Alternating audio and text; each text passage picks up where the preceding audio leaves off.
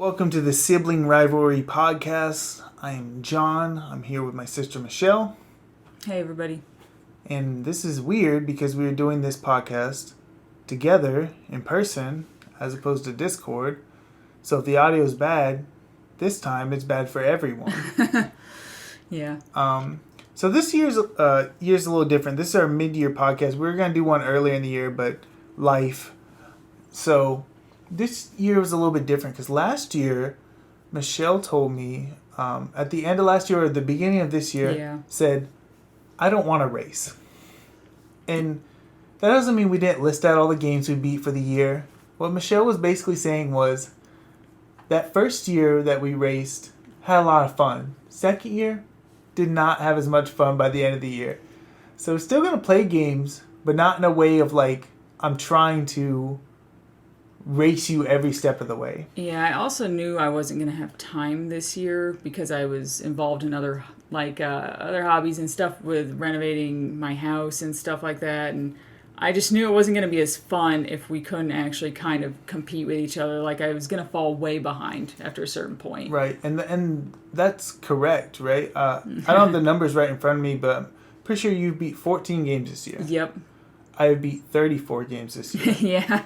So that's a substantial... Which is extremely low for being in June now, halfway through the year, and only 14 games is amazing. Like, actually, bad. For me, when I thought about it, I thought 34 was pretty low for me, but besides the last 2 years that we were racing, it's actually pretty normal. Right? Yeah. And end the year with like 60, in the mid-60s. Yeah. So what we've decided to do this year is a little bit different. We decided to change the format because we weren't racing, so there's no reason to go back and forth. I beat this, I beat these 10 games. Because it would actually be, because even though Michelle beat 14 games, she actually probably beat 10, and then I beat like 20, right? So it would just be me talking about 20 games. Yeah. So we're going to change the format a little bit. We're still going to talk about most of the games, but everything else I'll have a list in the description or whatever, and you can look over. But not everything we need to talk about, or we may want to talk about. So the way it's going to work, first things first, at the end of last year, we bought games for each other to play. So we're going to talk about those. Also, at the end of last year, we talked about the Digimon Challenge. I challenged Michelle to beat Digimon World 3, and I said I'll beat my Digimon games that I've been putting off for years. So we'll talk about that, how that went. Then we'll talk about any game that we've both played. A lot of them are games that I played this year. Some of them Michelle played, and at some point in our lives, one of us has played the other one. So that way we can actually have a lot to say about them. After that, it will just be up to the other person. Michelle can ask me about whatever games I played, and I can ask her about whatever games she played until we get bored of asking each other about games. At a certain point, Michelle might be like, yeah, I don't want to know about Assassin's Creed, okay? I didn't beat Assassin's Creed this year. It was just an example. Because I don't want to put any thoughts in her head. Like, oh, wait, you played Assassin's Creed? Did I just miss that? I don't want to hear about that. Stop talking about it. But that's the way it's going to work. So are you ready, Michelle? Yep, I'm ready. All right. First game we're going to talk about. Game I bought for you. Metal Gear.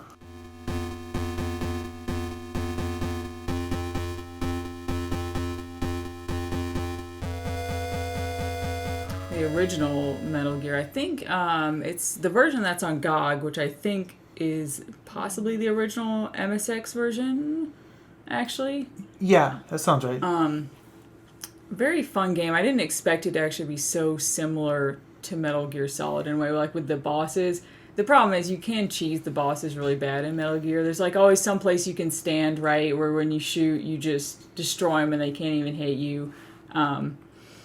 Because I did end up using a guide quite a bit. I got a little bit lost and confused in some of the areas because the map is actually pretty huge. It's pretty sprawling and there's lots of elevators and you can kind of get turned around if you're not paying attention. There's a couple points when I was playing where I reached certain areas and I was like, man, if you didn't know to go to this exact spot, you were screwed. And I did have to guide up a couple times just like you. I had to guide up quite a bit. Like in the second, once they opened up the map too much to me and I was just like, I was like, I don't want to skip and go. I also had to at one point use a video guide because I got myself really lost in where I was going. I was like, I don't remember where that one area was. They wanted me to go back to use this item. It's almost a little Metroidvania like in a way. there's that point, and maybe this is what you're talking about, Larry, like you have to go to someplace in the desert, and you find out you need something, so you have to go all the way back, grab one thing, and then go all the way back, and it can be a big pain. What's interesting is I didn't realize, because I kind of started the game, and then I don't think I played it again for like another week or so, something like that. When I beat the game, I realized apparently I played it on easy, which is really weird. I don't normally do that with games at all, but I guess I thought it was going to be harder since it's in such an older game. And, but it's really not. It's really not. Like, even I could tell, like, it wouldn't have been bad on normal or anything. The hard parts about that game are the exact same hard parts in easy. It's finding where you're going. Yes. And that doesn't change on easy at all. There were a couple areas that would have probably been worse. There's an area where there's all sorts of guys flying around, you know? Yes. And that seems like an area that you could get hit a lot in easy and die easier in, like, in normal or hard. But... you're right. Most of the hard part of the game is just figuring out where to go and what to do, what walls to bomb. Once you know that you can kind of punch the wall and it'll make a different noise, though, it's not too hard to find the walls to blow up. Right. I think it's kind of like in Super Metroid, you can wall jump at any time during the game, but way later in the game, there'll be like this weird tutorial to show you how to do it. In case you would never figure it out. And I didn't know you could wall jump until that point. Because it is a little bit different and a little bit weird. So, yeah, Metal Gear teaches you, right? Because there's a point where you get locked in a room. And you have to, like, punch the walls. Yeah. And that's the point where you would figure it out. But if you know it early, you might get some stuff a little early. Do you remember as well there was a point in the game where you had to call someone... but you had to be, like, at a very specific, weird spot. Yes, you did. Terrible. I mean, yes, terrible. Cool, but terrible. Yeah, because you would never know that you had to call them, honestly. There's a point in the second game where there's someone knocking on a wall, and you're supposed to, like, translate it, and like, you Is it, like, Morse code, or? Well, that's what I thought. I kind of picked up on it, but it's actually...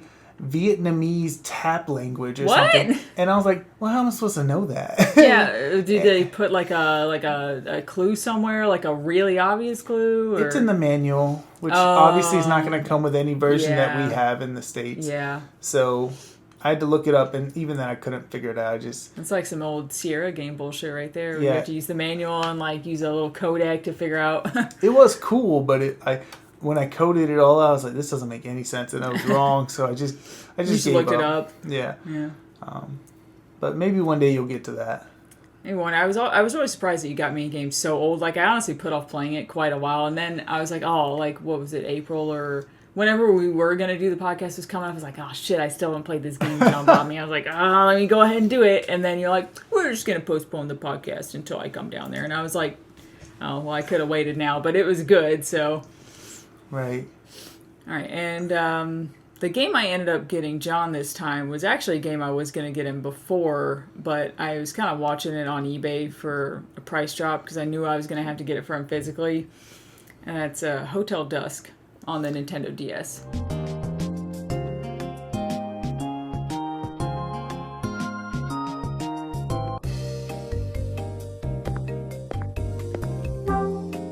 Right. So... this is one of those games I've wanted to play for a long time. You know, there's a bunch of those DS games that are like little mystery visual novels, kind of. Yeah.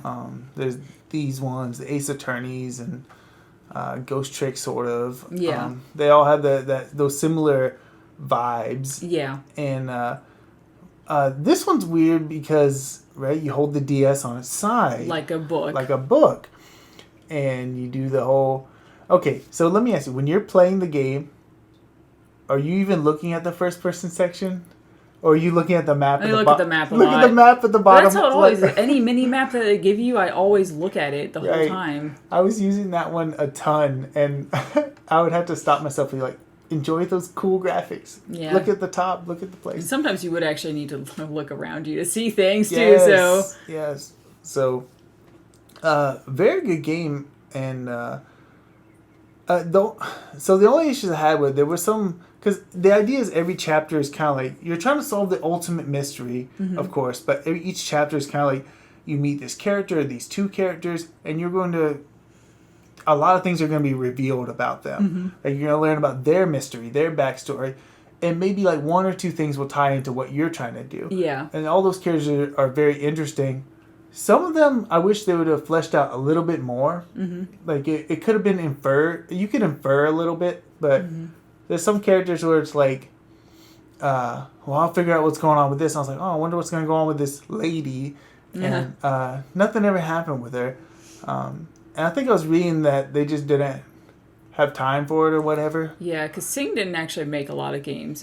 Hotel Dusk and Last Window were kind of their swan song. They were their biggest games, I think, that they actually came out with. And then they started to fizzle out after, pretty much after that era of the DS and the Wii, because they also came out with like another code, which we'll talk about later. Right. I can't imagine like they were super popular games because they're so unique, right? Well, Hotel Dusk actually really did get super popular. It was one of those, like, you have to own this if you own a DS games, which was really kind of interesting. And I think that's why I bought it way back in the day. But it was weird because I had never played such a straight visual novel before. Mm-hmm. I thought it was more of a point-and-click adventure game. And it's got a few things like that, but it's very, very text-heavy. Mm-hmm. And very kind of meandering and casual in how people talk. It's very realistic in that way. So you have to kind of let yourself get into that just flow of things and just enjoy those conversations, even if it doesn't all tie into your main goal. It does have a couple points where you need to touch the screen because that's how you find things, right? You gotta touch it in weird places, and then it'll be like, yeah, there's a underneath the vending machine, there's a coat hanger or something, and it's just like, okay, or there's a key hidden behind it, and it's like, sometimes it was a little weird, and there would be like things that were supposed to be like towels or something, and it's like I couldn't tell that what they were because of DS graphics, but still.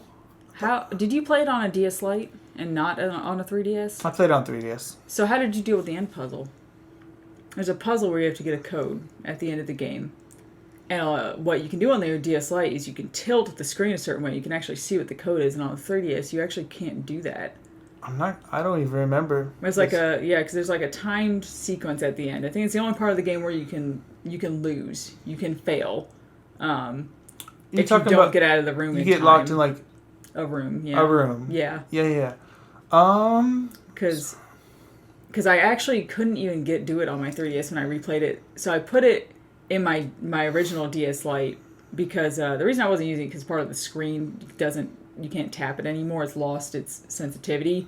But I had to do it for that one part of the game so I could tilt the screen over and I could like see the code, because apparently the 3DS screen is different. Oh, I know what you're talking about. I could tilt it. I could see what it was. Oh, okay. So it worked out okay. I wonder if it was because of it was on my blue 3DS, my original 3DS, that I tried to do that, but I didn't try to do it on my new 3DS XL. I wonder if they were different in some way. What Michelle's saying, there's like, it does that type of illusion where it's a bunch of long letters and they basically look like lines, but if you tilt it straight down, there's a word or that's what it was, right? But I could do it. Or at least I could see it. I could saw it enough to figure out what it was. So it worked out okay. I'm sure I want to say it's the same code every time, and it's not like randomly generated. So you could probably just look it up online, even if you couldn't see it. Maybe I did. I did play this earlier in the year, but I want to say since I knew exactly what you were talking about, I think I could just tilt it right. Yeah. But yeah, Hotel Dusk, pretty jamming, pretty good game. Yeah. And John actually thought that I'd given him my copy. I did. Because it already had a save file. This is a big. And initially, I was going to and just buy myself another copy later, but then I got like kind of sentimental, and I was like, oh, this is the copy I've had for like 10 years now. And I was like, no, I'm just gonna watch on eBay and see if I can get a good price drop. I guess I don't know what you paid for it, but I actually thought it was like a way more expensive game. Well, it can be. I got a decent deal on it because it really is. And you gave me a CIB, right? A complete in box. Yes, yeah, because I knew like that's what you were gonna want. Of course, right? Know? Especially with like a DS game because they have nice cases. I think it was I got it for like only $25, but $25 is a good deal on it. So I've been watching on eBay for like months, and then I already had the game months before we even decided we were gonna like what we were giving each other or whatever. And the sequel, the quote unquote sequel, that one you're not gonna get. Is is like hundreds of dollars, right? Yeah. So. And I actually do own that. I bought it way back in the day on Amazon for $30. I imported it. It was my first import game. Because the DSs, they're all region free, right? Yes. Well, the 3DS is actually not region free. Oh, but can I play DS games? Yes, you can also play DS games from other regions on the 3DS, just not 3DS games from other regions on the 3DS. So I can play my copy of Last Window, because it's a PAL region game. I can play it on my 3DS. Well, one day I'll play it somehow. Maybe. They'll either re-release it or they won't, and I'll still play it. Yeah. So, but until then. And one other thing I wanted to bring up, so obviously we're doing this podcast and we're going to buy games for each other. Mine hasn't came in yet, but since you bought a game for me. Yeah, technically I bought you 2 games, but this game I knew that we would be able to beat while you were down here. Right, and we played it together, anyway. So... Because there's one game, the first game I looked at that I actually was going to buy for John, ended up, when I looked it up on eBay, because it had not been released digitally anywhere, re-released anywhere. I looked it up and I found out it's actually extraordinarily expensive now. It's several hundreds of dollars. It's probably one of the most expensive PlayStation 2 games I own, and that's Obscure.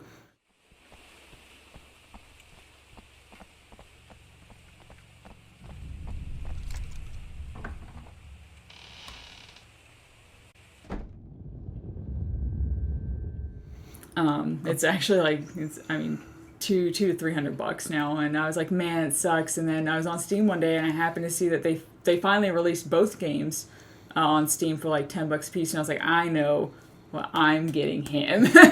And Obscure, if you don't know, is a survival horror game, but it's co-op. Yes.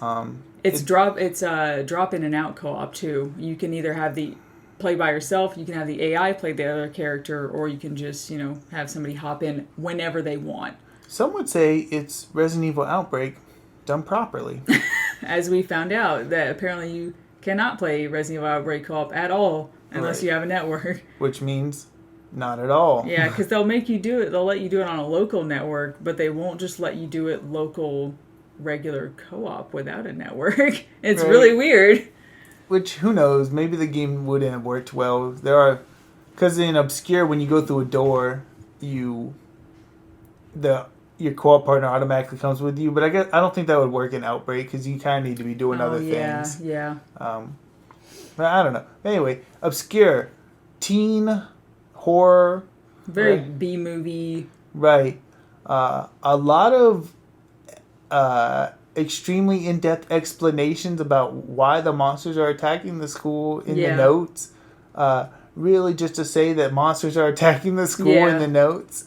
And one of the many characters that you have met is probably the bad guy, because if you got to the end and the bad guy was just someone you didn't know, that would be weird. Yeah. Wolf Among Us.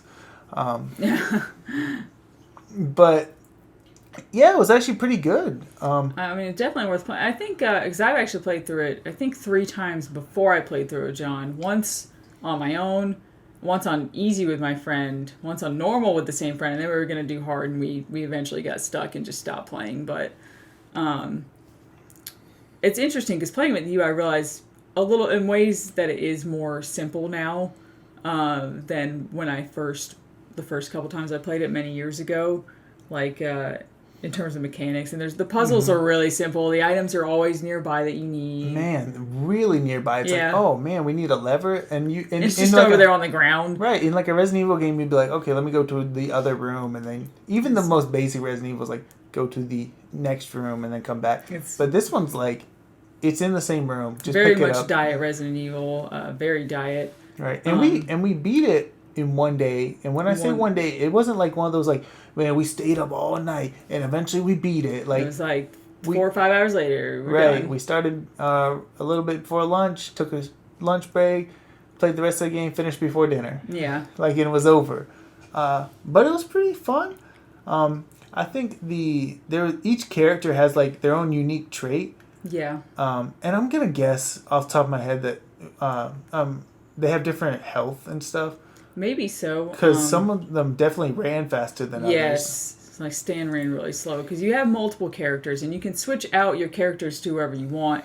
And the idea is also if one of them dies, you can switch to a different character. But you know, there's only like what 4 people. 4, yeah. Yeah. I do wish, and maybe the sequel will cover this some. I wish they were a little bit more unique. I really wouldn't mind us playing the sequel because I've tried to play it multiple times. I used to own it, and I just couldn't get into it I couldn't finish it with my friend because it's on the Wii and the Wii controls. But obviously on Steam, I can just use an Xbox controller. Hopefully. So I mean, I would assume. Oh God. Jesus.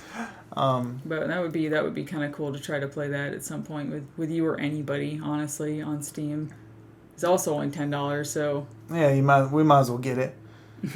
But Obscure was pretty good actually. Surprised me a little bit. The whole co-op mechanic of it is very, very unique for the time. Not a whole lot of games did that. I mean, definitely some other stuff, but that's really its selling point. It's pretty neat. It's fun. The menu system is a little weird and takes some getting used to. Really wish health items were just separate from the other part of the menu, so you didn't have to. I accidentally scrolled off of them several times because you don't share weapon inventory, but you share item inventory. So the healing items, like the other key items for puzzles, like screwdrivers and whatever, anybody can use that, but you each have your own weapons, so you can give each other weapons. If anyone's having trouble understanding, it's a Secret of Mana's menu. That's all it is. It's Secret of Mana's menu, where you can rotate through the items. Although you can do it in real time, both at the same time at least. But and it's very annoying in Secret of Mana. It's very annoying in this game, which is weird because the first couple times I played it, I really didn't have the issues that I had when we played, where I screwed up and was scrolling on the wrong stuff. Almost never. I don't know if I was just trying to go too fast or what, but I really screwed up a lot. And we did get the true ending. Oh my God! Right. Because we got the bad ending. I didn't even realize it was bad ending. I just thought it was the ending. I didn't think about it, and then we were like, there's another ending. I was like, what are you talking about? And then I was like, oh, that's right, there is another ending. So your partners can die at any time, and you can keep playing the game, right? But if one character dies, you don't get the true ending. And my character died within seconds before the final boss died. And we had to do that final boss probably like 5 times. I think it was more than 5 times. I think we screwed up a lot. And you can skip cutscenes, but there's an in-game cutscene in the middle of it, so it takes forever. And you got to fight the boss right before it again. Yeah, which isn't even that bad, which is funny because we died on that part actually quite a lot because we just kept forgetting shit. Like it was such a simple fight, but like you'd have to get in these beams of light to avoid his like darkness attack. And we kept screwing up and forgetting to, like, one person would forget to get in it, or my controller had stick drift that I was using. Oh, my God. And I drifted out of the circle, and I couldn't catch myself in time. I didn't realize it was happening. I just walked out and died. I'll never forget, because you were like, John, get in the circle, get in the circle. And I'm like, okay. I barely get in. And as the darkness is hitting, I just slowly walk out. I'm like, what the hell's wrong with you? But it was just stick drift. No, it was pretty great, though. I was just like, God damn it. Yeah, Obscure. Pretty good game. All right. Are we going over the other games that we bought each other? See, I got you Obscure because I knew we could finish it, but I technically also got you another game so that you could actually play it on your own and we could talk about it later. I don't want to because your game hasn't came in Gotcha. Yet. But we'll talk about it next time. God only knows when it will. Hopefully it'll come in. Next thing we're going to talk about, Digimon Challenge. We talked about last year. Michelle has been trying to beat Digimon World 3 probably years now. Yeah, I bought it a long time ago because John has it, and nostalgia, right? And then you realize, man, maybe I shouldn't have bought this game again. Yeah. So I challenged her. I said, hey, you beat Digimon World 3 and I'll beat Cyber Sleuth Hacker's Memory. And they're different problems, right? Mm-hmm. World 3 is old. Yeah. And cumbersome, and Cyber Sleuth is like a retread of almost everything the first Cyber Sleuth did. It's like a 1.5 type of game for most of the game, same area, same everything, and Cyber Sleuth in general was a little on the vanilla side, so I just could not get into it. And they were making references. They were like, "Look at this character, they're back. Look and remember when they were doing this." And I was like, "I don't." Anyway, so the point is, we both need to beat these games. And they're longer RPGs. But you go ahead and go first. Tell me about Digimon World 3. Oh, God.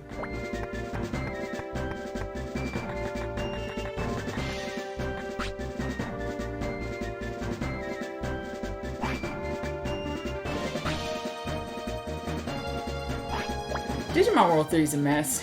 I'm not unhappy that I played it again, because I started last year at one point because John made a joke about me playing it, and I was like, I'm gonna do it. And I got 7 hours in, and I died to Bulbmon, and I was like, I'm gonna have to grind again. F this, I'm done for now. Bulbmon, which is very early in the game. Well, you in say the grand early, in like, the grand scope yeah, of the game. Still within, like, I would say 6 to 8 hours. Actually, obviously, because I died at 7.5 hours. So, like, yeah.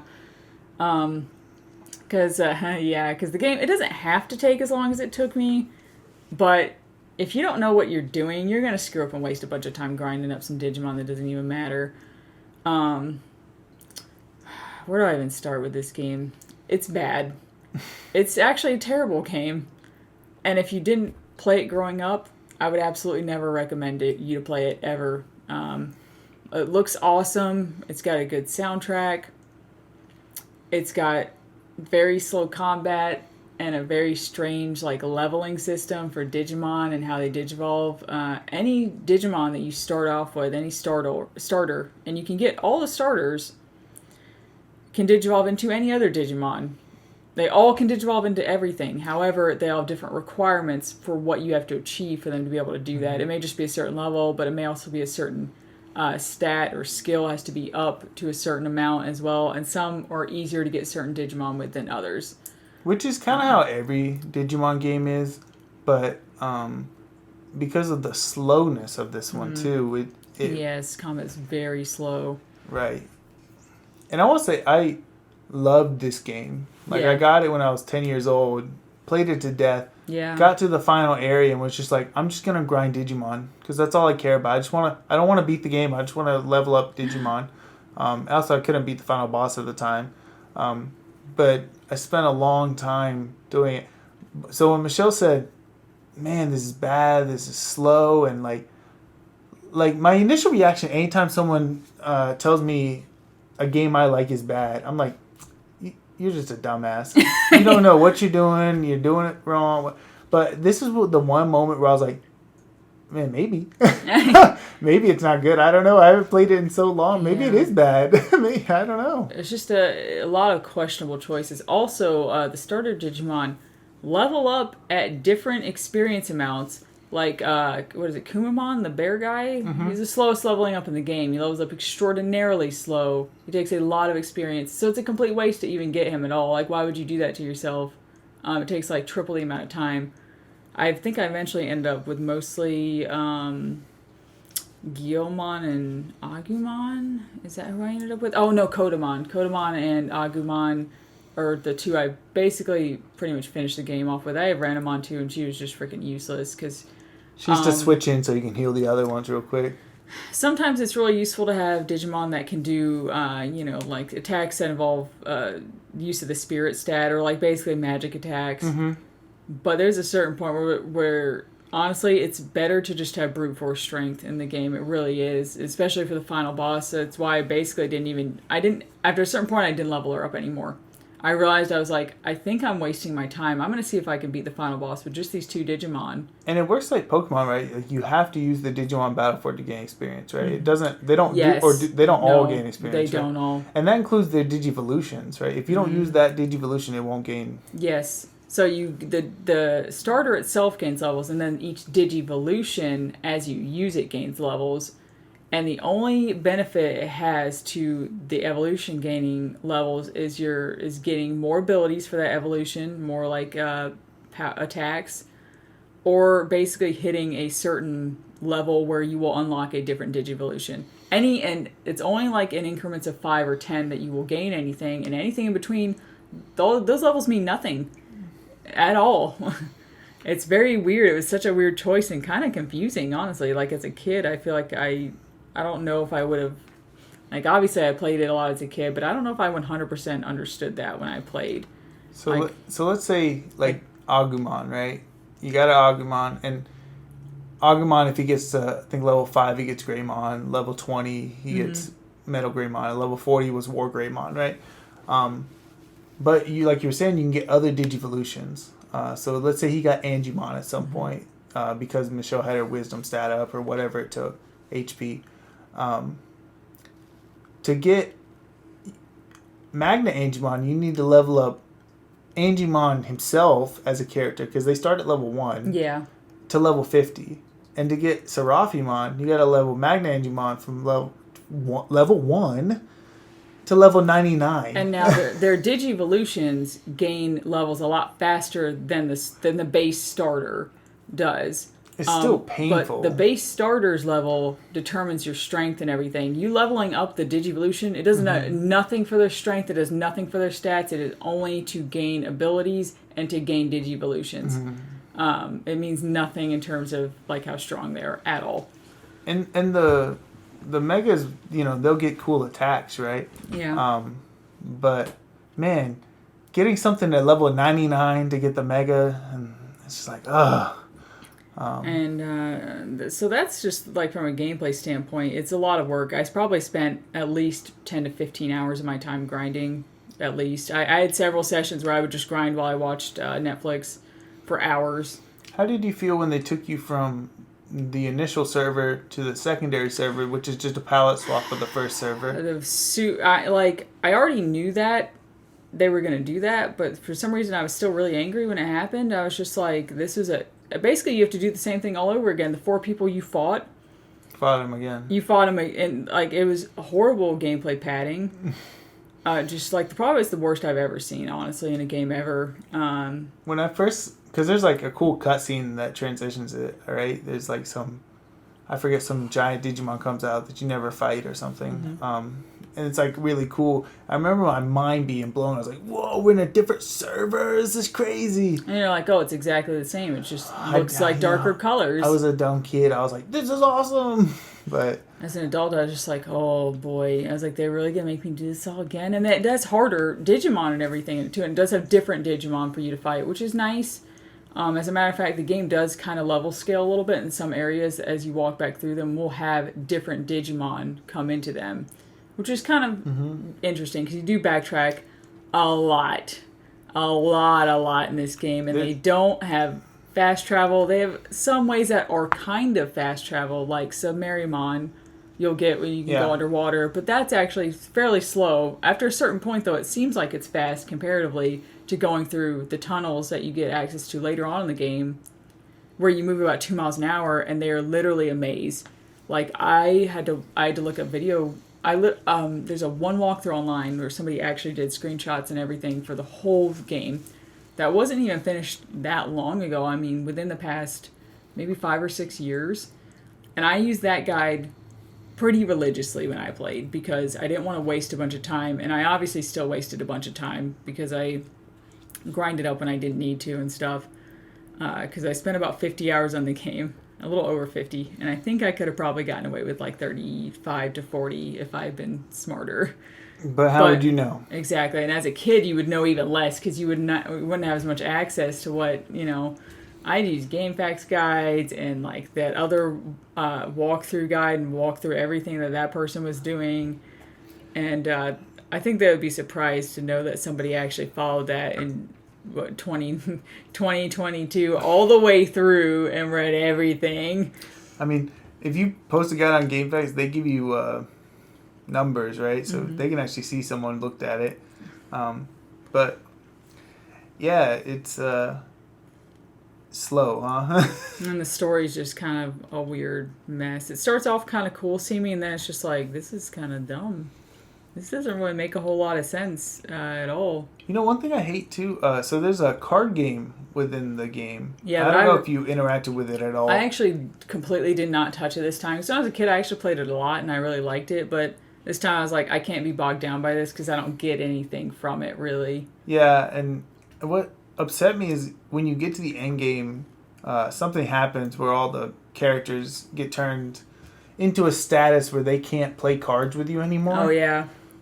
So if you get to the end game, and you can't beat the end game and play more, you can in the European version, but not in this version. The European version actually has the World Championships and everything, which, if you remember at the beginning, there's like the World Champion, and but you don't get to do all that. That's like an Elite Four, but you don't get to do any of that in our version.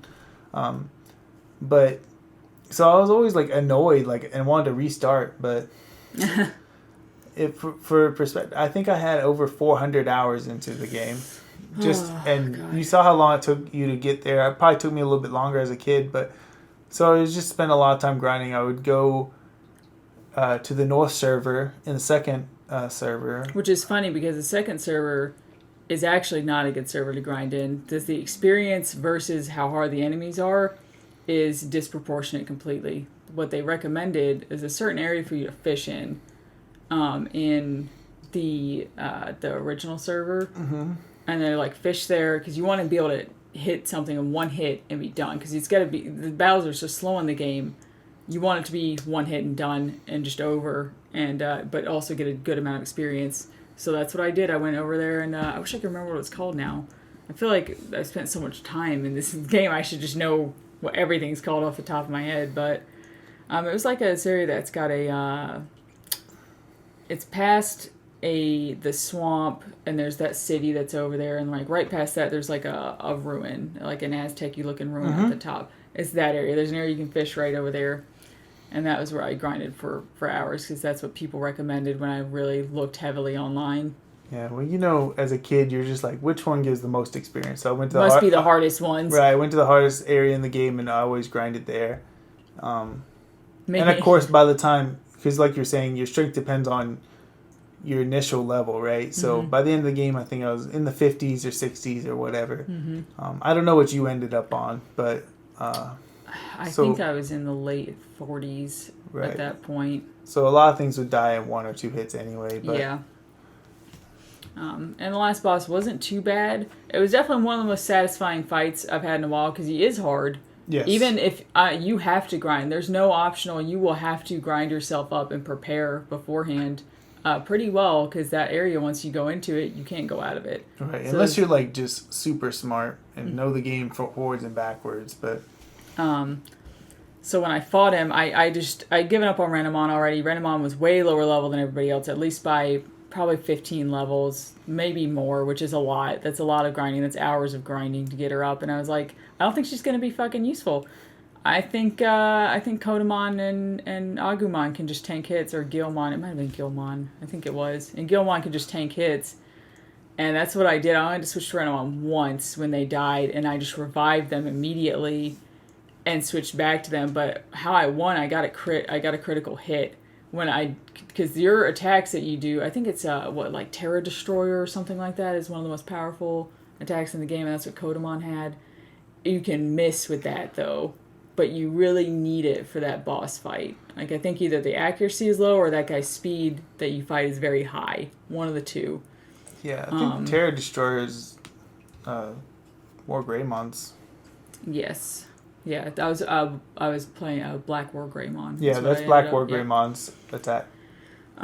So I got a critical, and it was actually very exciting. I was like, yes, I got it, because I would cross my fingers every time because it could miss, So getting a hit and a crit is pretty unlikely. Yeah, and I don't even think I'd ever done that before with that attack at all. So I was like, oh my god, I won! And then the end's not even that great, but I was just like sitting there for a minute. I was like, oh, I guess I'm done now.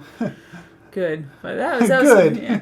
And it was kind of a nice feeling though. At least it's satisfying when you beat the boss. But you actually remind me. I started with Kumamon, Gilmon, and Agumon. You told me that. That's and then my pack. I was like, whew. And I remember at some point in the game, I realized you could get all the other Digimon starters, so I got them all right. But they all started at level 1. But the one you couldn't get in the beginning package of Digimon was Vmon. He was he was not available even at all. So I got Vmon, and I have Agumon, and I have Gilmon, and I thought, well, this is all the main character Digimon. So I know he's level 1, but he's joining the party. Yeah. So I literally had Vmon, even though everything else was like level 40, and started Vmon at level 1 and kept him in my party the whole time. I think he was level 40 by the time I got done with the game. But he was so outclassed. It wasn't even close, but it was important to me. They were all the main character Digimon, so if anybody ever wants to make this choice, so strongly recommend you pretty much just level up 2 people and kind of just ignore the other one because it doesn't matter. Like, I mean, it really hurts you to switch Digimon later in the game because I had Patamon for a while too, and Patamon was actually really useful because Patamon can heal.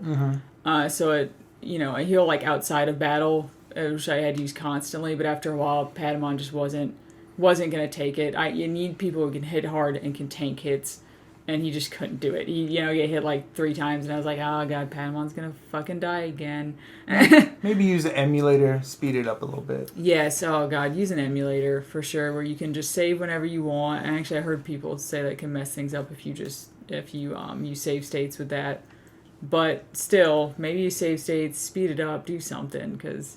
Or, better option, play a better game. Yeah, yes. Such as the game I had to play, Digimon Cyber Sleuth Hacker's Memory.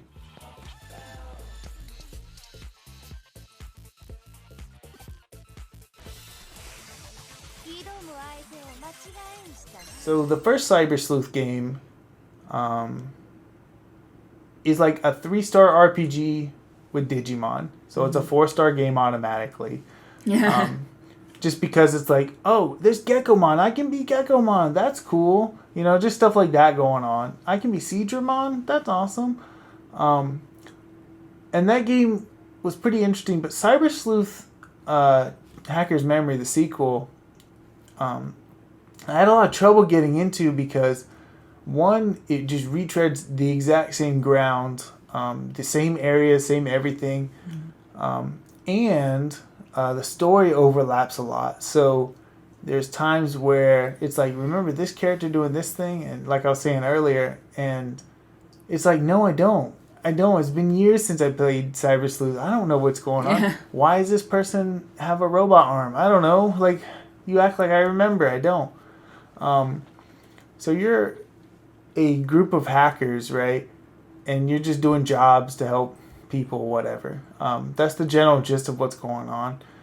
And a lot of it is overlapping with the first game. But once it actually comes into its own and starts focusing more on your character's story, because a lot of times they're like, someone's saving the world, and you're like, I remember, but it's not me. So, but once they get past that and just focus on, like, it's a smaller scale story. I mean, it's still huge, still about the fate of the world, of course, but in such a way where it's you versus a character, not you versus the god or whatever the first game was about, or Digimon in general has become about. It's like a little persona thing going on. But, and once it went that route, I liked it a lot better. And of course they added a ton of new Digimon in this game. And I liked, although it was a little weird, you can transfer your data from the first game, which does one thing that's good and one thing that's weird. One thing that's good is any Digimon you unlocked, it keeps them unlocked. Oh, that's nice. Because it has them all silhouetted, so you don't know what they are, so it's a surprise. Like, you're unlocking them. But in the second game, if you've already unlocked them, it'll already unlock them. So it's like, okay, you know not to go down those routes, so you can find the Digimon that are new or the ones you didn't get the first time around and focus on those. Or you know which ones you love and you can go for those. But it also, when you transferred it over, it kept your save file time. So I spent 60 hours in the first game, and it was like, all right, you're at 60 hours. And it's like, but I haven't even started playing this game. Yeah, it's bothersome if you like keeping track of your time. It's just weird. You're just going to come back to it like a few years, and they're like, what the hell? Why did I spend 400 hours on this game? Right. By the end, it was like 125 hours. Yeah. And it's just like, that's not accurate, but okay. But so do you like the first game or the second game more in the end? I don't know. Because it was too much time in between them, really? Yes. So the first game, I think I like better. But mechanically, the second game just has these improvements that just make it better, which makes me think if I ever went back, and they're so minor, you may not even realize they happen, but like, so like, there's mega level Digimon, right? And like, so when War Greymon becomes Omnimon, what does that mean? What is it now? It's still just a mega, right? But no, it's not. It's an ultra. And just like little changes like that in this game, they change it to ultra and they organize it a little better, and getting level ups is easier in this game. See, John knows that I ask because, I I just finished Digimon World 3 a little bit ago, and at work, I was working with a coworker I don't normally see, and we were talking about Switch games and stuff, and I at one point did own the first Digimon game on PS3, 4, what did it come out on? Which one? The first Cyber Sleuth. PS4. Okay. I did own it, but I had it for quite a while, and I was in this mode at the time where if I hadn't played something for a long period of time and just didn't see it, I would just get rid of it. So I did. I was like, I'd still like to play them one day. I was chatting with him at work about that. And he's like, oh, actually, he said, I have it on the Switch digitally, but I also have a physical copy.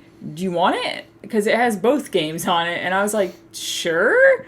But also I was like, God damn it, now I have more Digimon games to play? And I was traumatized after Digimon World 3, so, but I've played a little bit. I played a little bit of the first game so far. Not a lot, like maybe an hour, couple hours.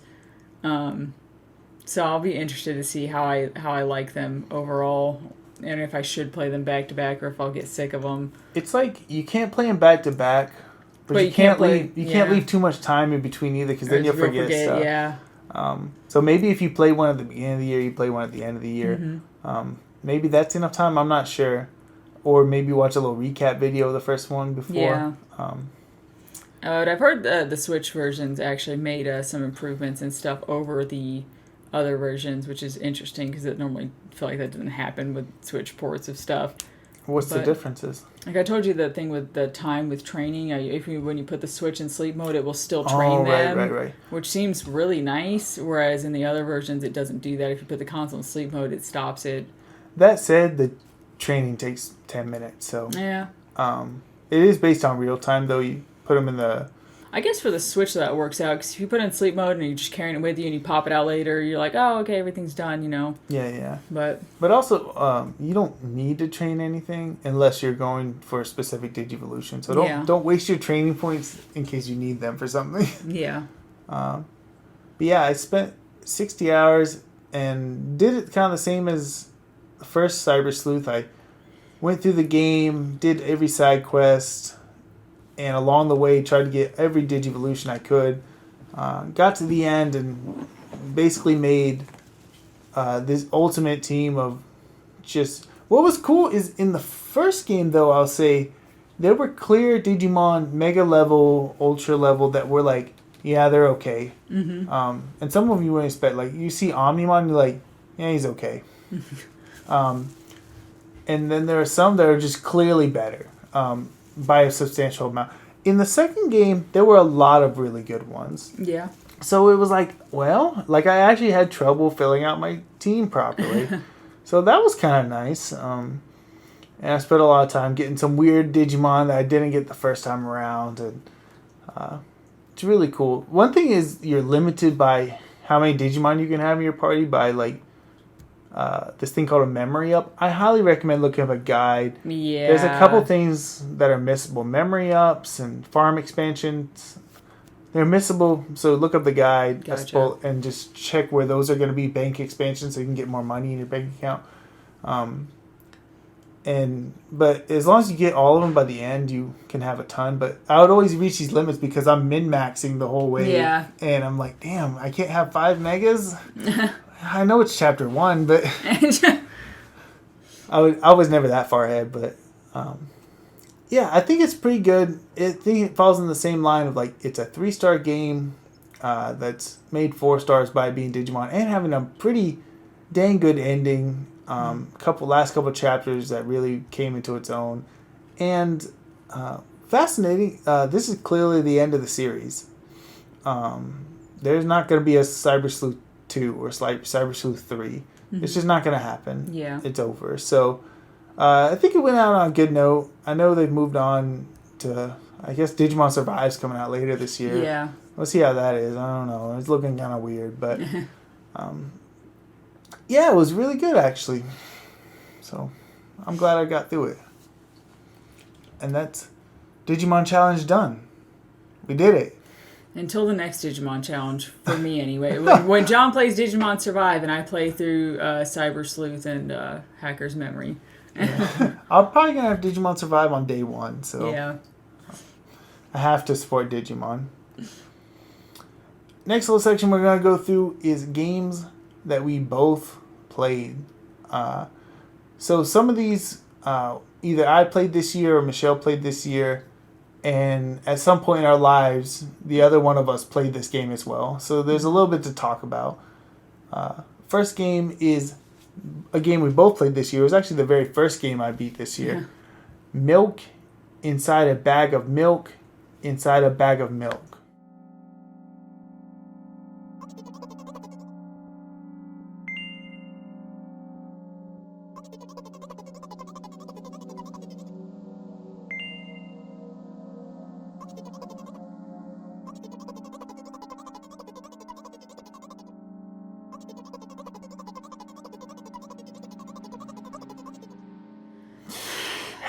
It's like, what, $1 on Steam? You can't hate it. Yeah, because it is only $1. But I just didn't really resonate with me. I just felt like it was kind of a waste of 20 minutes of my time, honestly. We call it a visual novel, right? I guess, yeah. It's all just text. You read through it. I mean, I think you make some choices. I mean, there's pictures, sort of, if you want to call those pictures. Right, there's some art that's clearly trying to mean. It's a metaphor. Yeah, about, like, depression and possibly schizophrenia and stuff. And towards the end, it kind of leans like there might be some abuse going on. I really feel like people kind of read a little too hard into it. And they're like, oh, this is amazing. And I'm like, it's really not that special. And I feel like the concepts aren't really that fleshed out or anything. It's a short little experience. It's not bad. We actually bought this game not because this game looked good, but because its sequel looked kind of good. What's funny is, though, after I played this, I was like, yeah, probably not going to buy the sequel. That was kind of my mentality, too. I'm still thinking about it, but... And, again, it's not like this was bad, but I think... I just don't see where the concept is going to go. Right, I think when you wrote about it on Backlog, you wrote my exact thoughts is, I get it. I get what they're going for. Makes sense. Yeah. I get kind of tired of seeing that kind of stuff hashed out and... like kind of that sort of metaphorical, artsy, fartsy kind of I'm a cool kid way. I don't know, that some people do. Like how they're being really quirky and different because the art is very almost not even distinguishable, like what things are sometimes and stuff. It's very kind of eye-catching though. Like on Steam, you'd be like, what's this, you know? And maybe it's because we're dumb. Maybe we just don't. Maybe we're just not too. We're not high concept enough for it. But I don't know. Maybe I just don't have. I mean, there were people who have schizophrenia in the reviews that were very happy with it, and I was like, okay, I don't know, dude. Like, I mean, I get it. It's just I don't live. It doesn't resonate with me personally in any way. Right. I do get the feeling of like, there was a lot of anxiety. Yeah. Like, because the milk inside a bag of milk is him like. Basically freaking out because he's trying to talk to a store clerk, right? Mm-hmm. And just trying to tell him what he needs. And inside his head or her head, they're just freaking out. Yeah. So I can resonate with that quite a bit, but it was okay. When I got finished with it, I went, all right. And moved on with my life. Yeah, I was kind of like, well, this added one to my count for the year. Because even though we're not racing, it's funny, our mom made a good point when I told her we weren't racing. She said, I bet you still know how many games ahead of you he is, though, don't you? And I was like, yes. Next game, this one I really want to talk about. Mm-hmm. Leaving Lindau.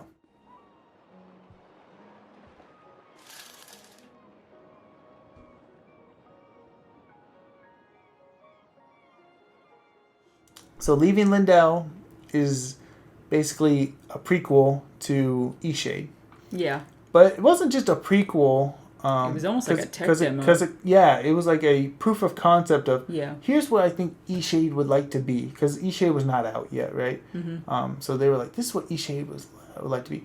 So in that sense, it's not really a prequel to Eastshade because in a lot of ways it's different than Eastshade. Yeah. There's not animal people, I'm pretty sure. There were no animal people in Leaving Lindau. I don't think so. Yeah. Which was super weird. And like everything's just a little off. Yeah. There are some areas that are almost directly used in Eastshade that were used in Leaving Lindau, But there are a few areas I think that weren't. Actually, like inside some of the buildings or some of the rooms or something. One of the first building you're in is unique to Lindau. But I kind of was like, it was neat. Yeah, it was only a couple dollars, and it's kind of like you got to experience a little bit more of that world, kind of just because.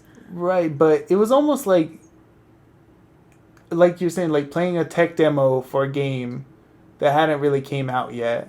And I guess if you're curious about Eastshade and you just want a little nugget, maybe actually buy Leaving Lindau first, because we both played it after we played Eastshade, which, I mean, because we didn't hear about it. When someone said there's another game like Eastshade, I was like, oh, what? And it's $2? Well, I gotta have it.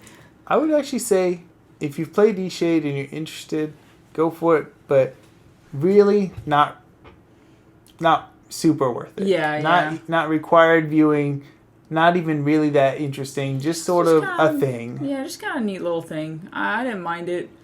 I found it, I thought it was more worth my time than milk inside a bag of milk inside a bag of milk. I mean, they're about the same length. Yeah, they are about 30 minutes. Yeah, but yeah, it's good though.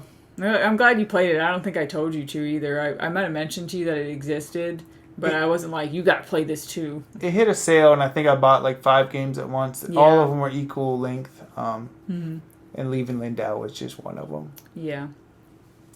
Next game, The Legend of Zelda Breath of the Wild.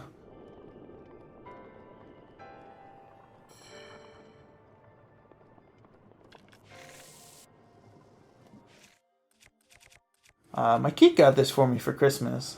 I think when I asked my kid say, hey, just buy me a game for Christmas, he just looks kind of at the games and goes, okay, what do I know are the safe bets? What are the most critically acclaimed ones? Sometimes he looks at the price and goes, what's decent price? Dad likes decent price. I don't know what Breath of the Wild costs, but... probably like close to full price, so like probably at least $40 or $50. So I beat this year. Michelle's beat it a couple years ago. Yeah.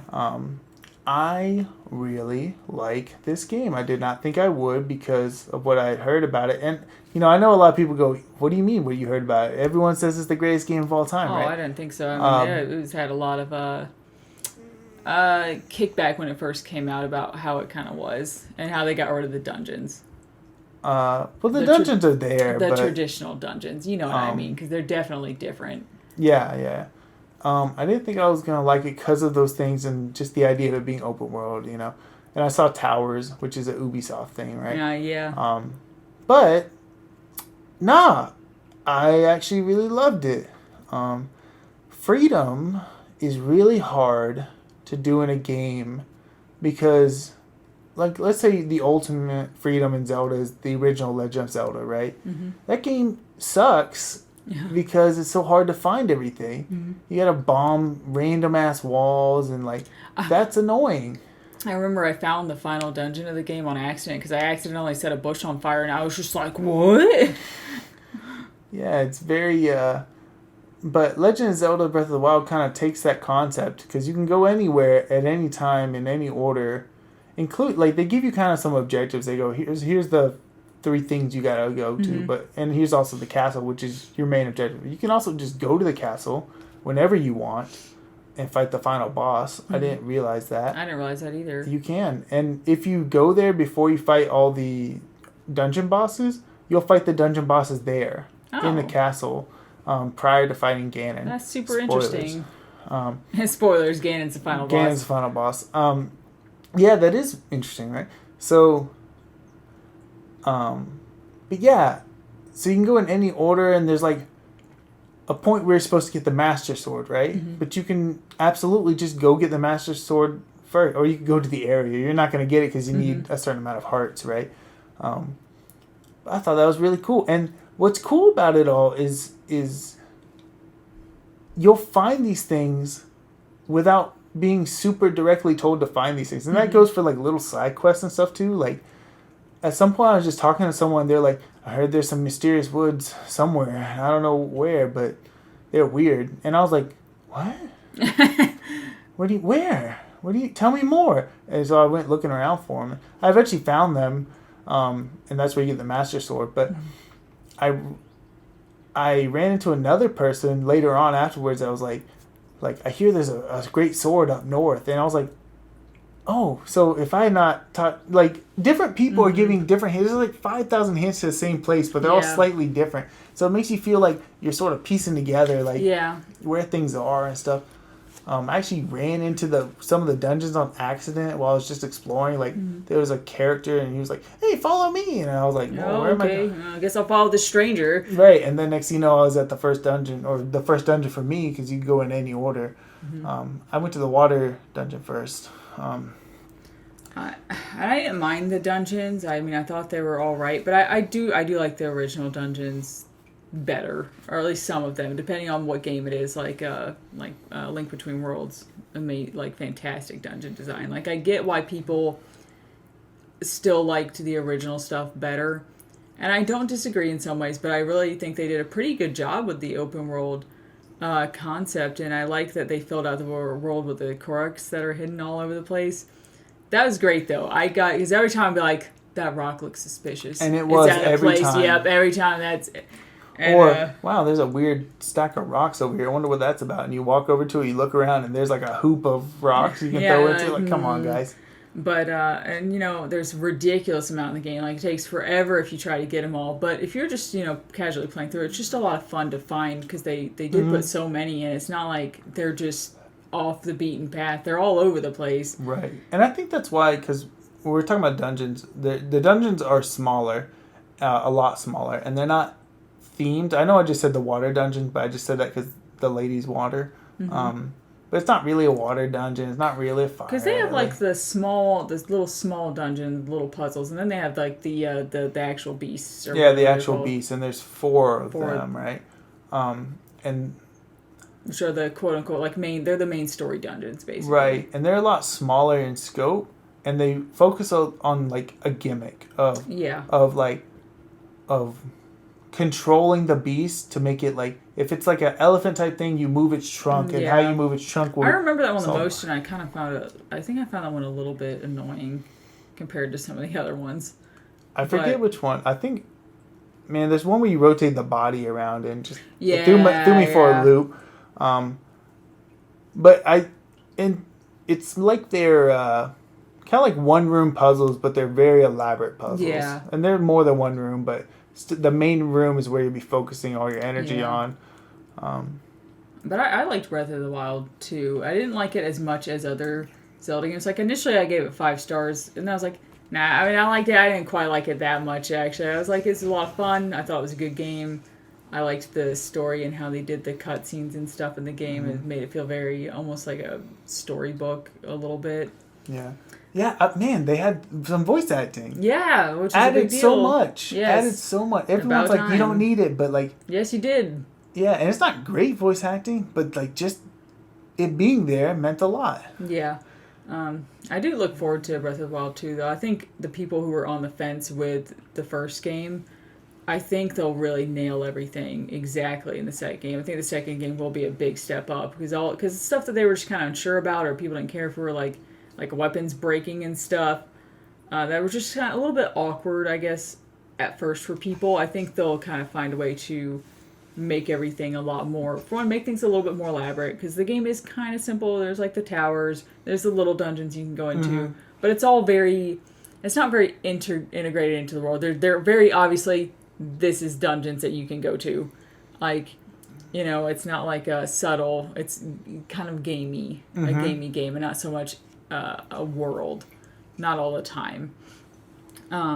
I think in the second game, I haven't looked at anything for the second game, but I was like... There's barely anything about it. Yeah, if I know Nintendo, especially because there's barely anything about it out, they're really gonna make it a lot more elaborate in the amount that there is to do, and like the story and the dungeons. Yeah, it'd be interesting. It looks like we're gonna be in the sky, so... No. That's... People getting PTSD flashbacks to Skyward Sword. I mean, I haven't played it. Absolutely what it looks like it's gonna be. So we'll see how it goes. But I was very impressed with the world and everything about it. I tried to do a lot of stuff, and the weapons breaking thing. Here's a tip. It didn't really bother me that much. Yeah, here's a tip for anyone worried about it. Don't just pick up a new weapon and fight. Your strong weapons aren't really that much stronger than your weak weapons. The exception being the Master Sword, that's 30 points above almost everything in the game. But that one doesn't break. It just needs to recharge. So once you have that, you're kind of set. Yeah. And don't need to stress as much. And if it's recharging, you can use some of your cooler weapons too. But just don't stress about it too much. But I did just like I really love hey, I heard there's a guy up at the skull. That's weird. And you're like, okay. And you go over to the skull and boom, there's someone there. It's like, it reminds me of Morrowind. Yeah, I can see someone that. will say like, yeah, I don't know, I heard someone lost their ring in a weird tomb, and it's not a quest, it's not anything. You're like, okay, I'll go see. And then you find the tomb, and like, this is the tomb. And then you go inside, you fight some ghosts, and like, this is the ring. This is what they were talking about. Just cool stuff like that. Yeah. That's what Zelda reminds me. Obviously not as difficult or frustrating as Morrowind, but really liked it. Next game I beat this year, and Michelle's beat it previously, Pony Island.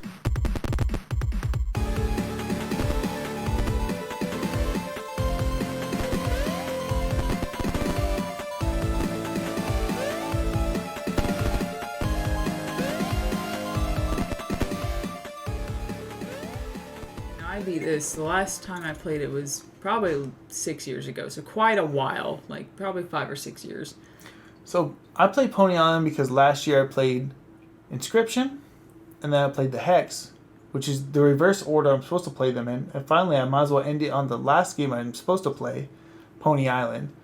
This is the first game from this developer on Steam, and then the Hex, and then Inscription. And the idea is it's like you think you're playing a cutesy game about ponies, ha ha ha, but it turns out to be like .exe killer game type of thing, right? And it's cool. I've actually played it through twice because I forgot that I had played it, which, okay, so that sounds bad, but apparently I thought it was great when I played it, even the second time, but I continually forget that I own it and that I've played it. So apparently it's not memorable for me for some reason, despite the fact that I really enjoy it when I go through it. So. I think I had a kind of high standards because people did really talk it up a lot when it came out. But, and this is unfair, right? But Inscription is like a pretty god tier game. And the Hex did some tricky dicky, really sneaky stuff that I've never seen a game do before and haven't seen them do since. And Pony Island is just what it is. I know there's some secret stuff going on too. Yeah. But it kind of just is what it is, right? And you get the joke and you get the what it's doing and that's all there is to it. It's not bad, and it is interesting to figure out the mystery of what's going on. But that's kind of all it is. But now you've played better. So. Yeah.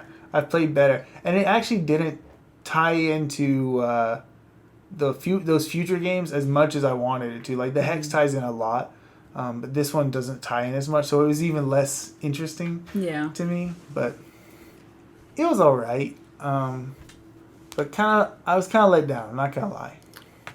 Next game I played this year, Michelle played previously, like last year. Donut County.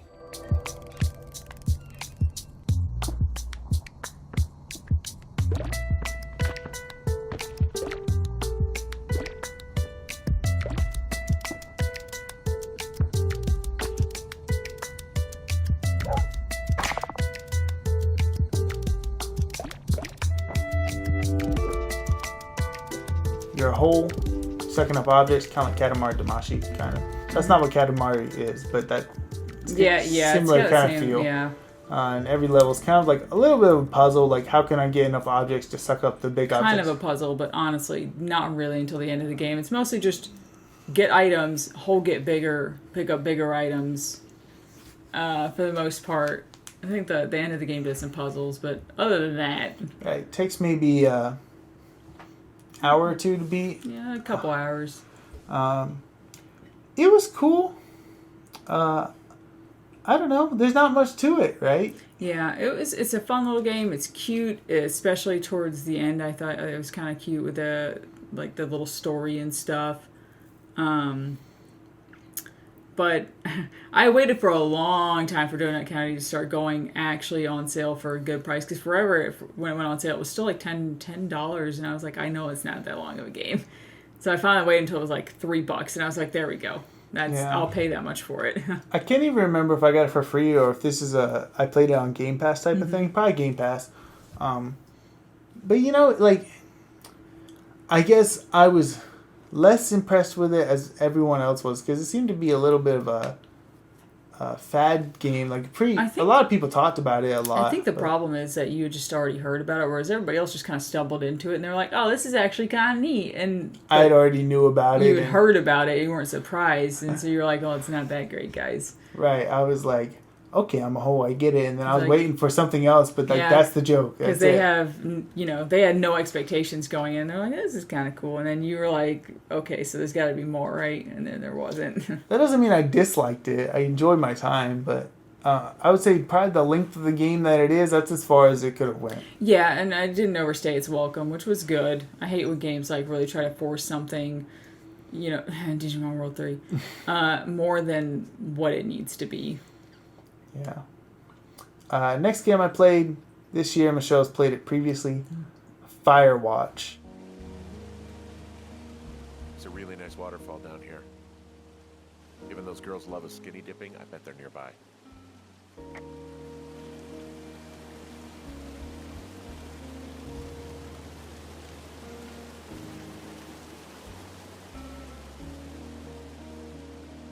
Firewatch was a pretty big deal when it came out. It definitely got popular. Yeah. And I mean, I can see why, I guess. I played it several years ago. It's a good game. I enjoyed it for what it was, and I didn't have any expectations about how it was going to be, whereas I think other people did before it came out, and then it wasn't how they thought it was going to be. Michelle, I know this is a trend that I keep saying. I don't think I like this game as much as everyone else. Yeah. I guess it's because my expectations, not so much before, but as I was playing it, I was like, I cannot wait to see this mystery unravel and what's really happening. What was that? What was going on here? And who's at the other tower? You're wanting that mystery too, because that's what you end up leading up to. Yeah, or who's out here with me? Yeah. And it just ends up like there's an interesting conclusion a little bit, but not too crazy of a conclusion. And I think a lot of people didn't like the ending. That was a big deal for people. They were very mad at the end, and I wasn't. I was kind of like, I got it. Like you get to see some things, like things that you had described to the other person that they had drawn pictures of and things like that. You got to see a lot of things, but you don't get what you wanted, basically, to kind of try not to spoil it for people. Yeah, But not everything has to have that neat bow of an end where you get exactly what you want. Yeah, I guess the guy's in the woods, right? He became a park ranger. I think partially because he was having some family troubles, right? Maybe his wife left him. I can't remember. Yeah. Or they were on the fritz or something like that. And this guy is in the woods, not alone. There's other park rangers, but he's basically alone. Yeah, with a radio at the tower. Yeah. And I guess the idea is he's almost over embellishing his own things that are going on to sort of make them a little bit more interesting and to the player as well. Oh my God, what's this? What's this secret thing in the middle of the woods? What's this secret thing? And at the end, they go, not really nothing. Just this. It's just kind of one simple thing, and you're like, okay. It kind of reminds me a little bit in a way of Hotel Dusk, in that it's just a kind of a journey, and not everybody's stuff, their own story, entwines with the main story in a way that matters necessarily, because the whole game is kind of meandering in a way, and kind of just experiencing this part of his life. Yeah, I was waiting for something a little more grandiose to come out. And it was a very simple, concise answer that was cut and dry. And I was like, yeah. I mean, that's sad, but okay. I mean, But yeah, I get what you're saying. I liked it at the time, but I also had no expectations going into it either. Right. Next up, I beat this year. You beat a long time ago. I haven't actually beaten it. Remember? Right, you told me about it. Zack and Wiki Quest for Barbossa's Treasure.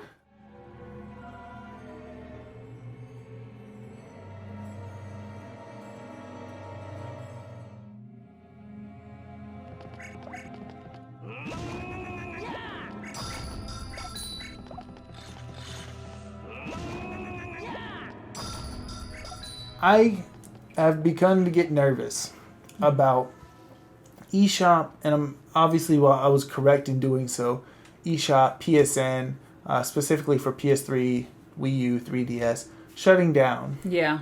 And they all are. So, I made my decision to get on my Wii U, start buying some games, and I noticed they had Wii games on there. And I was like, whoa, this is... Because I don't remember what I went on there to buy. I think it was Golden Sun 2. Because I had Golden Sun 1. Good option. Did you get Golden Sun 2? I did. Okay, good. I have Golden Sun 1, and that's why I bought Golden Sun 2, because I was like, I'm going to feel real shitty if I don't have the second game, and I do end up enjoying the first game. The second game also, even if you don't enjoy the first game, the second game is so much better. Yeah, I've heard that, but we'll see how it goes. Probably. But anyway, I saw Zack and Wiki there. I was like, oh yeah, I forgot I can get Wii games, and there's also DS Kings there, which is, I didn't get any, but that's pretty neat. So I was like, oh yeah, I always want Zack and Wiki, because it's one of these games that people actually compared to Mega Man Legends a lot. What? I mean, I can see that it's charming, but not... And I guess not a lot of games are charming. It's a very kind of rare thing. Yeah, it's nothing like Mega Man Legends. No, it's not. There's a monkey. So I There's think a monkey. That's the comparison I actually believe that's where the comparison comes from. It's a monkey. That one thing, huh? Similar style. But it's like a puzzle game. I guess you could call it like a point and click almost. But there are... Each level kind of has like a little puzzle you got to solve to get to the end. Mostly fairly easy. Use this item here to do this. Until the end, where it gets substantially harder. I made it to the ice stuff, which is actually a pretty decent amount into the game, I think. I mean, a number of hours, certainly. Yeah. And I got stuck on that boss because on my copy on the Wii... there's a lot of effects going on, like any areas that it's snowing at in the game, like any levels it was snowing, the frame rate was really bad. And then the boss, there's a lot of snow and there's a lot of ice, and I actually couldn't even see what I was doing, and I would die before I figured anything out because the frame rate was so bad that I couldn't tell what was going on. And you actually mentioned that to me, but I had none of those issues at all. And again, I'm playing on the Wii U, so who knows how it's emulating it. I'm really wondering because it's interesting. I do want to go back eventually and maybe play it because it seems like a cool game, but I don't want to restart either, so I could just play too much. Yeah. So I thought it was a pretty cool game. It did get very frustrating towards the end, like if you do things even slightly out of order, and some of these, anytime there's a point and click that a click is timed. Oh no. That's a bad thing, right? Yeah. Because you might do something and be like, oh, that's not what they want me to do. Mm-hmm. So I had to look up some stuff and make sure I had all my... Because the last level is like maybe 2 hours long. You're going God, that's actually pretty long for this game. Hefty, right? Because there's a lot of like waiting for these guards to walk this way, so you don't have to fight them, and make sure you do everything in order. Hit all your time presses. If not, you have to restart. What did you end up rating this game? A 4. Oh, okay. A 4. I think it's a solid 4. 4 out of 5. And it's definitely considered a hidden gem on the Wii as well. Right. But I'm always a little cautious with things people call hidden gems that are hard to find, because you're like, yeah, we'll see. Because I've been let down before. I think this one stands up. Has a couple rough patches. There's not much to it outside of the main stuff. I know you can restart, and there's some extra mode challenges you can do for golden bones or something. But I don't remember. Yeah. I didn't do it, so... I thought it was a pretty good game. Maybe one day I'll finish it. It's not even on my backlog right now because I hit a point where I was like, I don't know if I really actually want to go through this, but we'll see. And the important thing for me is I've satiated that hunger to play it. Yeah, exactly. So now I don't have to wonder like, what is it like? Zack and Wiki, like I do with like Tales Concerto. And that's another one that's like, oh, it's like Mega Man Legends. And that one I have played a little bit, and it is And a I lot also like believe Mega it's Man like Legends. Solitarobo as well, I think. Yeah. And there's a third game apparently, but this is off topic. But I told you earlier. Did you know there's a third obscure game? Yeah, and I literally texted you back a question mark, and you just never sent me anything else. I don't know what you want me to tell you Like, about what it. is it? Oh man! So Does it only come out in Japan or something? No. What? No, we'll look it up afterwards. Yeah, it's called The Final Exam, but Because I never. it's not what you want it to be. Uh-huh. I don't want to set you up for excitement. Okay. It's disappointment only. Okay. Okay. Next game we both ended up playing this year. I played Pikmin 3 Deluxe.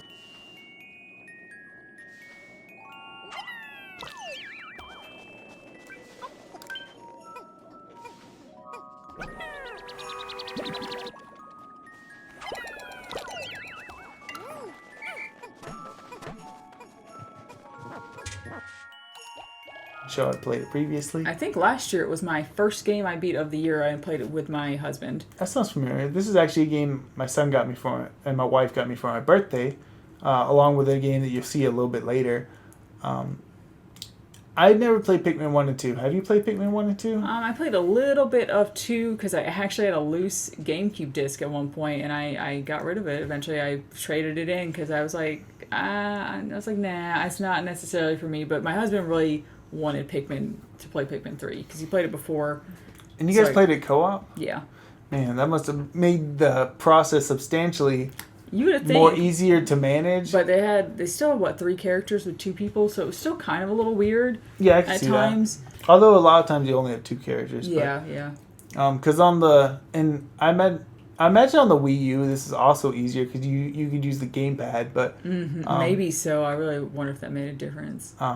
But yeah, Pikmin 3, it's hard to explain the game if you've never played it, but it's kind of like RTS? A little bit, yeah. Yeah, kind of. You group your little armies together, walk on places, fight things, solve puzzles, basically.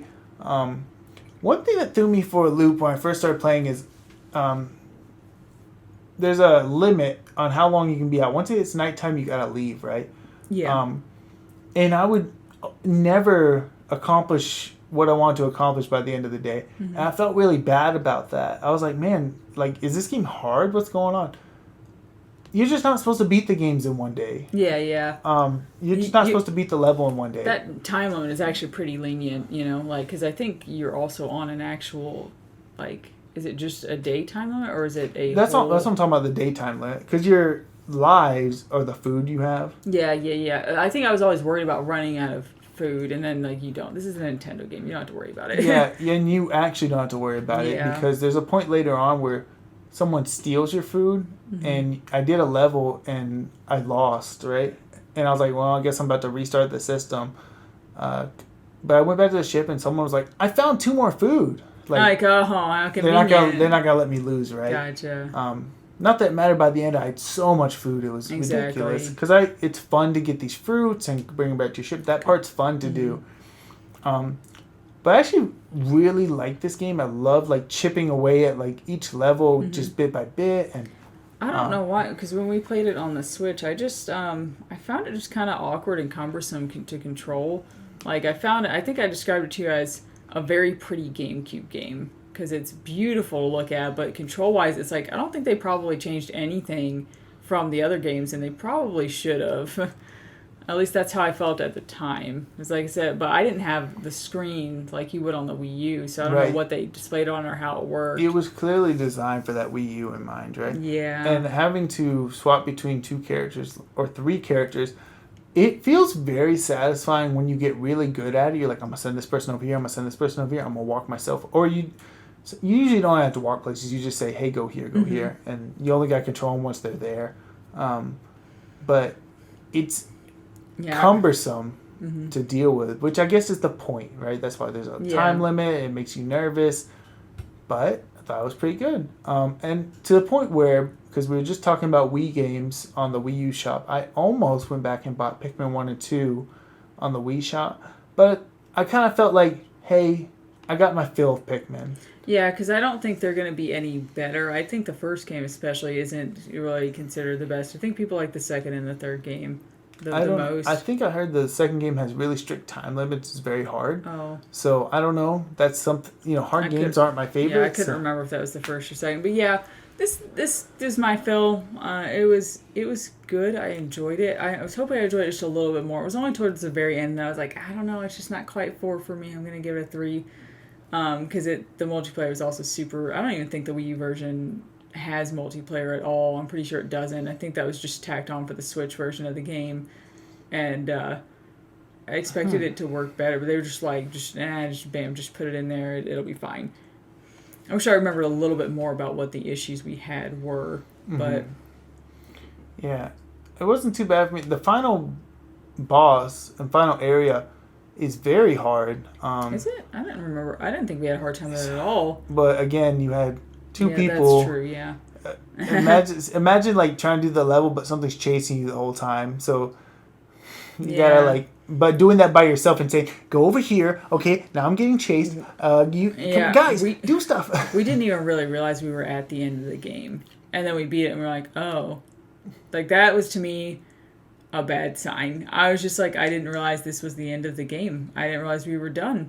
I mean, I guess I should have. That guy was kind of weird looking, but I was just like, oh yeah. It seemed anticlimactic. The goal of the game is to fix your spaceship, and Captain Olimar, right? He's on the ship, and he'll help you.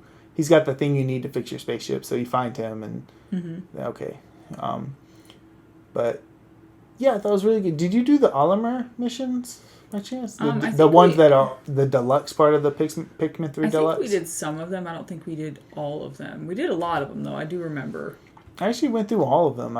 Because those ones do have like a strict time limit, and then it's just you lose or you don't. Yeah. And it's like a little self-contained challenge. I thought I was gonna hate them because I hate time limits, but me too. Kind of digged it. Was kind of into it, especially because again, it's the whole like getting good at controlling two characters is very satisfying. It's not easy to do. I actually watched some people do some speed runs of levels where they're like trying to get best rank or best time, and man, they're crazy good at doing it. Next game, Final Fantasy VII Remake. You have to get to the next card. Keep moving, people! What do we do? Get to car 2! I can't. You want to survive this? Then move! John has beaten this, and I have only played about 5 hours of it. Right, so that's going to limit what I can say about it, obviously. There are things towards the end that are important to talk about that we can't talk about. This game covers maybe the first 5 hours of Final Fantasy VII, the original. I heard it covered up to the first the tower where you fight the boss at the top of the tower, Shinra Tower. Maybe it covers until you leave Midgar. Okay. So none of the open world exploring. Yeah. Just the Midgar parts. Except with a lot more filler and a lot more. Obviously, somehow made it to a. They stretched it to a 40-hour. Could have been. It may actually be upwards. Oh, I don't know if it is even 8 hours. I was going to say upwards of 8 hours into 35 hours, but. And a lot of it is right because there's cutscenes and there's dialogue now. It's not like you're just reading it all, and so that fills up a lot of time. And but it is already, even just from what I played, it's very different. There's like a lot of stuff that's just not in the original game at all. You mean like within the first 5 seconds of the game you see Sephiroth? Yeah, and there's also that whole little town that you're in. Like part of that isn't in the original game at all. The little it may be mentioned, but it's not in the same way. Like everything's laid out differently, of course, but the Sector 7 slums are in the original game. Yeah. I guess it's just that it's so different looking to me. Yeah, you still have the bar and all that. That's all there in the original game. Yeah. Obviously, the biggest thing that you'll notice is it's not a turn-based RPG. Oh, yeah. It's like it's an action RPG. Which I don't think is a bad choice at all. I kind of like that. It's fine. It's well done. Mm-hmm. It uses Final Fantasy XIII's stagger system, which I always thought was a good system.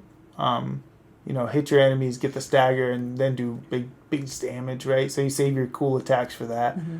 I thought that's well done, and obviously you don't have Fun all to the play, Yeah. It feels good, right? And every character feels good, except for Barrett. I don't like playing as Barrett, but because you're just shooting the gun. But I mostly play as Cloud or Tifa, so it all worked out. And you can do some pretty cool things with Aerith later on.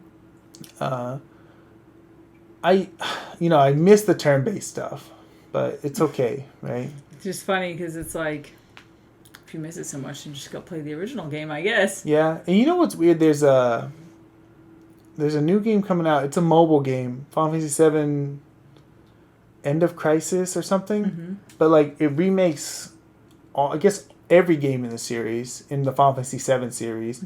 But like it uses an art style that looks like a super updated Final Fantasy VII original, like same camera angles and everything. And I'm just like, this is what I wanted. Yeah. This looks amazing, but it's gonna be mobile bullshit probably. So Yeah. I'm Which is still gonna play it, unfortunate. but I wish that's a game that we could get and it would be cool. But have very low faith. And I have pretty low expectations in whatever they're going to do with Final Fantasy VII from here on out, because they're going to make the other parts, right? That's the idea anyway. Yeah, they actually just announced the second game a couple days ago. Yeah. It's called Final Fantasy VII Rebirth. Yeah. I have a feeling this is going to just end up becoming like just a cash grab just through the whole thing. They've officially Because- announced it's going to be 3 parts. So I guess I can see limiting the first part to Midgar. I can kind of see it. man, I don't know, because I remember it's a very substantial, memorable section of the game for a lot of people, because that's what you played through the most probably when you were playing through it over and over as a kid. and it's easier to make than the rest of the game. Yeah, but also it's kind of like there's a lot more to the world, and like how are they going to split it up, and what are they going to have? How are they going to put Yuffie and Vincent? How are they going to incorporate them into the game? Because So Yuffie's already incorporated, right? Because in the Integrate DLC, she shows up. I haven't played it yet, so I don't know the scoop. Because I didn't even know about the DLC. Honestly, Yeah, I haven't kept up with it. So she's there. I don't know how they make it work, but she's there. Because it's so funny, because I always wondered like about those characters, and they're really such a very minor part of the original game. Like you don't even have to get them at all; they're completely optional. You have to go out of your way. Yeah, I would think with Vincent, he has to show up in the second part because that's kind of. But again, not to get into spoilers, they could really just do whatever they want in the second part, so it's hard to keep track of everything. Do you think they're going to end up screwing the series up? Okay, you ready? In terms of what people want? Ready? It doesn't matter because Final Fantasy VII Original still exists, right? Yeah. Those memories are not gone. Final Fantasy VII Remake, just in itself, has already fucked it up. Yeah. It already fucked it up. I feel like people were kind of like, this wasn't bad, but I feel like it's not what people always wanted when they saw the tech demo for the PS3 or whatever. Was that what it was? Yeah. Yeah. The tech demo that they did to show off the graphics, and people flipped their shit and begged for this game for years and years. It's not what they wanted. They wanted a really more faithful remake to the original. Right. And this, diving into spoilers, but again, it's not a remake. It is a sequel. Oh. So, or is it a sequel? Is it yes, a re-envisioning? If you have not played the original game, no, it's a sequel. Okay. Which is hard to explain. Okay, I'll figure it out. You'll figure it out, but you'll be like, oh, that's why this stuff is going on. Hopefully I'll get to it this year. It's a couple games down on my stack of PS4 games sitting over there, so. Yeah, and I went into this game knowing stuff like this was going to happen. And I said, whatever, it's fine. And it's not like I didn't enjoy most of the game. But, like, the stuff that they've sort of reinvented, remade, it just, I don't know, I don't like it. Mm-hmm. Those parts I don't like. And, and the way it felt to me was, if you didn't want to remake Final Fantasy VII, which is... Then maybe you should have not remade Final Fantasy VII. Don't remake Final Fantasy VII. That's the impression they gave me. There was like, we don't like Final Fantasy VII, and we're going to do it differently. And I was just like... And they did it drastically differently. Yeah. Extremely differently. To the point where when now that the second game's coming out, it's called Rebirth, probably for a reason. You're like a reason that you'll probably find out later on. Probably because it's but like, I was just like, so nothing else in these series is going to be Final Fantasy VII. Like what I knew, it has to be substantially different now because of what I just saw. Uh-huh. So I don't know what they do. See, now I'm too curious, so I really will have to work through that stack. I'm gonna play games. them, but just like stuff like when you see Sephiroth in the first 5 seconds of the game, you're like, you guys have no chill, huh? You have no chill. You have no confidence that people, because you don't see Sephiroth in Final Fantasy VII until that. You don't see him in Midgar at all. No, you see don't. his sword in the Yeah. back of the Shinra President. That's it. And you go, whoa, what's that? They can't help themselves. Yeah. They cannot help themselves. Like, you guys like Sephiroth? You see Sephiroth? Yeah, They yeah, can't we put stop him having in. him show up, and there's Get all excited. there's all those wisps that are flying around that you learn all about. But that's stuff that stuff like that happens, and then everyone's like, okay, back to the remake stuff, I guess. Back to what we're doing. I don't know what that was about. That was weird, but no one ever talks about it because it's weird and shoehorned in. I still give it 4 stars because I don't hate it, and I'll absolutely play the second game because I have to know. Yeah, now. it's made you curious now. I have to know what the hell they're doing, but I don't know. Frustrating. Maybe we should wait a little while for it to drop in price after it comes out. Yeah, It's probably. one of those things where I feel like they're gonna become like $20 at some point, or 30, or whatever the new cheap is for games. Right, $100 or whatever. Moving on. Next mention I played.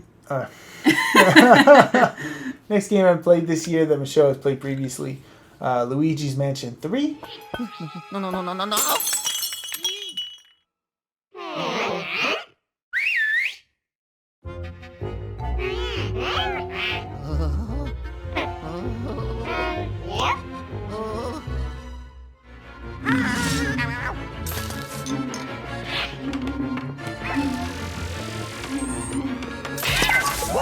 Did you play with anybody when you played? Nope, I did not. Okay, you're gonna have to explain to me how some of those things work with the final boss later. You just get good at switching between the people. Oh, got and it. maybe when you're playing by yourself, the final boss moves slower. I don't know. But it really wasn't that bad. And you're not talking about the final boss. You're talking about the boss before the final boss. Because final boss is basically, it's King Boo. It's King Boo in every game, right? But you can just beat him by yourself. What do you? I like Luigi's Mansion 3 quite a lot. Yeah, I liked it quite a lot. It's the only one I've actually... Well, actually, I played some of the first game, quite a bit of the first game before. Yeah, I'm not honestly the biggest fan of the first game. Like, it's okay. Yeah, it's all right. This one was really good. Yeah. I almost gave it 5 stars. I really liked it a lot. You're at a hotel, right? And every floor is, like, different. It's themed in some kind of way, but they're not necessarily traditional themes, which is nice. Right, so at first you'll be like, oh, it's the spooky floor, and then next thing you know, you'll be in the Egyptian floor. Yeah, or like there's a really plant-based floor, and there's like a movie theater floor. Mm-hmm. The movie theater floor is really good. It was really cool, yeah. Oh, the graphics? They're gorgeous. Probably some of the best I've ever seen. Yeah. Like, They're out of fantastic. control. The animation is crazy. Parts I didn't like, there's a part where a cat will come and steal something from you, and you have to chase them all over the place to previous floors, and it's just like... Oh, yeah. It's like the most blatant backtracking, and like if they did it once, it would be okay, but I think they do it 3 times. Oh, and, really? Oh, yeah, they do.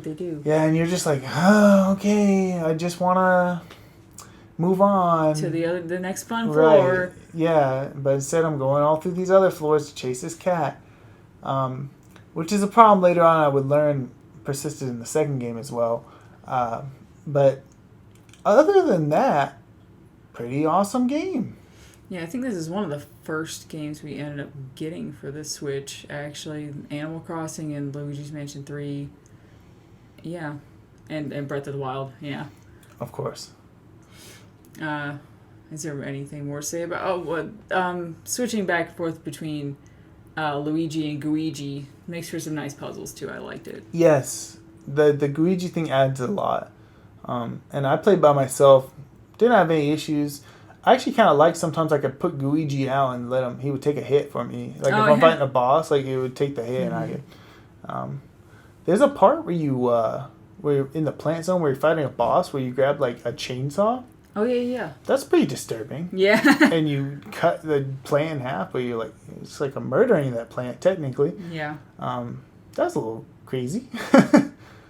Yeah, it's just Luigi's Mansion, but pretty good. Yeah. I like the boss designs too. Luigi's Mansion 1 has very good the portrait ghosts that are very well designed. Yeah. I don't know if they're that good, but they were still good, very solid. Luigi's Mansion 2 is not good in that respect. So Yeah. Luigi's Mansion 3 is very good. Next game that we both beat, I beat it this year, Michelle beat it previous year. You actually heard her talk about it in the previous podcast. Maneater.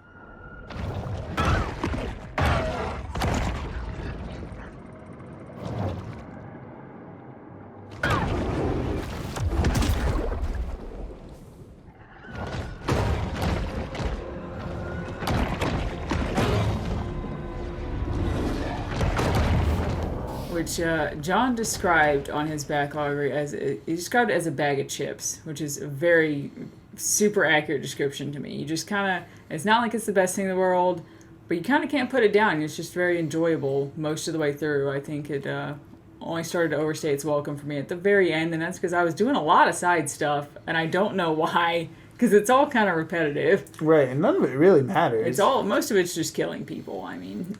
Right, yeah. I mean, I think we've all seen the games where you're a fish, you eat fish, and then you get bigger, right? It's a very common like flash game and throughout time. And this is just the AAA version. I know this game's not AAA, but you know what I mean. Yeah. It's the big boy version of that. You play as a little baby shark, and I love that there was an actual story. Like, this guy murdered your mom, this fisherman, and you're gonna fuck him up later. You're gonna become a megalodon, and you're gonna murder him. he didn't just kill your mom. He killed her while she's pregnant with you. He And ripped you out of the his womb. Yeah.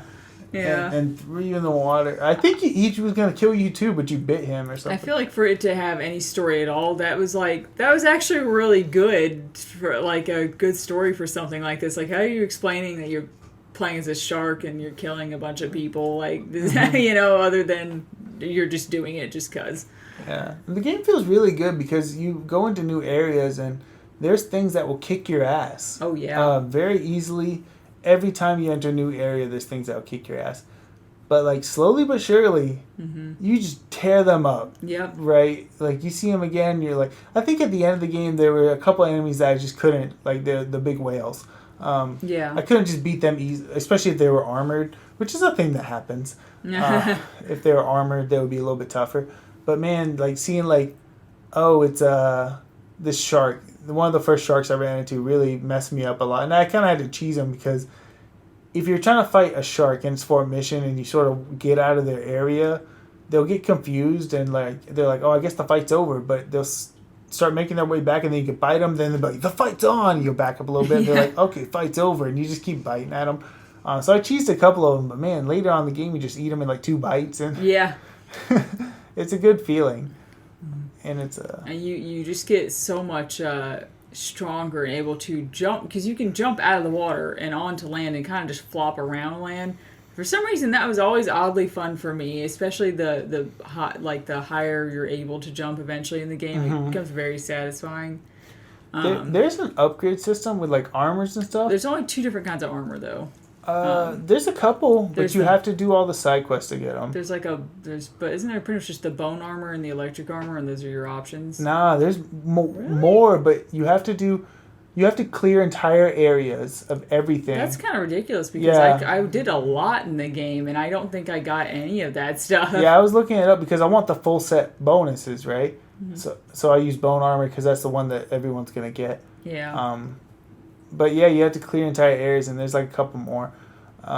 But it just didn't add that much to me. Like the look of your shark was different, but I wish there was more. Yeah. And of course, I wish they were easier to obtain. Because I definitely got the full set of bone armor and the full set of the other armor. Right, but, right. And I used the bone armor like you pretty much the whole because game. the health, right? You want Also, you just do tank more it, damage yeah. and you can take hits, right? But I also liked. I don't know. Did you play the DLC at all?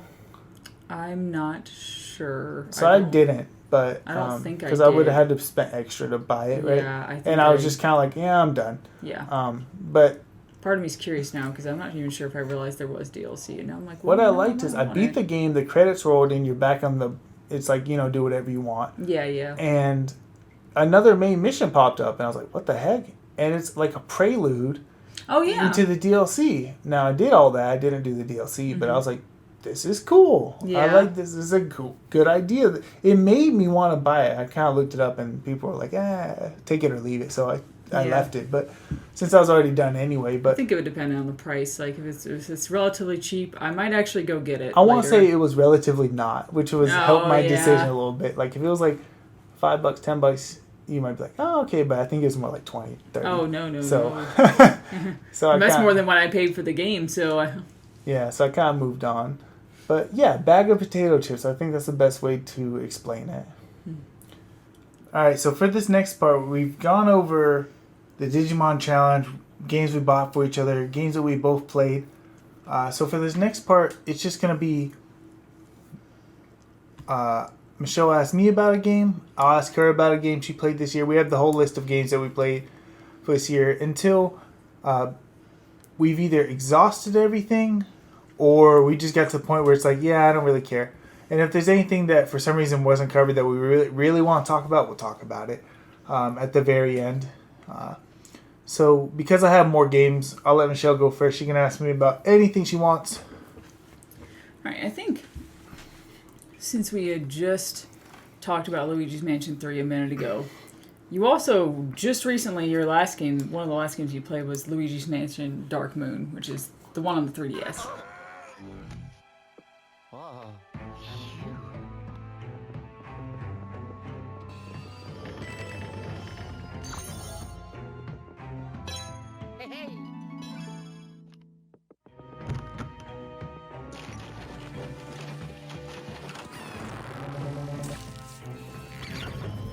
Right. So I bought this specifically because I played Luigi's Mansion 1 a long time ago, played 3.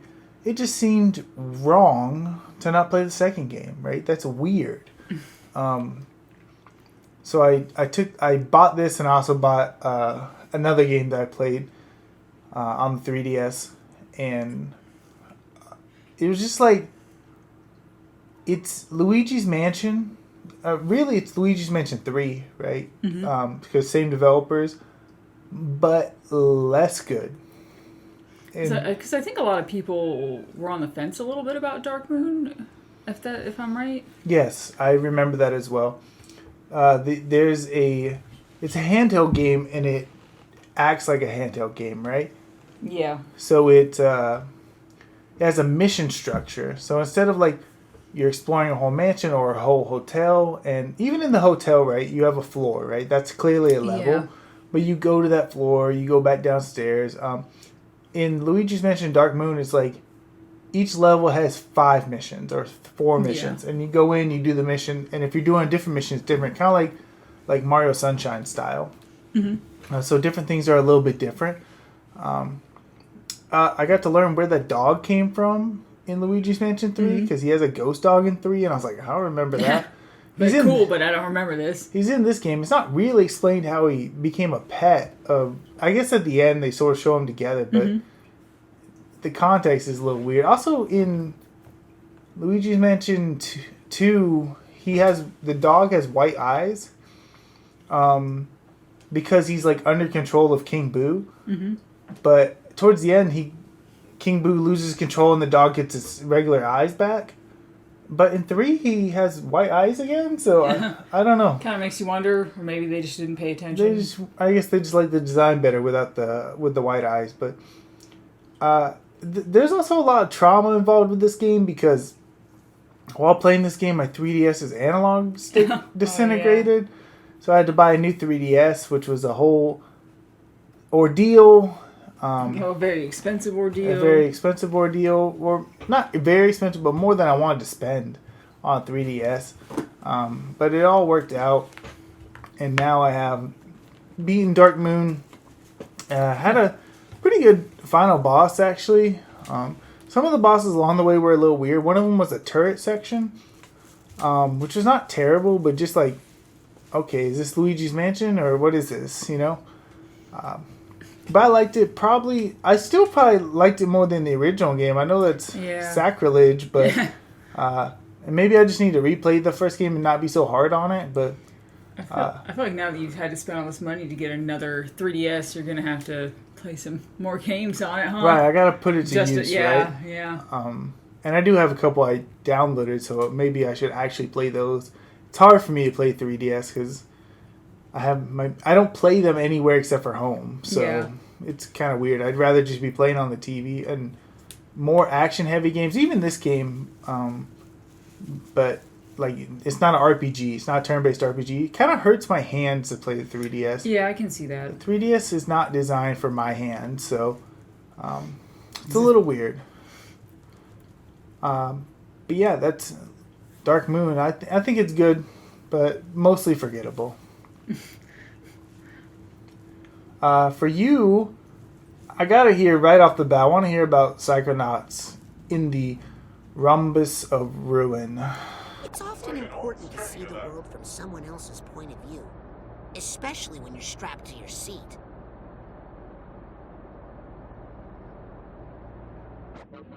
Hi, Lily.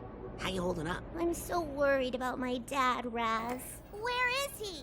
Why won't headquarters tell us what they know? We'll find him, I promise. Yeah, so this year we ended up buying an HTC Vive because my husband's worn one for a few years, but we lived in a small townhouse before and didn't really have the space, or we could have had the space, but we were like, we don't need to spend hundreds of dollars on a VR headset. There's a pretty limited amount of games, right? Sure.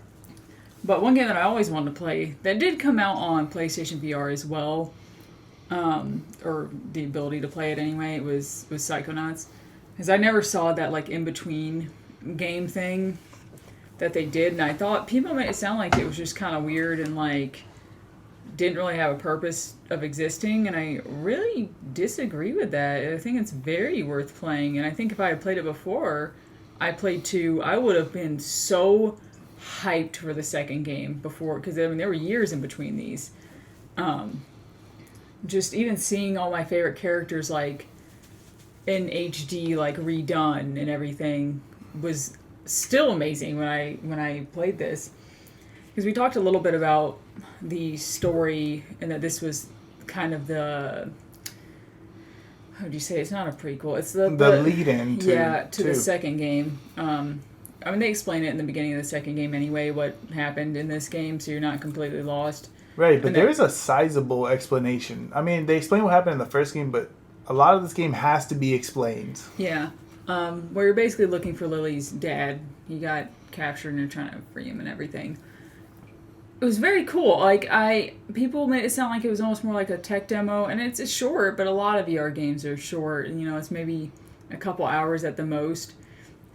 But they made really good use of your psychic powers in this game, because moving around in VR is kind of tricky sometimes, and everything in this game is in first person. So usually how you move between the areas is through clairvoyance, because you see through somebody else's eyes. You can basically chain clairvoyance things to get further and further to what you want to. Like, if there's a person nearby, a puzzle item or something you need to interact with, you'll just use clairvoyance on them and, you know, interact with the objects or see whatever they're seeing so that you can do the puzzle. It was really interesting, a really interesting way to do that.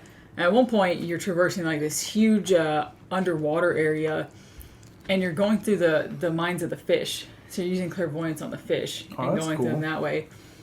I really liked it. The areas looked really cool.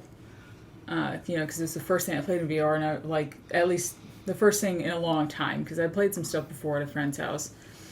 But just like being in the bus with Mila and looking around, I was like, oh, this is just so cool. This is so interesting. like I said, it's only a couple hours, and there are definitely longer VR games. Like, it's a couple hours at the most. But it's had some pretty neat puzzles and stuff, too. You end up moving, like, bombs or, like, warheads around at some point so that Lily can, or somebody can blow them up for you using, like, fire powers or whatever. It's fun stuff. There was a few puzzles that were slightly annoying for me, but I think it's just because I wasn't used to VR yet, and I didn't know what I was supposed to be doing. Because I wasn't paying attention enough to what they were trying to tell me to do. Because the areas are kind of small. Like, everything's closed together, but you're obviously working in small sections of, like, this is the puzzle to go on, you know. But I think, certainly when it's on sale, it's definitely worth buying.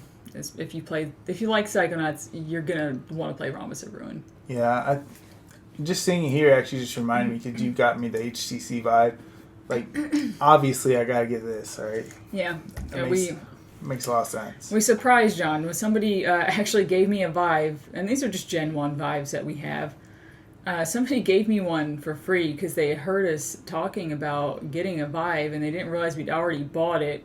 And they were telling me, like, do you want this? Because you had kind of wanted a Vive at one point. And I was just like, oh, yeah, sure, I'll take it. Just be cool. Just don't pretend like you're extremely excited.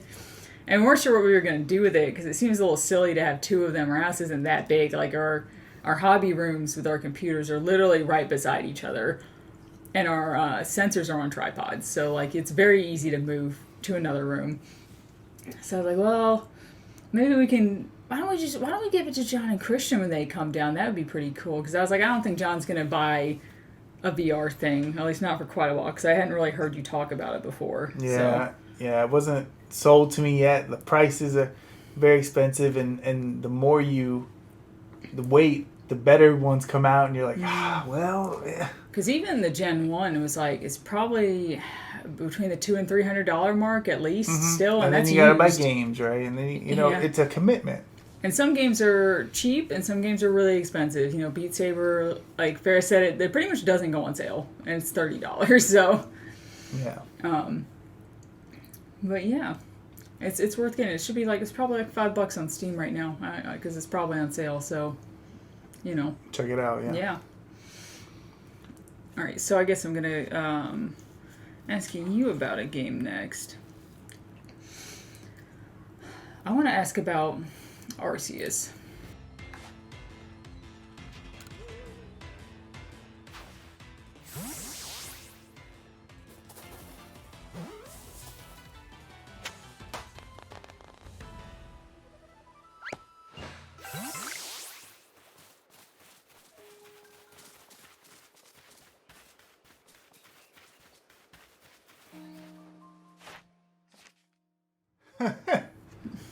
Because at one point I was actually curious about it, and I heard good things from somebody, but every time I looked at it I was just like, it actually just doesn't look that good. It looks empty like people say, and it kind of looks like it's grindy and like they just don't know what they're doing. Like, it looks like a step in the right direction, but not that I'd pay money for. So grindy would be the most grossly incorrect interpretation of the game ever. Probably the least grindy Pokemon's ever been. I mean, grindy in the what you have to do to actually get what you want, like with the entries and stuff. Nope.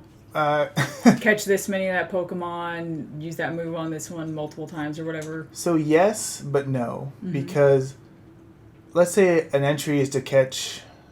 And we're talking about Pokemon Legends Arceus, open world Pokemon game. Or open area, not open world. Open area. So let's say to complete a Pokédex entry, and there's levels to it, right? So it's like you get 1 point for, or 20 points for catching a Wurmple. Then you catch 3 Wurmples, 4 or 5 Wurmples, and 10 Wurmples. You can catch 10 Wurmples in less than a minute. You just walk into an area, boom, boom, boom, boom, done. Like, that's all there is to it. So saying that, like, it's a grind is confusing it a little bit because it's not, right? The things they want you to do don't require you to go out of your way to do them. You've already done them, most of the time before you even get to the next area. The way the game's progression works is there's the main story, but to get to the next area, you have to get a new rank, right? And to get the new ranks, you have to complete a certain number of Pokédex entries, which is what the game is all about, right? These Pokédex entries. It's not collecting badges, because there are no badges. There's no trainers really, even outside of a couple. It's about completing this Pokédex, which is, funnily enough, just a notebook, because it takes place in olden times. You're in the Hisui region, which is just the Sinnoh region before it became the Sinnoh region. But every single time I had to rank up to get to the next area, I actually wasn't aware that was even a thing I had to do because it was already done before I even got there. I didn't know until I watched someone else play it. That's hilarious. Because you walk into an area, Michelle, and you're like, yeah, I'm just going to walk around and I'm going to catch them. Like, I'm just going to, like, I want to go see what's over here. All the Pokemon. I'm going to explore. Like, I'm just going to walk around and see what's over here. Because, like, in the very first area, you walk out and you're like, okay, there's Bidoof. That's what I expected to see. There's Starly. Here's some bugs. But you turn a corner and there's a giant Rapidash called Alpha Rapidash. Or you walk a few extra steps, there's a Snorlax just sitting right there. Like, or Geodude, or this or that. And there's just so much. And you're just like, yes, of course. I want all of these things. Combined with catching things levels up your Pokemon. So there's always a benefit to doing it. And there's experience share across everything. So if you do a battle, you level up everything in your party, not just the things that are that are out. So everything goes so fast. You can switch things in and out very quickly. This is probably the best Pokemon game I've ever played. Really? Wow, that's a big statement, because a lot of people were kind of like, about it, and I even just removed it off my Switch wish list, because I was like, I don't think I'm going to get it. I say this as someone who's played every single generation as they came out. There was this weird thing, and I know it's a lot of people that just, right, they don't own a Switch, right? So they just troll it just to troll it. But we're talking about like the graphics, right? Yeah. But I really don't see it, right? I mean, they don't look great, right? They're not it's not Crisis, right? It's not Luigi's Mansion 3. Right, it's not Luigi's Mansion 3. It is just a Pokemon game, right? But like the layout of the levels is actually pretty interesting and like just cool to look around, and there's some just a couple little secrets hidden there, here and there, and I mean, like, it's not like the best looking game ever, but people are really harshly attacking it. It's just like, does that matter? I think part of it's because in handheld mode it looks actually substantially worse than it should to people, because usually in handheld mode games actually can almost look better because they're a small screen.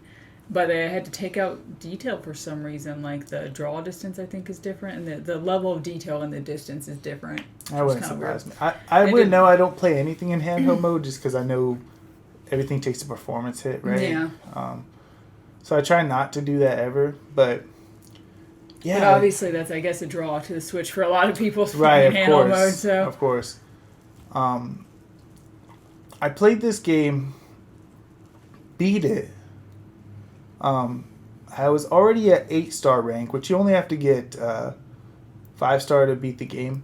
I was at 8-star rank, had completed maybe 80 Pokédex entries, and I don't mean catching, I mean did every single thing that they wanted me to do. Sometimes I would walk through the fields and I would see a Pokemon, and I would lock onto it and press a button, and it would automatically pull up his Pokédex entry, and it would say, feed this Pokemon 5 times. I'd be like, sure. I have a couple berries.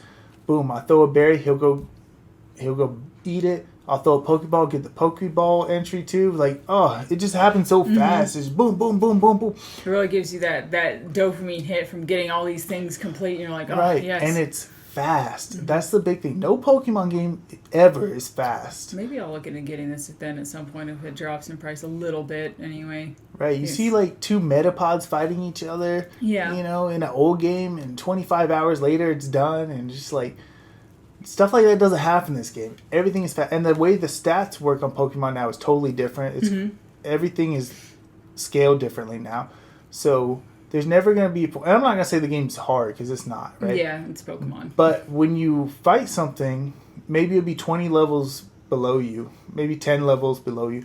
It'll hit you and it'll take out like half your health. Oh. So you can't just screw around too much. But there's also this new agile system and strong style system. So you put an agile style move, you'll move a little bit faster, so you might get 2 turns in a row. Yeah. So the enemy gets really cheeky with it. They'll do an agile style like to increase their stats, and then they'll do a strong style immediately after. So they've increased their stats, and they're going to do strong style move, which is going to do double damage, and then they just kill you. And sometimes, because it's strictly single player game, you can trade Pokemon, but it's not required. All trade evolutions can be done in the game. Anything that was like a trade evolution, they have an item called a linking cable now. You just give it to your Pokemon and it'll evolve. So that's awesome. Things like that, just small things. Anyway, I beat the game, and there's a lot of post-game content that's really awesome. And I get to the final part, which, spoilers, it's to go catch Arceus, right? Which is funny enough, it's post game, right? He's not even. He's in the main game, but not really, right? You never see him. It's to catch Arceus, and it said catch all the Pokemon first. And I said happily. Went and did it. I have never caught every single Pokemon before, ever. I caught every single Pokemon in this game, including the ones that were optional for having a Sword and Shield save and having a Brilliant Diamond Shining Pearl save. I caught those too. You didn't. What I liked is you did not have to catch them to catch Arceus, which would have been bullshit, right? But games do stuff like that. Yeah. Oh yeah. But this one didn't do it. But it was still cool because you got to catch Darkrai and Shaman. But man, hands down, like just fast, quick. Had some plot, like not this substantially great plot, but like had some intrigue to it. Better than Team Whatever is attacking. You know, absolutely.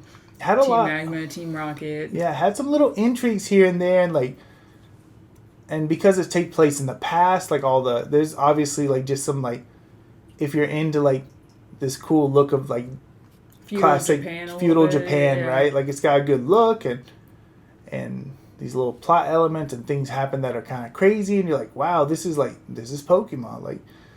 And it does make me look forward to the future of Pokemon, because I assume pretty much from now on they're only going to do open world, and I know the next games are going to be open world. So I'm interested, right? So it's important to remember this is not open world; it is open area. So you go to an area, and it's a pretty big area, but then you go back to town, and then you go to the next really big area. The next Pokemon game is actually just open world, but it goes back to the gym format. And there's 8 gyms, but although it's kind of interesting because you can go to the gyms in any order in the new one. Yeah. So that's kind of weird. Because it's open world, so obviously you can just explore and run around. I would hope. But I see it looks like it's going back to the old battle system too. Oh. And the old catching system, so there'll be no open world catching. Okay, see, now you lost me. I'm not interested anymore. Open world catching just sounds too fun. Yeah. I know it would be kind of hard to do with hardware limitations, and that's probably why they had to do areas in Pokemon Legends, because if you just have so much stuff out and about that's moving around and animated... Yeah, I don't know that for sure, but you think if it was open world catching, they would have showed it in the trailer. Yeah. So it's a little weird that they didn't. I used to dream about Pokemon games like this, though, where you could just run out and just literally throw the ball at it. That is what I'm saying. I dreamed about this game. Yeah. And I played it, and I had the same. I was like, I bet it's not gonna be good, but I get every Pokemon game, so I'm gonna get it. Fuck it. And man, it just blew me away. I really might have to get it at some point then. Yeah, you sold me now. I mean, you haven't sold me on $60, but you sold me at some point. I would buy it for $70. Really? It was that worth it. Man, just and when I beat it, I wanted to restart it and play it all again. Which is saying a lot for you, because you just don't Never. do that with games. Because I just enjoyed the grind. It's got the potato chippy thing. Everything is snappy, fast, Yeah. boom, boom, boom. And, except for a couple things. There's a couple new evolutions that are a little weird. That's like, use this move, agile style, 20 times. Well, that's very annoying. But yeah. you don't have to do that unless you're going for the Arceus, right? But I don't know. Super awesome game. Really loved it. Highly recommend it. Nice. Let's get back to you. I want to know, because I heard you mention it earlier to me. I don't know if it was on here or just in general. I want to hear about Down the Rabbit Hole.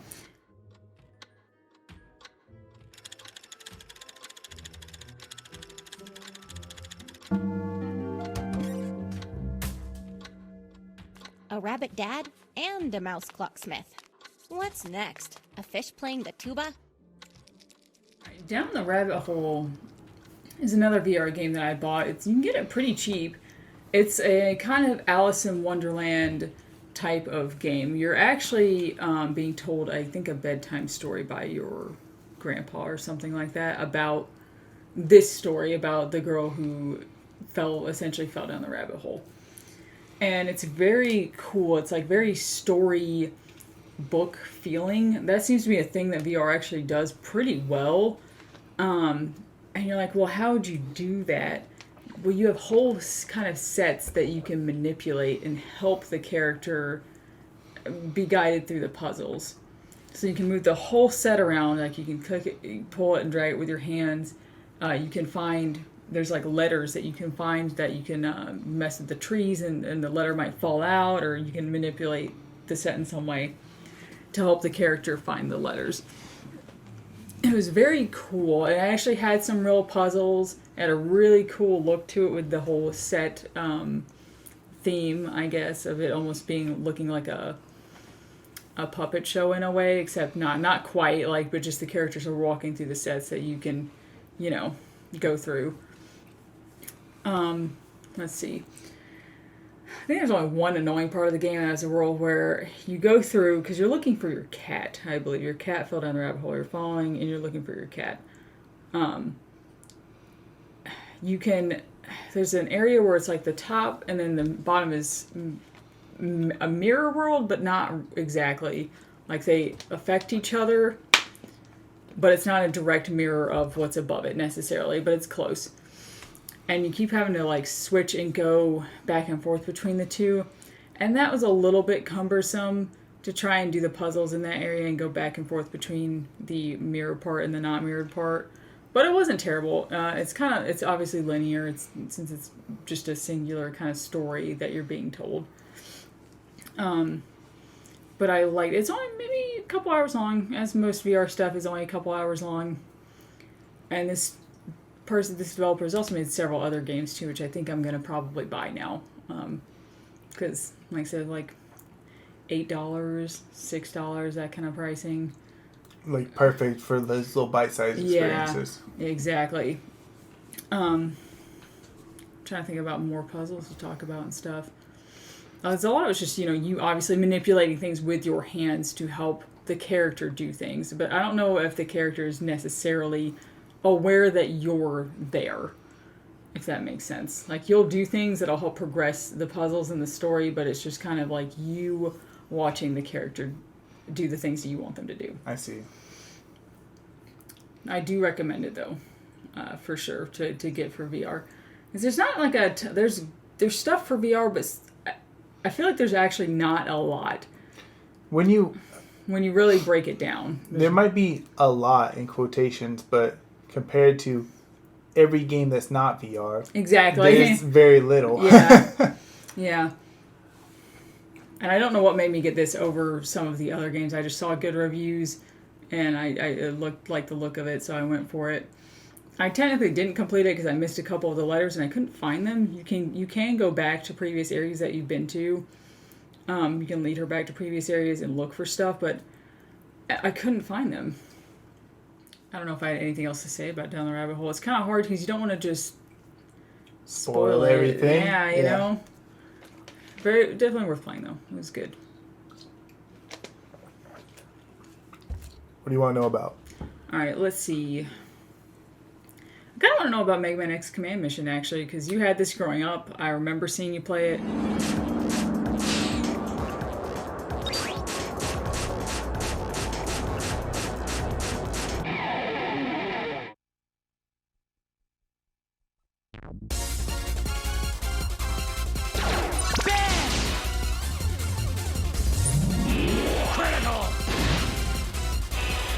Thought at the time that it was kind of weird and looked like, because I think you, and I could be wrong, I feel like you got this around the same time as that Musashi game on the PS2. I remember these things being around each other at some point. Either you played them near each other or you got them around the same time. Michelle, you know what's weird about that? There are things from our childhood that we don't remember very well, and there's things that we remember very well, right? I bought Mega Man X Command Mission and Samurai Legend Musashi the same exact day. Same exact purchase. I don't remember what it was, but I went to the mall and I had money at the time. One of the first times I had money, right? And the first time I went to a store and like could just buy whatever games I wanted. And I got those 2 games and something else. I don't remember what it was, but so Mega Man X Command Mission is a RPG that takes like place 100 years after Mega Man X, but they're robots, so I forgot they live forever, basically, right? All the same characters, X, Zero, Axel's there, and a bunch of new characters. The story is like super simple, right? This guy's trying to destroy the world, to take over the world, right? Or destroy the world to cleanse it, blah, blah, blah, blah, blah. RPG trope you've heard a million times. And the RPG, it is an RPG in that it's just Final Fantasy X's battle system. Where you can switch in and out party members, and there's like a whole like turn system based on speed and delaying each other. Which is very well done. Some characters move extremely fast. Everyone has like an ultimate they could go into that's really cool. And most importantly, the footstep sounds are the same ones from Mega Man Legends. So it's all do do do do, which makes it even better. They've made them a little deeper, right? Because it's edgy, right? But I actually ended up liking this game a lot. It's probably a 3-star game. Yeah. But I gave it 4 stars because I was just really into the setting. I like a lot of the characters, but a lot of the characters are like, okay, here's their story in their level. Yeah. And you'll never hear from them again. And weirdly enough, the further we get into the game, they actually just disappear. Like, they're in your party still, but they're not in the cutscenes. No one talks with them. That's weird. It's just We're kind of just done with them. They're around, but you know. Yeah, it's just X, Zero, and Axel. Those are the only people in the cutscenes. It's like they made those first, and then we're like, oh, we want more people, and I don't know. But I actually had some pretty good boss fights, some pretty tough boss fights at some points. The final boss in particular was an asshole, but I didn't have to grind to beat him. I just had to actually play the game better, and that's what was kind of good about not just that battle system, but a lot of the battles is they were tough if you screwed around too much. You could die pretty easily. And that made random battles a little annoying because you're like, I just want to beat you and move on because they are random battles. They do just pop up and make this annoying guitar riff when you go into, you know, like when Mega Man or when Final Fantasy, like the screen would shatter and you'd be like, ugh. Yes. But this one's like, wow, and you're like, ugh. And the encounter rate is pretty dang high, to be honest. But you know what? And there's a plot twist at the end that I saw coming from like a mile away. About how long did this game take you? 30 hours. 30 hours sounds right. That's quite long, actually. That's longer than what I would have expected. It's like a standard length RPG. Better than I expected, and finally good to close it out. Yeah, because like I said, you got this game when we were growing up, and I always think it's interesting to finally see you play games that you've had for literally 20 years. Right. So do I. because I don't have that issue for the most part of games that I've had since childhood that I haven't played. Most of my stuff I've played, usually it's stuff will be on my backlog for like maybe 5 years. I think the longest thing right now is Tales of Monkey Island that I got like probably close to 10 years ago now on GOG. I mean, I always say when I buy games, like, I'm going to play it eventually. Yeah. And this is true, right? Because I clearly played Mega Man X Command Mission 15 years or whatever after I bought it. And it was the original version. I didn't emulate it. It's the PS2 disc I bought. Mm-hmm. So, and speaking of Samurai Legend Musashi, that was only a few years ago I played that one. So, yeah. You know, it's hard when you're talking about games that you know are not like the height of their genres, right? You're talking about some real mid-range games. Yeah. But sometimes you need a mid, though, you know? Yeah, and still they have some vibes that I really just like. Yeah. I like the feel of Mega Man X Command Mission. It does, for real, remind me a lot of Legends. There's airships and, like... Mm-hmm. It's just cool in that way. I really like it. It's probably really expensive now. I shouldn't even look it up on eBay. Who knows? Who knows? It might be. But Michelle, I want to hear about... I need to discuss Galgun VR.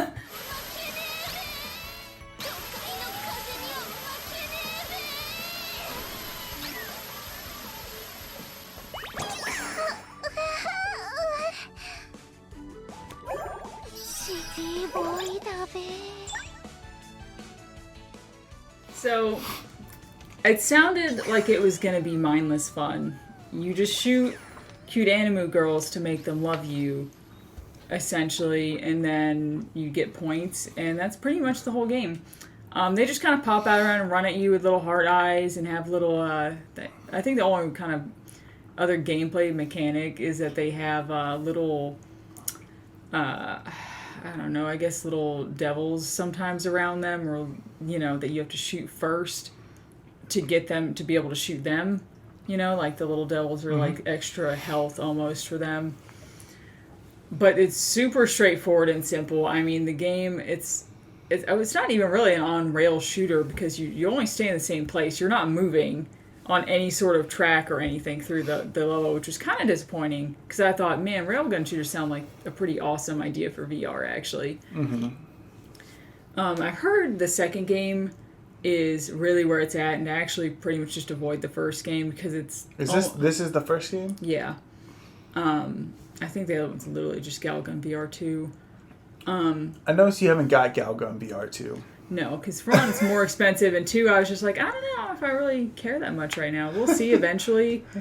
Yeah, it's Galgun. Yeah, I don't know. It was all right. It wasn't anything like really like risque or like perverted like anime can get. Really, it was just kind of goofy and which is what it looks like. It looks like a haha pervert game.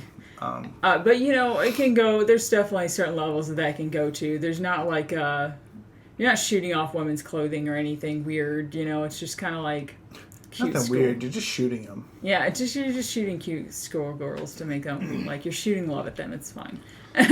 So maybe not at the top of your VR recommended list. I mean, you could probably skip it. Like, I'm curious about the second game, but also like I don't know if I really need to go any further than this. Like, even if the mechanics are like improved upon, I'm just like, there's got to be some other light gun type game or rail shooter type game in VR that's better. They do so many of them. There must be. But I mean, I didn't mind it. It was, I'm not gonna lie, it wasn't worth what I paid for it, which was still on sale. I mean, it was like $7 or something. Because it was so short and so simple. Like, it was fun. There's like, I think 6 or 7 levels. And they're going to take you maybe, I mean, this game's going to be like an hour and a half at the most. Probably not even an hour and a half. So, very short, easy, not a problem to play through. No real credits or anything. You just kind of play through those levels and beat them and get a score, and that's kind of it. So, there's no story or anything. I mentioned, we're talking about a lot of VR games with you already. We talked about 3 of them. I think there's 4 in the whole year, unless I'm mistaken one of these other ones. Those are all like, you played them in January. Yeah. 4 out of like the 14 games are... whatever, or yeah, a VR. VR that you played at the very beginning of the year. And then after that, I just didn't buy any more yet because I was like, I just had other stuff to spend money on. But the Steam sale is going on, so The time is now. Yeah, I'm probably gonna get some more. VR for me is something I have to take in kind of smaller doses, whereas there's people like my husband and like your son who I've been playing for, several hours at a time and do fine with it. After like an hour, I start getting kind of hot and sweaty, and I'm like, Yeah. I want to take a break and feel like I can breathe again. Sure. I don't know. I was looking at him when I went downstairs. He was looking pretty out of it, so He's he pretty- needed a break. All right, so let's see. I think I want to ask you next about. Tell me a little bit about 3D Dot Game Heroes.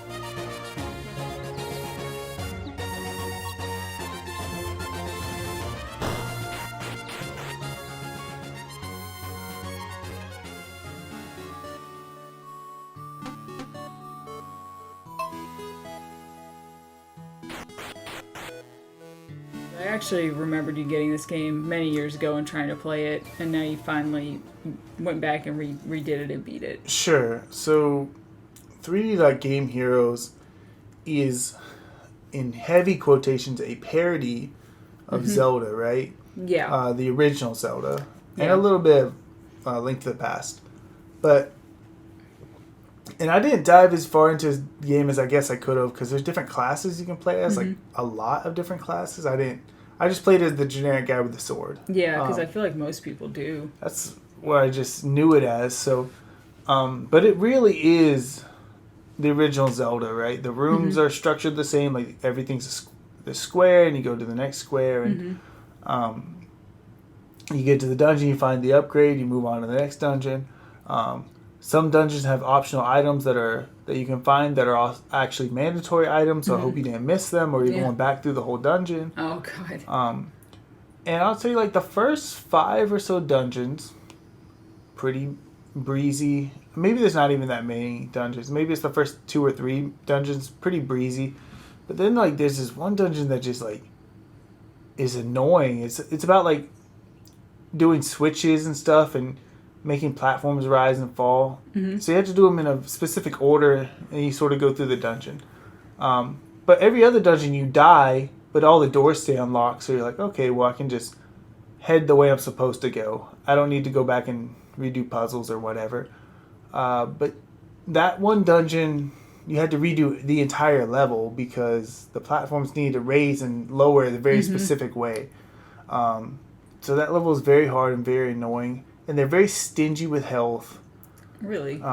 And some enemies can do half of your health bar easily.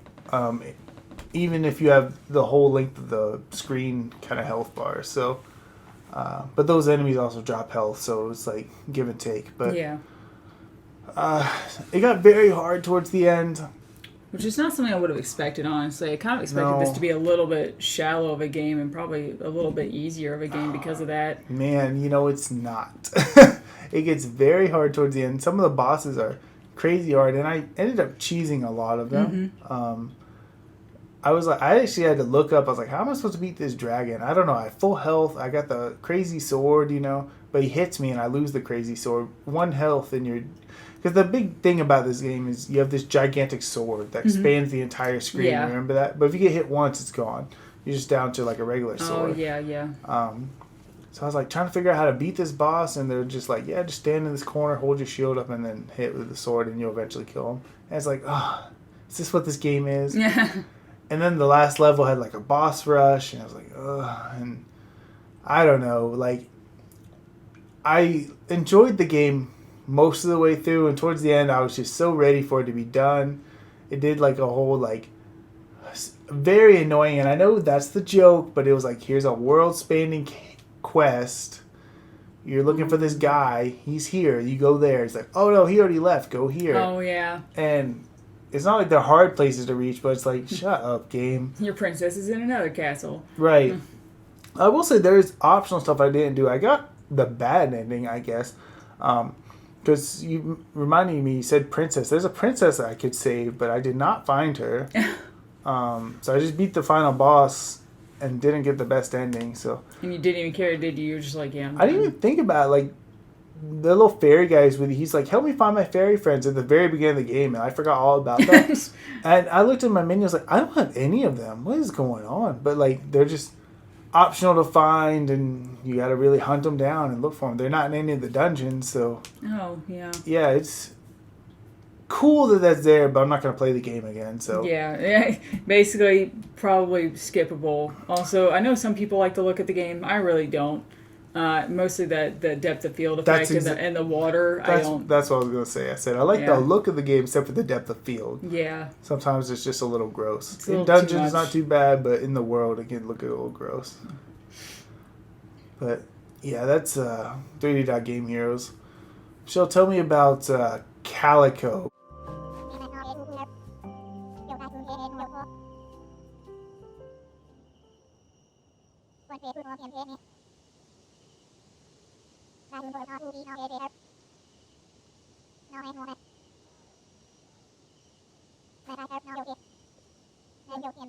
Because Samantha actually played this and beat it this year. Oh, she did so beat it.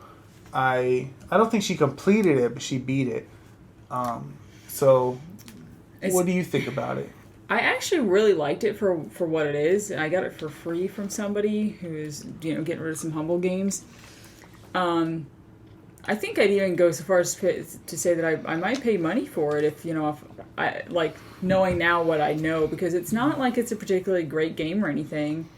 It's not. It's a very, the demographic is very clear for this game. It's very much Gen Z girls specifically. It's very much we like plants, curvy girls, and we're very LGBTQ plus, and like there's all nothing wrong with that. It's definitely made for Gen Z. Like it screams Gen Z to me. All the trendy things that Gen Z kids like, or this game. Which at first I was like, I don't know if I'm going to be about this. We'll see. You're this person who manages this little cafe that you can keep animals in. I guess the main draw is that you can keep cats in, but there's other animals in the game. There's like deer and dogs and stuff. And you can take any animal and you can put it in there. You can decorate the cafe. You can make some money off of it by getting recipes for stuff and then putting that stuff out in the cases out front. And that'll just help you get, more furniture or spells, because this game has spells, which is actually pretty cool. It kind of feels very PlayStation 2-y. It feels like PlayStation 2 cheat codes when I use the spells. There's just because they're useless. A lot of them have no real purpose, and that's why they're fun. Like, here's a spell that's gonna make your hair look like galaxy, and you're like, this is actually cool. I have no reason to do this, but I like it. And they're like, here's a spell that makes animals bigger and smaller, and that turns you into a cat person. And I'm just like, I don't care. I just like all this stuff. I want to collect all the spells and just see all this dumb shit I can do. Here's one that changes your clothes or changes your animal's color to a random color scheme that's not even that good, but you kind of want to do it anyway just because. Right, it's there. That was like the main thing I liked about the game, was like just getting these random spells that just felt like I was turning on like Big Head mode in Ratchet and Clank or something, Because the story is, to me, it seems like a game that the indie developer maybe didn't finish kind of abruptly. Because you end up, I don't even remember what the real story of the game is, other than that you have the cafe. But you'll kind of just end up doing quests from people. And most of them are kind of like little fetch questy things, but you will be able to eventually move throughout several different areas. There's kind of like the small rural town area where the cafe is. There's the city area, like a beach with a lighthouse, a magical, a regular forest, and like a magical mushroom foresty area. And at the end, you end up moving this large cat. And I didn't realize that was the end of the game. Like, moving the cat apparently was the goal. Because suddenly I was riding the giant cat and there was just the credit sequence playing. And I was like, oh, okay. I guess that's it. Oh, I guess this is it. And I did do everything in this game. I went back out of my way to do everything, which was really just doing all the quests from people and picking up all the animals. Because if you pick it up, you get an entry in your little thing. And there wasn't a lot of extra stuff to do, but I still was having enough fun that I was like, I'll spend like 20 minutes and go back and do this stuff, sure. I want the galaxy cat in my cafe, yeah. I want the invisible dog. Give them to me. Even though once you got them, you're just like, you turned off the game. Yeah, you're just like, yeah, whatever. But, I don't know, it was just kind of fun for what it was. I went in with no expectations. It's not like an amazing game. It's not perfect. It doesn't have a grand story. The level design's not great, but it's just enjoyable to play. Sure. So it's like somebody just made what they wanted to make. Some random little indie game just for fun. And surprisingly, a number of people, I think, have actually bought, like, I think it made actually decent money off of this game, surprisingly. Yeah, I think it did pretty well. Yeah. But I liked it. I don't think you would like it. Once again, I really feel like it's geared towards girls. Very much so. I don't know if it's, like, I just don't feel like men could really enjoy it. I could get in the zone sometimes. It just, if it's like a happy thing, right? Yeah. I can get behind anything that makes people happy. How did your wife like it? She liked it enough to go through it all, right? Yeah, so that means a lot for her. Yeah. I'm glad that somebody else liked it too. All right, I'm asking you about a game now. Mm-hmm. Okay, so tell me about Sin and Punishment.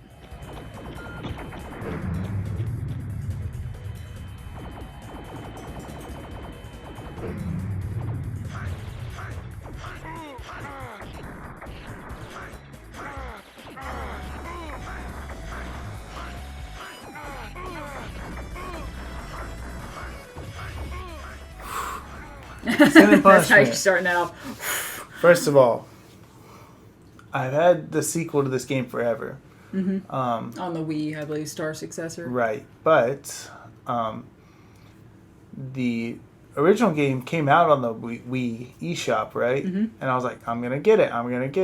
Never got it. Yeah. But now the Nintendo Switch Online expansion pass is out. Very expensive. It's not really. It's not fucking expensive. I don't know why I said that. It's not expensive. It's super cheap. It's just expensive compared to the original one, which is $20 a year. Yeah. Now it's $50 a year. Yeah. And it only added N64 and Genesis games. I guess all this DLC it's been adding to lately. Mm-hmm. So the values have been getting better. But I had to get it because they added Sin and Punishment. And I was like, now is my chance. If I don't take it, I'll never be able to play Star Successor without looking up a wiki. Mm-hmm. It's an on-rail shooter. Very good feeling one. It's very generous with you as far as, like, not dying. I don't think I died the entire game. Not to say it was easy, but it just kept me, like, a lot of these railgun shooters, you'll die and you're, like, starting over the whole game, and this one does do that too, so, but it was pretty generous, and it's very, and I think this is why people like it, it's very anime, like 90s anime as hell, like, very Akira type of vibes. Gotcha.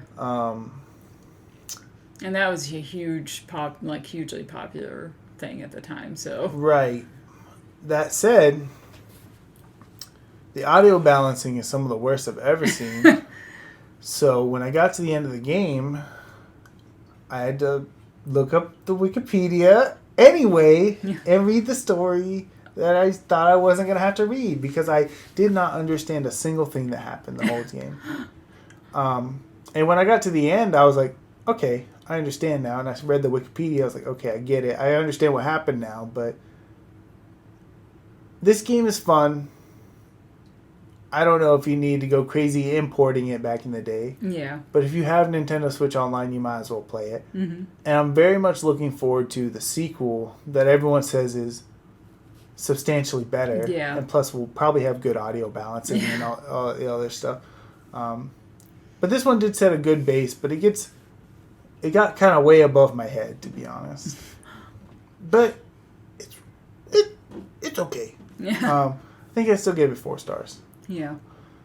But Michelle, I want to hear about Rainy Season.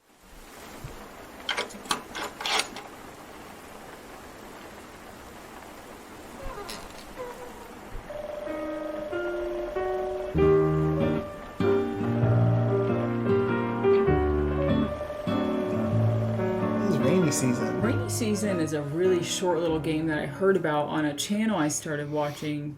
It's just titled Hazel. I actually didn't even see you beat this. You beat it, and then like It was just by off the my- time I caught up, it was off your now playing. She had done an episode, Hazel, the channel. As I mentioned this to you before, I asked you if you had watched her channel. I found it recently, and apparently she and Thor High Heels are friends. That's enough for me. Yeah, and she just became. She talks about like older anime and stuff a lot. She did an episode about. It might have been the episode about some like RPGs or whatever, or may have been. Oh, it was the Countryside episode. She's talking about Countryside stuff, and she mentioned several games that I hadn't heard of. And one of them was this little game called Rainy Season, and it's super short and simple. It's only I think $1 or $2 on Steam, very very cheap.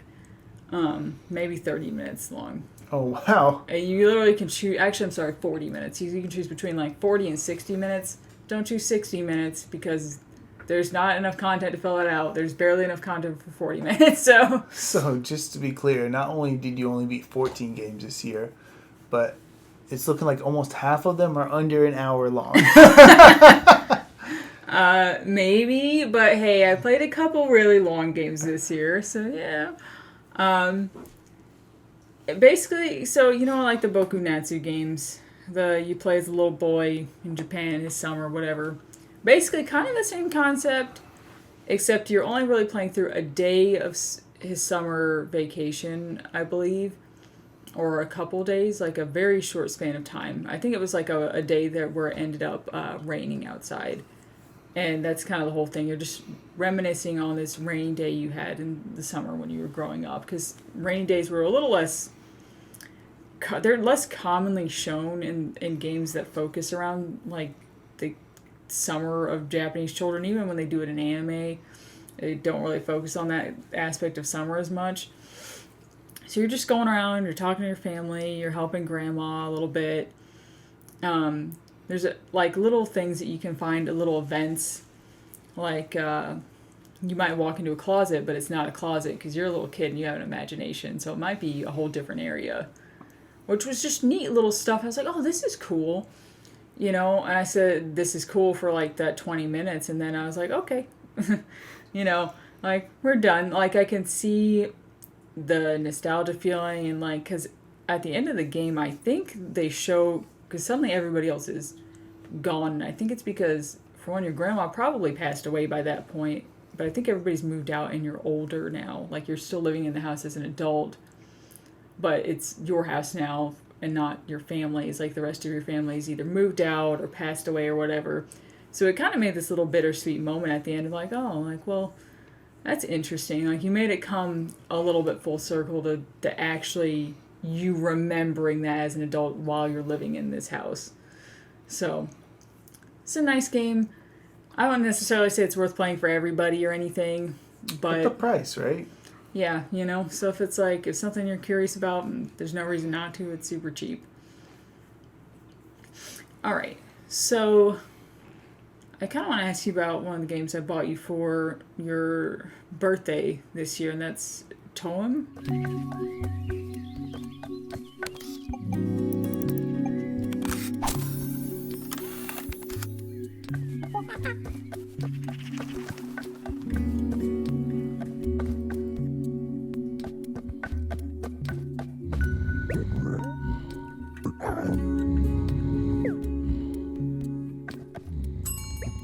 Is that what we're pronouncing it? You know what? I wish I would have added this to the other section. I actually forgot you bought this for me.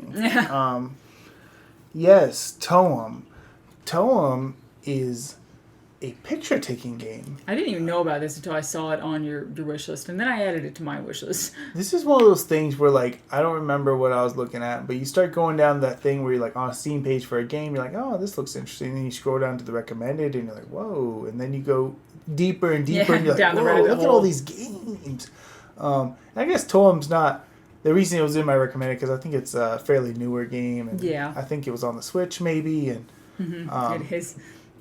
But yeah, it's about taking pictures, and that's really all it's about. It's black and white, isometric, it's got some good style. I think some people said it was very chill and just kind of relaxing. It seemed to, in my mind, I was like, could this be slightly like a short hike in the chill factor of just like? I think that's the kind of vibes it's sort of going for, right?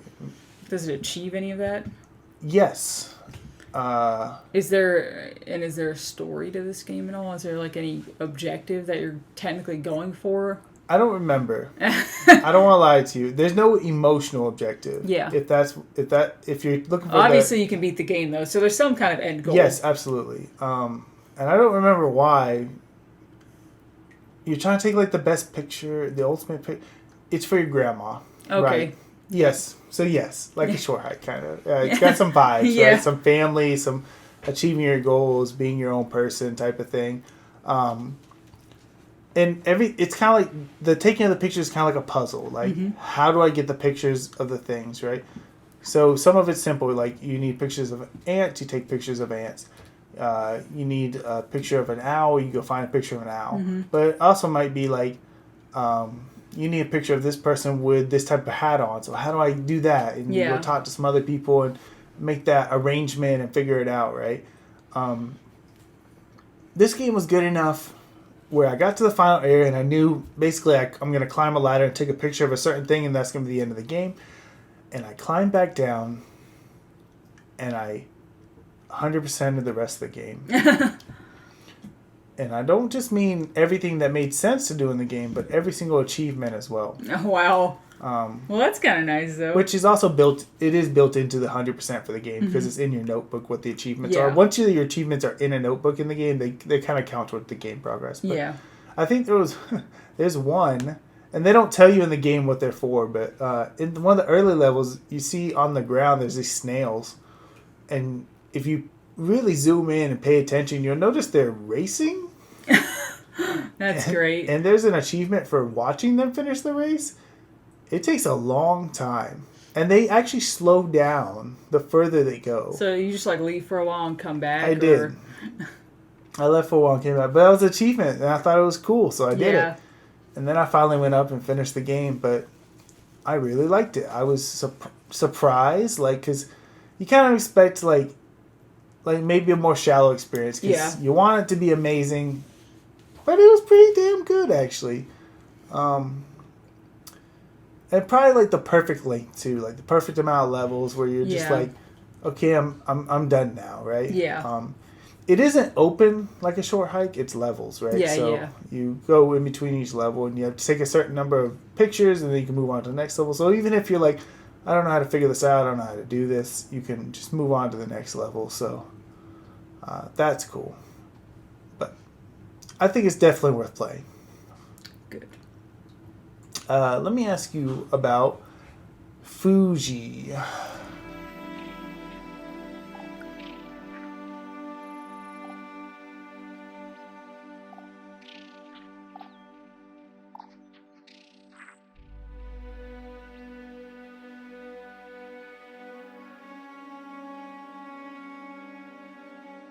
Another VR game. I mostly got it because it kind of looked cool. It's cheap and it looked cool. It was when that kind of lower tier, easy to get into VR games because they are so cheap.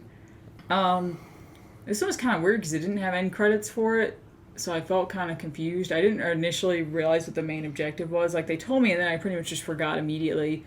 But the objective was to go around and get seeds and bring them back to the main area because you're trying to grow these plants to bring back your area, your nature area that you live in or whatever. It looks really cool. It's got some neat little puzzles. I like things that really allow me to interact with stuff because, like, it uses the hopping movement system, right, which you can get really fast at really quickly. But there's not, like, necessarily a ton of heavy puzzles. There's, like, one where what you need, because you tend to need to touch things that are glowing to progress the puzzle. And there were up these like plant vines like this, and you have to keep grabbing the knobs of the plant and pull it down to you and then touch it. And I don't know why, just like stuff where you actually have to like really do a motion in real life for something, not just kind of like wave around a little bit or, use the buttons on the controller a lot. you're literally just pulling something down towards you, and you can even have it slip out of your hands and stuff. It's just interesting. Right, but like it's a movement that makes sense. Yeah, certain things aren't just, they feel less like a game, I guess, which is weird to say, but I've noticed some, like down the rabbit hole, I'm only manipulating the set and moving it around, which is kind of cool, but it's not like me doing like the things with the stuff, you know? Like with those things, would it be super different to use like a Wiimote to do it, you know? Exactly, yeah. It would be different for sure, but super different, I don't know. So I kind of like that about it. There's like, I want to say 3 main areas. You take like a boat out to each area, and it looks really cool. You're just like sitting there, you're like, oh, you know, like looking around. It's fairly short, I think. I want to say like maybe 3 hours or so. I could be wrong, but I played for a little bit. It was a little bit longer than I expected it to be. You go around, you collect the seeds, you bring them back to your main area, you plant them, and then you can water them. And also throughout the levels and areas, you can water some things to, you know, get pathways places. And you can also hop, kind of like you're doing platforming, between platforms that are separated, you know. But obviously, if they're too far away from each other, like you can't hop from the ground up to the platform. You know, there's still a way to go, like a way to progress that makes sense. Mm-hmm.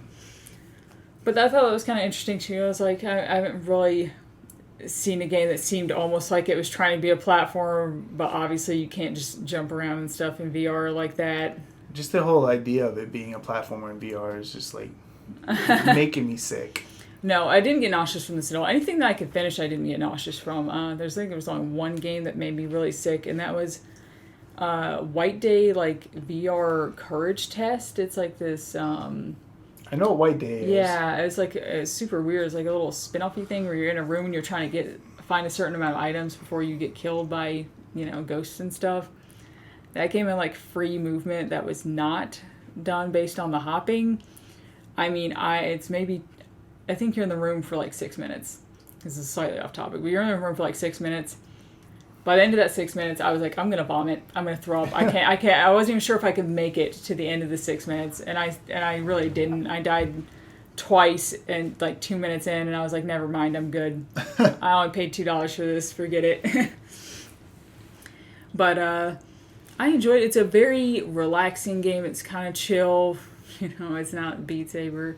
In terms of like, back when you used to do the chill series, this would have been a great game for that. Oh, yeah. You're going around, you got some, you know, light puzzles. A lot of it just involves you touching stuff. There's like a Simon Says type of game at one point.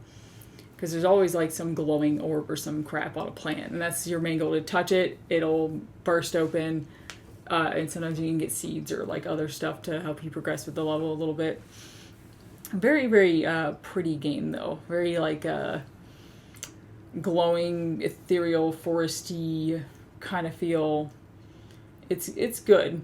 It's worth playing. It was very weird that it didn't have any credits. I felt kind of strange marking it as beat, but I was like, I've definitely done everything. Like, there was a little thing that happened, but there wasn't credits. Like, they just allow you to just keep going. And I'm like, but I don't really need to do anything else. I mean... That's what you think until suddenly you realize you've missed half the game. I was like, I really don't think it's worth me trying to look anything up for this either, because I'm pretty sure I've done everything. I got all the seeds I was supposed to. I opened up there's like a thing that I'll open up at the end, and I did that, and like there's just not a credit sequence. I really think they just expect you to just kind of keep going. So you can plant other stuff too if you want and keep watering stuff or whatever. But it's not like a gardening game. Like it's not, you know... It's just not worth doing that. Right. So I'd say, I mean, it is skippable, but if you're looking for a cheap, like, kind of relaxing experience in VR, because definitely not all experiences in VR are relaxing. I've noticed. At all. You know, it's a good game. All right. Let's see, next up, I think I'm going to ask you about Tomba 2.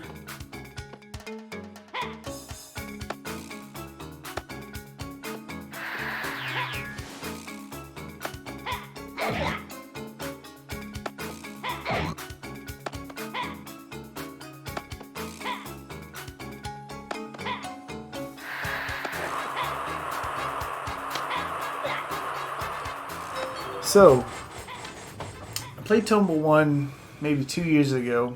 In my PSN is going to shut down. I'm scared. So I bought Tomba 1. That was great. Bought Tomba 2. And I had heard that this game was kind of iffy, right? People were a little iffy on it. But nah. This is an excellent game.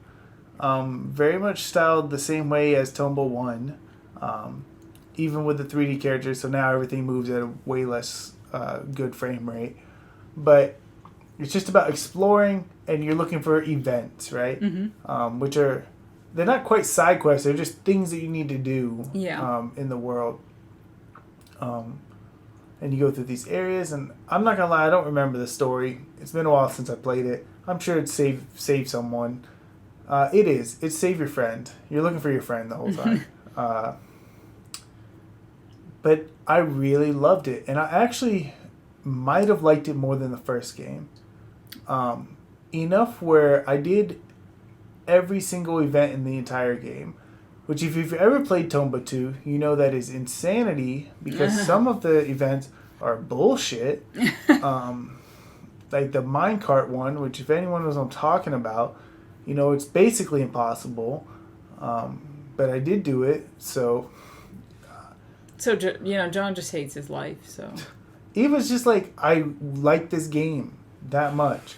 So I want to keep playing it. Like, it's not perfect by any means, and I think I like because Tomba 1 can be a little sprawling, and this one, even though it's still open, it's a little bit more straightforward. With the 3D environments, you can only do so much, right? There's a little bit less sneaky stuff going on, although there is some sneaky stuff going on too. Like there's an area with like lava that's underneath you, and these chains that if you grab onto them, they'll fall down. But one of them you can fall down, there's something down there, so that's bullshit to me. But I quite enjoyed this game more than I thought I would. Makes me sad there's no Tomba 3, and there never will be. Why would they ever bring Tomba 3 back? You never know, though. It's the stuff that they brought back now. I'm just like, but why? Yeah. KO the Kangaroo, but why? Yeah, and I can't wait to play that, too. So, yeah, Tomba 2, a little bit of a surprise. It's just like an adventure side-scroller platformer. You play the guy with pink hair. Yep. The only thing, and it was weird in the first game, still weird here, is the jumping. You jump and you like do a belly flop, and it's to land on enemies, and then you do a jump attack. It's kind of weird. But I think the weapons work better in this game, so you don't have to rely on that quite as much. So, but overall, it's a pretty good game. All right, Michelle, here's one I want to talk about. Jake Hunter. 西新宿の外れ裏通りからさらに奥に入った区画にその屋敷はあった。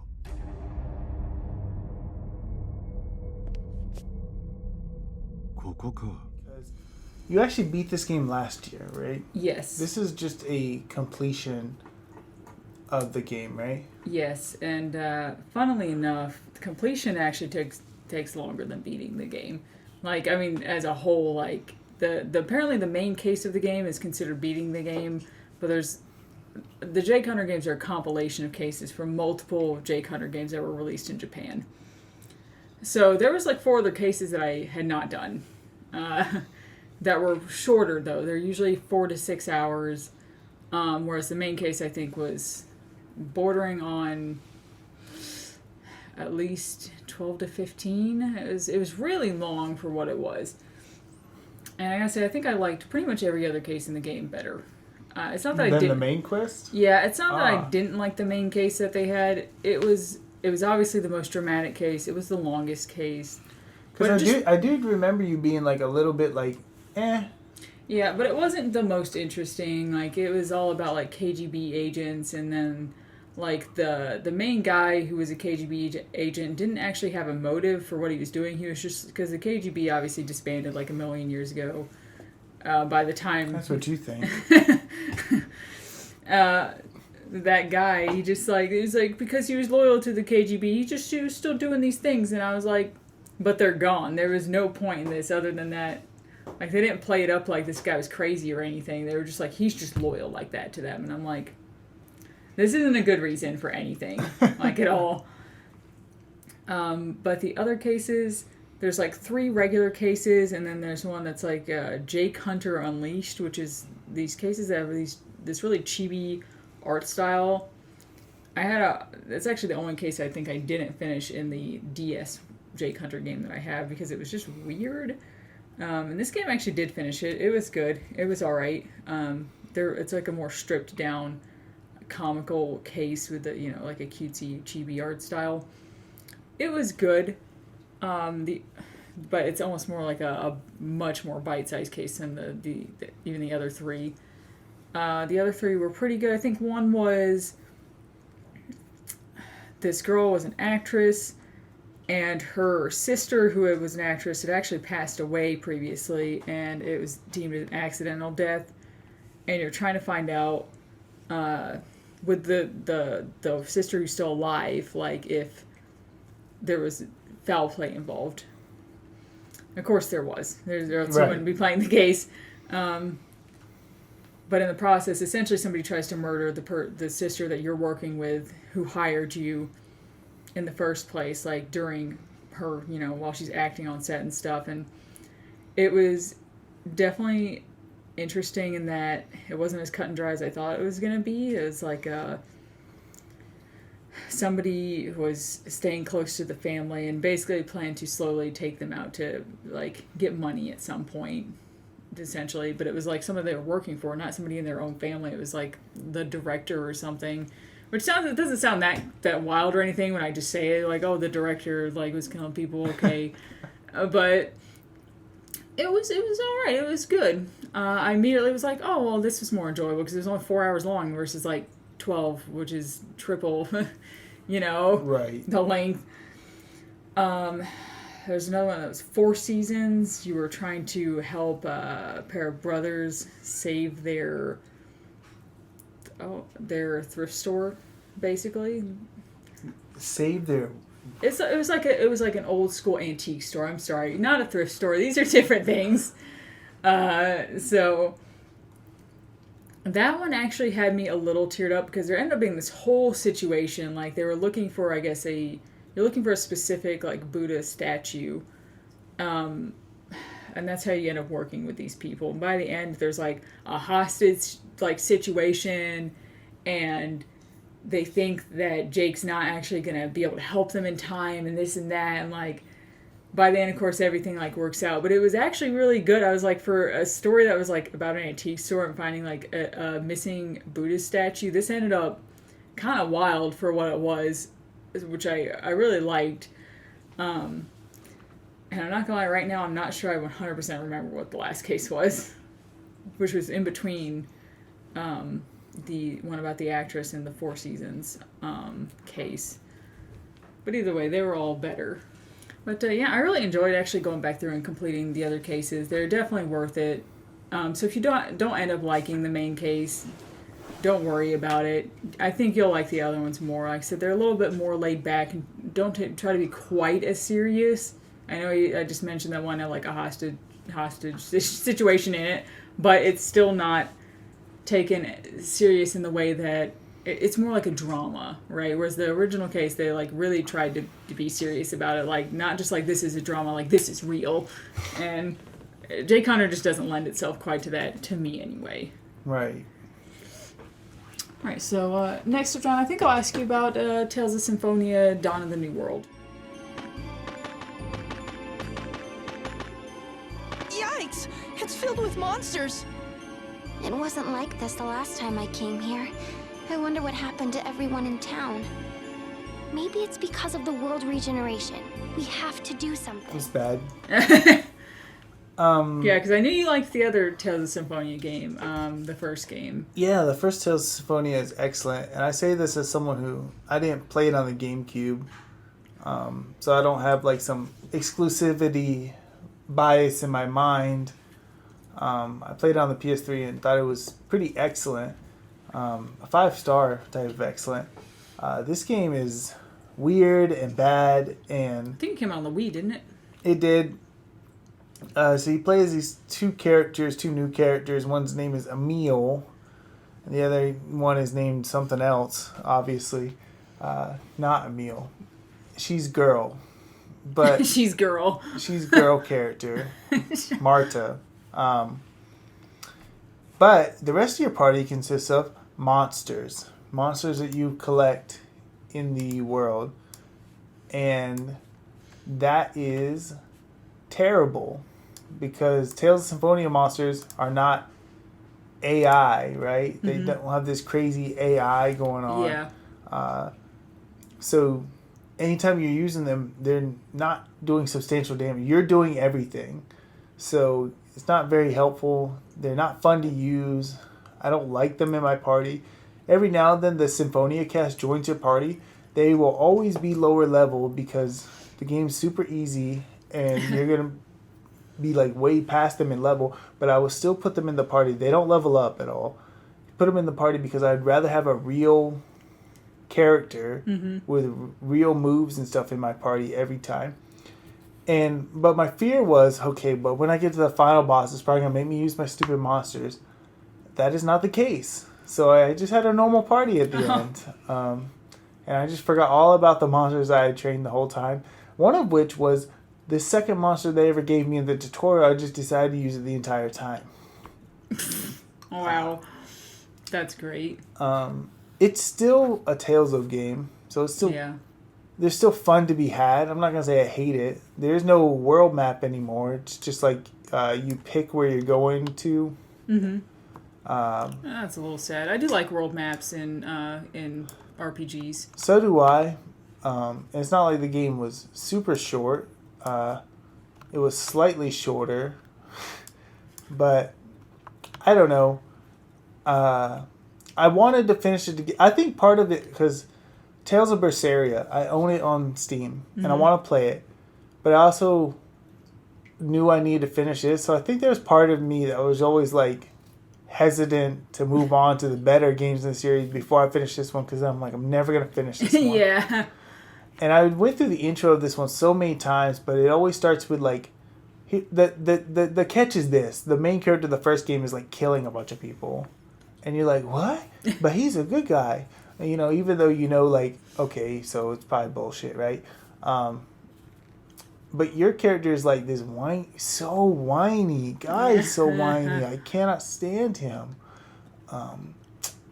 Like, it's still like 3 stars. There's fun to be had. Villains aren't bad. I don't know. But it's like, you're probably only going to play it if you're that interested in Tales games, because the reality is with RPGs, there's just better fun to be had. They're like a dime a dozen, you know? Yeah. Like, you can find so many better JRPGs. Like, I can't remember if Symphonia is on Steam yet. I think it is, yeah. But I want to say the second game is not. Oh, well. No big loss, right? Emulate it if you feel like it. No, just don't. just don't. Just let it move go. on, right? Just let it go. It'll be fine. Michelle, tell me about Sizable.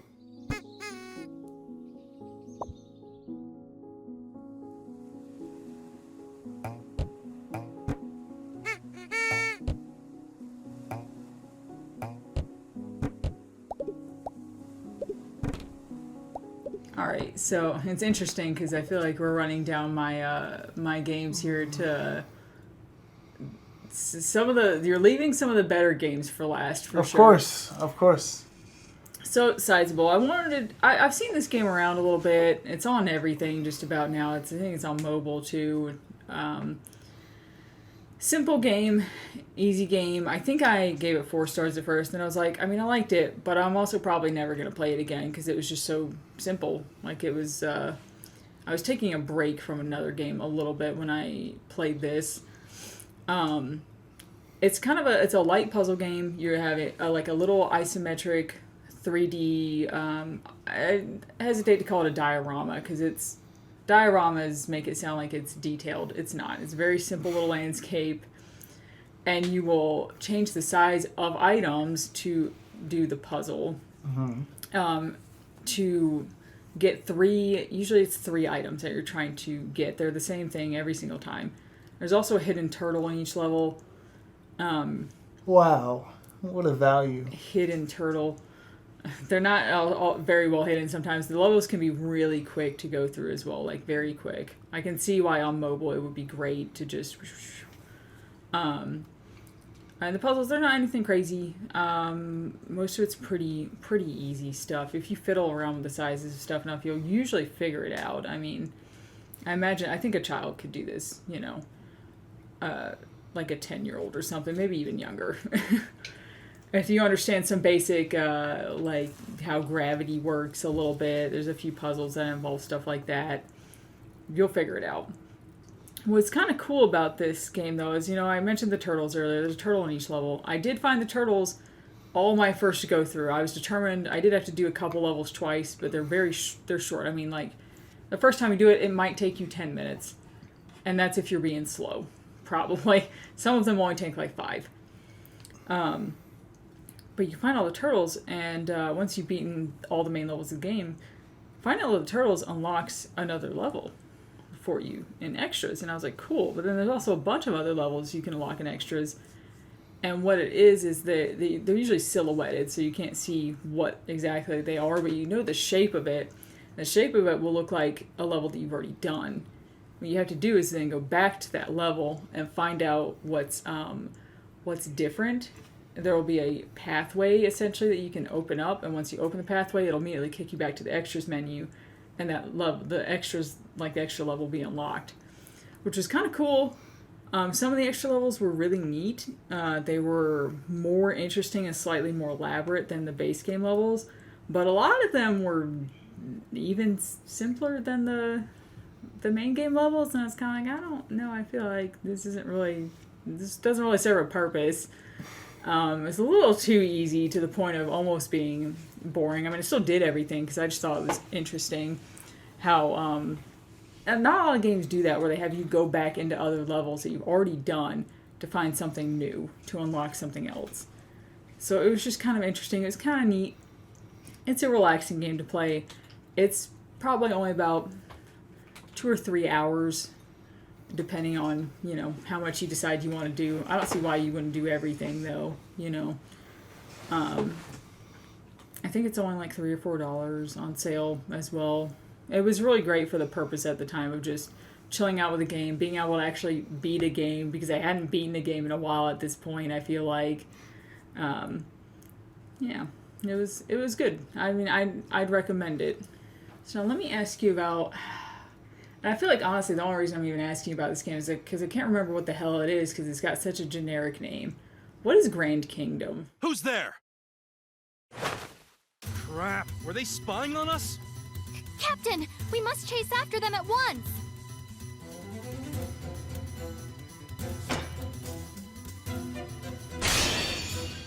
I know you can overcome any difficulty, boss.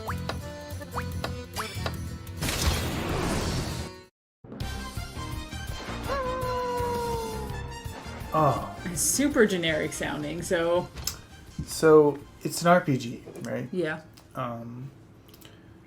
And when I first saw it, I really loved the concept of how it was going to work, because it starts you on this map, and it's like a board game. Mm-hmm. So every battle is a board game. So you move your piece, and the enemies are moving their pieces around, and you can collect resources and go for treasure and stuff like that. But there's kind of goals you need to reach, and you have a certain amount of turns that you need to make it in. Mm-hmm. It's usually pretty lenient, but sometimes on the harder missions it can be pretty tight. So sometimes you just have to push through harder enemies.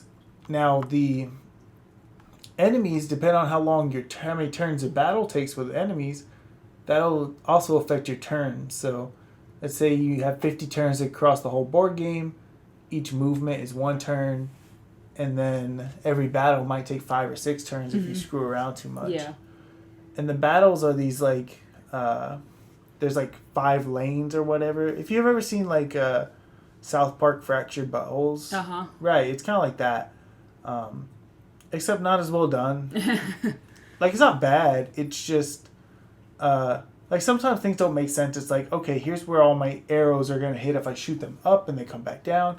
But sometimes they'll hit things outside of that area. And you're like, but why? Yeah, like why didn't you just make it clear to me? And sometimes like if you shoot up, it's like, okay, I'm gonna shoot way over here, but you're standing too close to your partner right in front of you, it'll just shoot him in the back of the head. Oh, and like that's bad. That's fine if it tells me that's gonna happen. But if you don't know, right, it doesn't tell me, so it sucks. Like how in Obscure, how we weren't sure if there was friendly fire, and then John's just like, well, let's see, and he just smacks me in the head with a bat immediately and injures me. You gotta know, right? Yeah. It never happened again. Yeah, exactly. So I like Grand Kingdom and all the ideas behind it. But basically, when you start, you create your first squad, right? And they're these generic classes, right? You got your warrior, this, that, rogue, and you can get new classes, right? And you would replace your classes with better classes, and you could do a thing where you send them away and they'll level up while you're not playing and stuff. That's pretty cool. Yeah, but it doesn't work anymore. I made a mistake. Remember earlier we talked about Command Mission X, and I said, okay, cool. I always play the game eventually. 15 years later, still play it. Waiting for this game was a mistake. You're like, I didn't need to wait. It was fine. 70% of the game is shut down now. Oh, God. Wow. Oh, yeah, because I remember seeing that on your backlog. Right, and I can only judge it on the merits of it being the game it is today. Yeah. Not the merits of the game it was. Yeah, because it'll never be that game again, either. Right, there's a ton of online components that are just missing. To the point where it almost ruins the game. Like, you make your squad, and the idea is to make multiple squads so you can send them out to do stuff and collect resources. I never made another squad member at all. Not even a squad member. Because they would be behind on levels it would take forever. Which is interesting because, a lot of our games now rely so much on online components, especially stuff like patches. And some games have been smart about their longevity.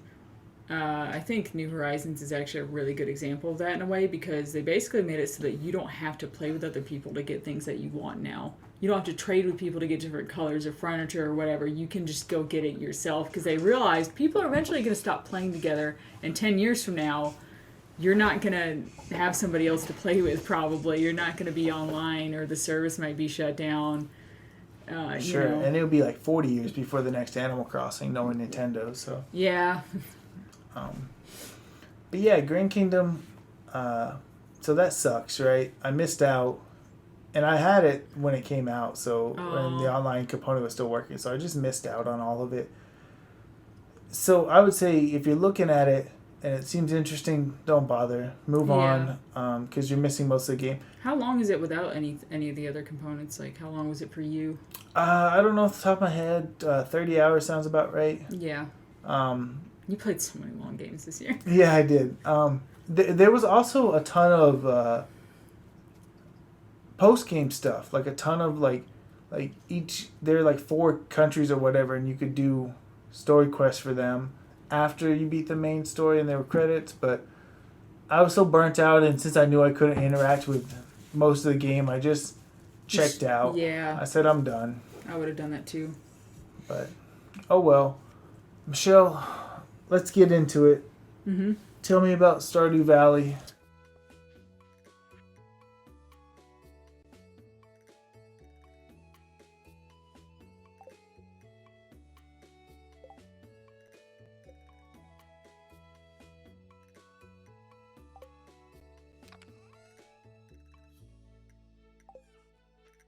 Okay, so... I thought you beat this. Yeah, and I felt like I had to explain myself a little bit. And John's like, you just wanted to replay it. I was like, no, really, though. Apparently, I didn't beat it. I played Stardew Valley before on the PS4. Before the days of me having a gaming PC, which it's wild to think that you didn't think you could run Stardew Valley on a... You could run it on anything, probably. Probably, but then again, John told me I could run other things on my old non-gaming PC, and I told him, no, I really can't. I was like, I've tried. It doesn't work. I cannot play Grim Fandango. Stuff like that. I wanted to replay it anyway, because I have the PC version as well now. One of my husband's friends actually bought it for me because he wanted us to all play together. We played together once and then never again. And I just didn't, how it works, right? And I just didn't touch it after that. But I was chatting with a friend at work, and we were talking about the game, and somehow it came up about beating the game, and then that Grandpa had to evaluate your farm on year 3, and I was like, I don't think I ever did that. I'm pretty sure when I stopped, I was in year 2. And she said, then you never beat the game then. And I was like, you sure? She's like, yeah, that was the only end goal. And then I realized also, not only did I not make it to that, but with the 1.5 update, they did add an actual attainable credit sequence in the game. So I really hadn't beat it.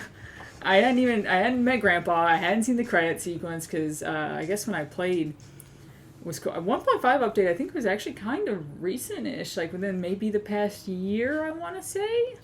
Not sure. Maybe a year and a half. It was a big deal though. It added Ginger Island to the game, which is a whole other area with its own other little set of mines and quests and stuff. So not only did you have to go back, replay the entire game to a point where you had never played it to before to beat it, but there was also a bunch of extra stuff for you to do along the way. And not only that, but I made it even worse for myself because I was like, I wanted to play it on PC this time because I did want to play with mods a little bit.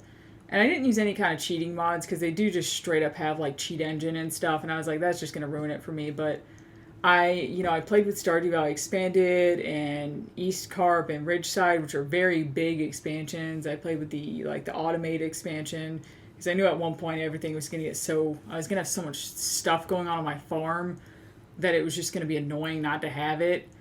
Even just movement speed. Once I had a Stardew Valley Expanded, I pretty much had to add a movement speed mod because it made the map so much larger. And it was just, the movement speed in the original base game is actually very slow, very slow comparatively. Since the map size was almost doubled, I had to double my speed that my character ran just to be able to make it around anywhere within a reasonable amount of time. And that stuff was all really fun. I think Ridgeside and Stardew Valley Expanded are definitely the best. I'm kind of surprised I don't hear more people talk about Ridgeside. They added whole new sets of fruit trees, and the mayor of Ridgeside is actually the sister of the mayor of Mayor Lewis in Stardew Valley. It was they actually tied it together, whereas some other mods just want to add write a fan fiction and just put it in the game or whatever. They just want to add some random bullcrap. But I actually made it to the point where, Grandpa evaluated my farm. I got the Statue of Perfection, but not the Statue of True Perfection, which I believe is added in 1.5 and actually does constitute you doing everything. So I might go for it one day. I did make it to Ginger Island and everything, and I did do most of the Stardew Valley Expanded stuff, which adds a lot. I didn't even know what was from that and what was from the base game. That's how it seamlessly integrated in, because they add new events for everyone, everybody in town. And I was just I have no idea what even wasn't in the game to begin with, because this just seems like how the game should have been the whole time. So, you're done, but are you done? I'm done for now. I'm probably done for the year. Well, you're done. But I might come back to it next year. I would like to go for completion at some point. At least with everything that's in the base game, which like I said, I actually don't even know exactly what that is anymore, so it's a little concerning. So I'll basically just be completing all this other crap I added to inadvertently. But I sunk about 75 hours into it. And the reason I started to play in the first place was because I needed a break from playing Corpse Party Book of Shadows, which I still haven't beaten because it's too stressful. One day. Yeah, it's going to be one day soon because I'm almost at the end of the game now. I'm in chapter, I'm a chapter and a half away from being done. So hopefully in the next podcast, that'll be one of the first games that we talk about. We'll see. Because I can't, it's terrible though, because I started that game in December. And it's just, I've had to take breaks periodically because it's just stressed me out so much to play. Next thing you know, I'm going to see it taken off your backlog now playing. Just say taking off the backlog in general, not even off the now playing. I'm just I can't do this. I give up. Oh, jeez. Alright, so, let's see. I'm going to ask you probably about a game that I really don't need to ask about because I feel like I feel like I know generally what I'm going to hear, but I'm curious about what you think about Super Mario Odyssey.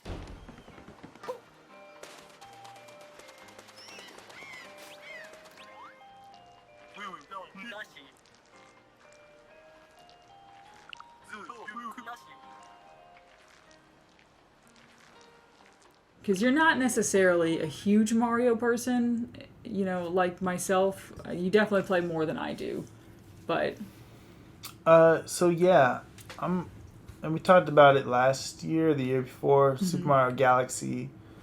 I had played and said, yeah, you know, it was good, but I don't know what the big deal is, right? yeah. Like, good game, but I don't know why everyone's saying like this is the best game ever. And previously I played just a little bit of Super Mario 64. Didn't really feel it. Didn't get it. I've always hated Super Mario 64. I never liked the way his weight felt. Yeah. And Sunshine, same way. I just didn't understand what the big deal was. Michelle, I get it. You've been converted. I've been converted. You've seen the light. Super Mario Odyssey is fucking excellent. Mm-hmm. God, it is so good. Just top to bottom, just excellent. Like, the movement. Maybe I'm crazy about the previous games, but it felt right in this game. Felt clean, felt perfect. The little cap stuff, it's totally unnecessary, but it adds a lot. Just taking over a dinosaur, taking over a bullet bill, you know, it's just silly, but it's cool. Yeah. And the levels are, wow, like, fantastic. Like, of course, everyone talks about New Donk City, right? Being a city, and that's cool. You know, reminds me of Sonic Adventure.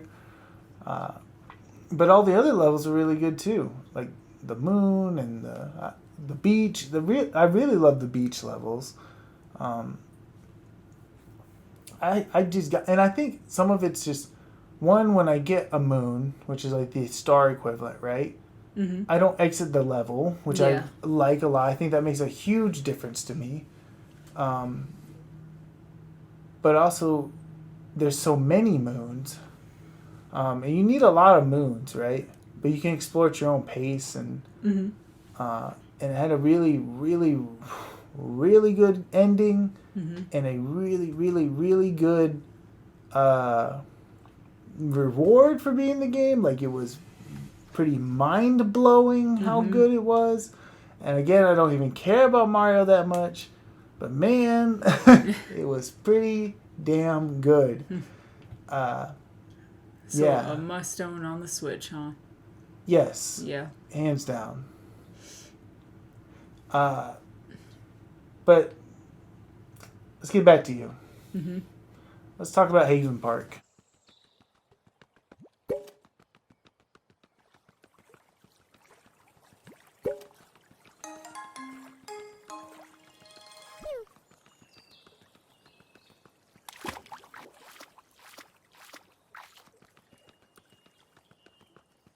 Alright, so Haven Park, been curious about it for a little while. Looks a lot like a short hike, which I ended up loving and, 100%ed that game. Like, even stuff that wasn't even actual quests, like I did.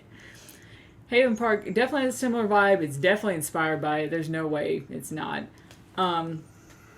Essentially, your grandma wants you to take over the park. She wants you to go around to make the campsites, nice again and everything. And just, that's really your only goal, is just to do what grandma wants you to do. Because, actually, I don't know, that might be spoilers. But so you go around, and everything's, a short hike is a very vertical game, whereas this is a very horizontal game, I guess. You can jump around and stuff, but it's almost from a slightly more top-down view, and there's not a lot of, like, mountain climbing type situations in it. You go around, you can kind of craft things for the campsites, and you do need to do certain things to progress. Like, you do have to do a certain amount of crafting stuff at campsites to be able to, like, continue on. But it's very simple crafting, just grabbing stuff that's around, like wood and rocks and whatever. and putting some furniture at the campsites. And it might ask you, make a shelter, which you can make tents, or you could make something more fancy if you got it. Make a place to cook at. Make a leisure item. Like I said, it doesn't go in depth at all. It's very simple. But you're kind of just going around. You'll find some little side quests. You'll learn about a treasure that's near a rock that looks like a hand, and you'll be like, oh cool, I saw that rock earlier, I'm gonna go back there and get the treasure or whatever. Which you have skills in this game. You have actual skills that you can upgrade with, like, I think it's with coins. It's either coins or skill points. They might be the same thing. So that you can get one that makes you run faster, or one that unlocks more stuff for you to use. And like I said, it's all kind of rudimentary, kind of basic, but that's really all it needs to be. Like, this isn't trying to be like a crafting sim, or anything more than that. You're just kind of going through. You will explore like some kind of more mountainous areas. You'll explore mines at one point. The mines are pretty cool. And you'll eventually kind of end up going through and doing all of these places. And through your journey, you'll kind of come out on top of a more mountainous area, but you don't like climb there. You go through the mines and you get up there and all that kind of stuff. And kind of learn that you succeeded in what your grandma wanted you to do. That's another one of these games, huh? Yeah. And it was actually kind of sweet at the end and everything. I was like, oh, okay. Like, I didn't realize that's what was happening. And I was like, that was nice. And I don't want to, like, spoil it. It's nothing too special. It's just, it was nice to kind of, like, oh, I guess that makes sense. I really did like it. I enjoyed it. I 100%ed it. I completed every goal I could complete at all the campsites, because you don't have to complete everything that you have to do. Because they only have certain requirements, and then you kind of can just move on. But I unlocked everything. I upgraded all my skills. And it was a really good time. I enjoyed it. I'd recommend it. Definitely still on sale, because it's only maybe 3 hours long. I know all these short games. Everything you play was short. Hey, now, I spent 75 hours on Stardew Valley. An excessive amount of time on Stardew Valley and on Digimon World 3. So, one regret and one not regret, but it was good. I recommend it if you like to short hike. You should play Haven Park. They're not like the same thing, but they got vibes from each other for sure. So, all right, John. You actually asked me if I played this earlier, and I told you I hadn't. Well, let's go over the Henry Stickmin collection.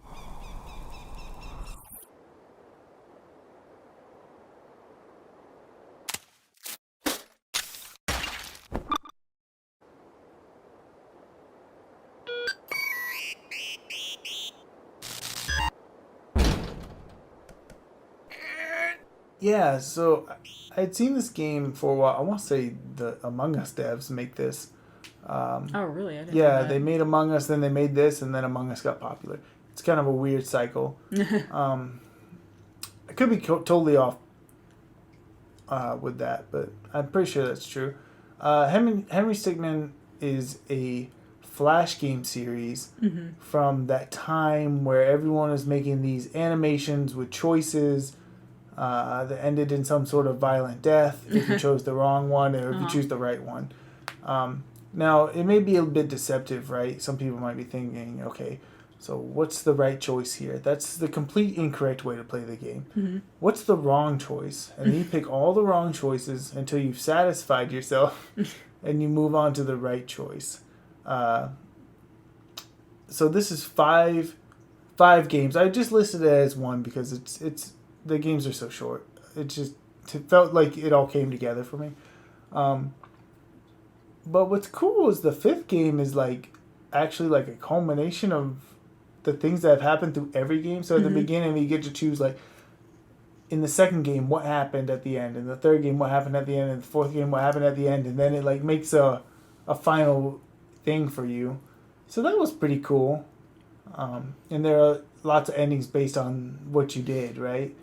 And of course, it's just funny. It's just funny watching the stick man get blown up. They'll never not be funny. They're worth getting on sale.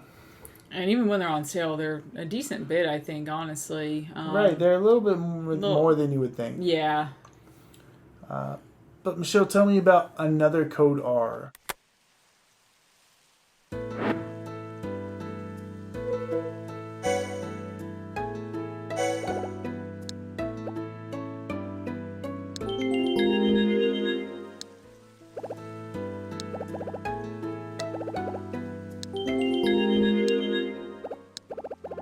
Saving your you're really saving one for last, huh? Sure. All right, so this past year I got a little bit more into, I guess since last year when I played Corpse Party, the PSP version on my computer, I've gotten more into emulation, especially emulating games that I'm probably not going to be able to ever play, or that just cost too much money to play.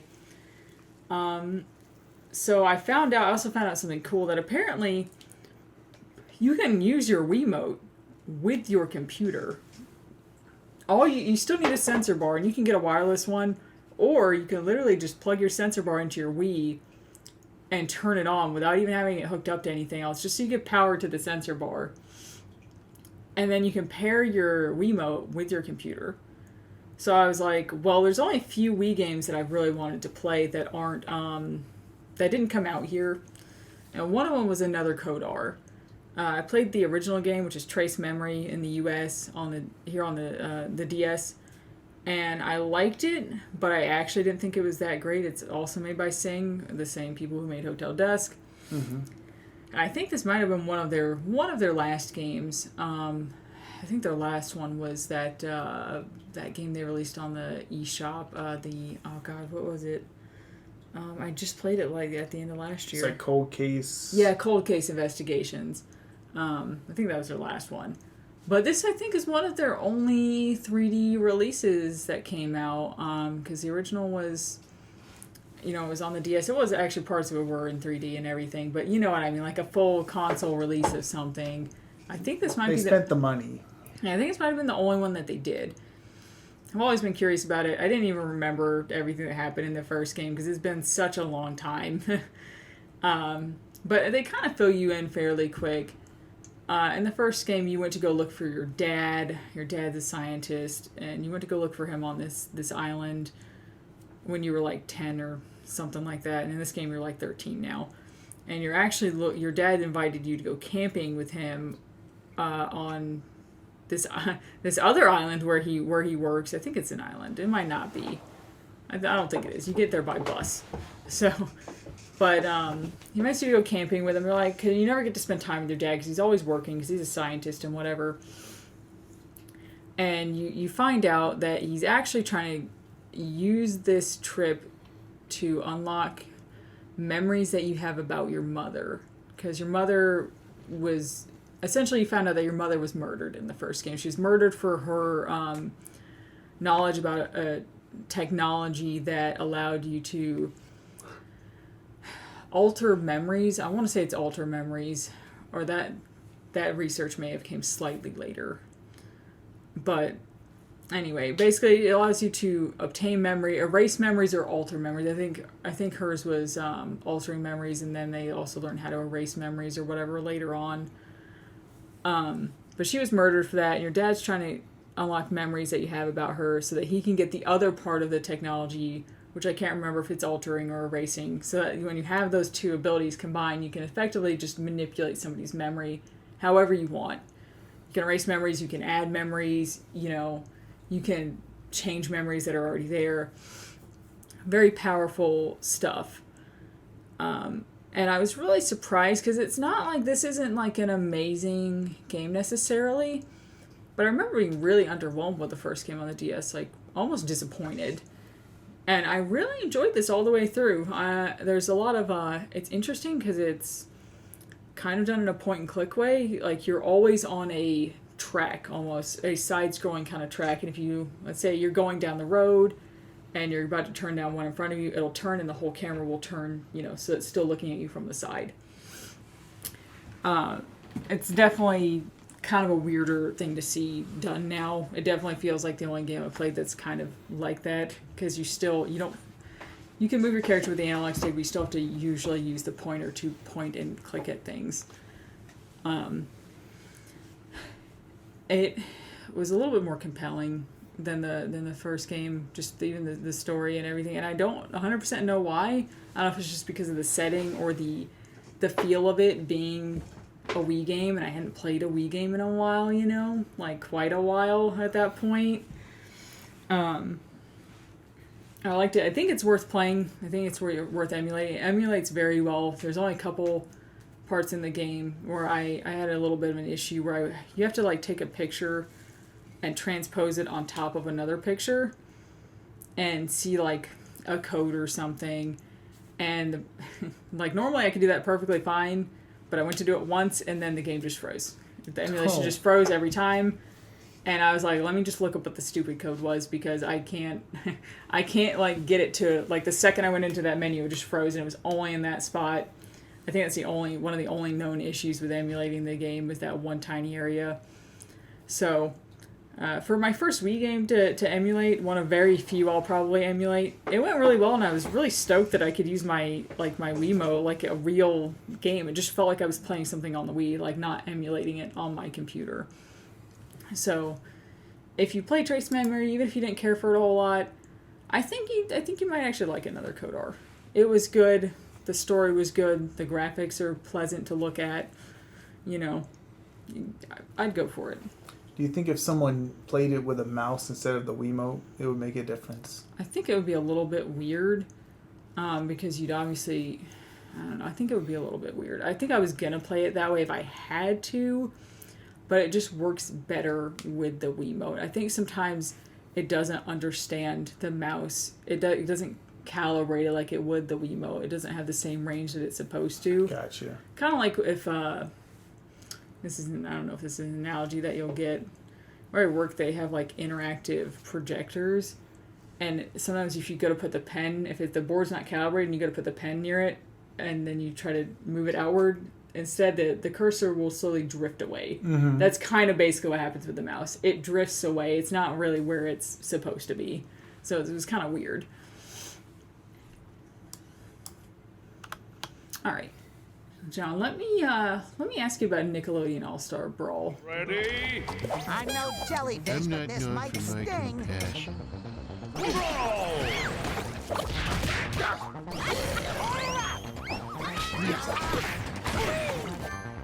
If there's anything more to this game than what I think it is. Okay, so check it out.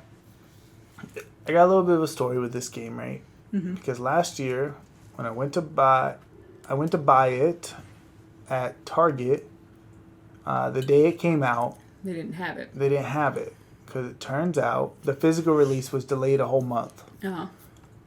And that actually killed basically all my interest in the game. Mm-hmm. Because I don't like fighting games, Michelle. Unless they, and this, look, I know it'd be weird to everyone, unless they have good stories. Yeah. Nickelodeon All-Star Brawl is not going to have a good story. It's not going to have a story. In general, so. Right. So I was only there for the nostalgia of the characters.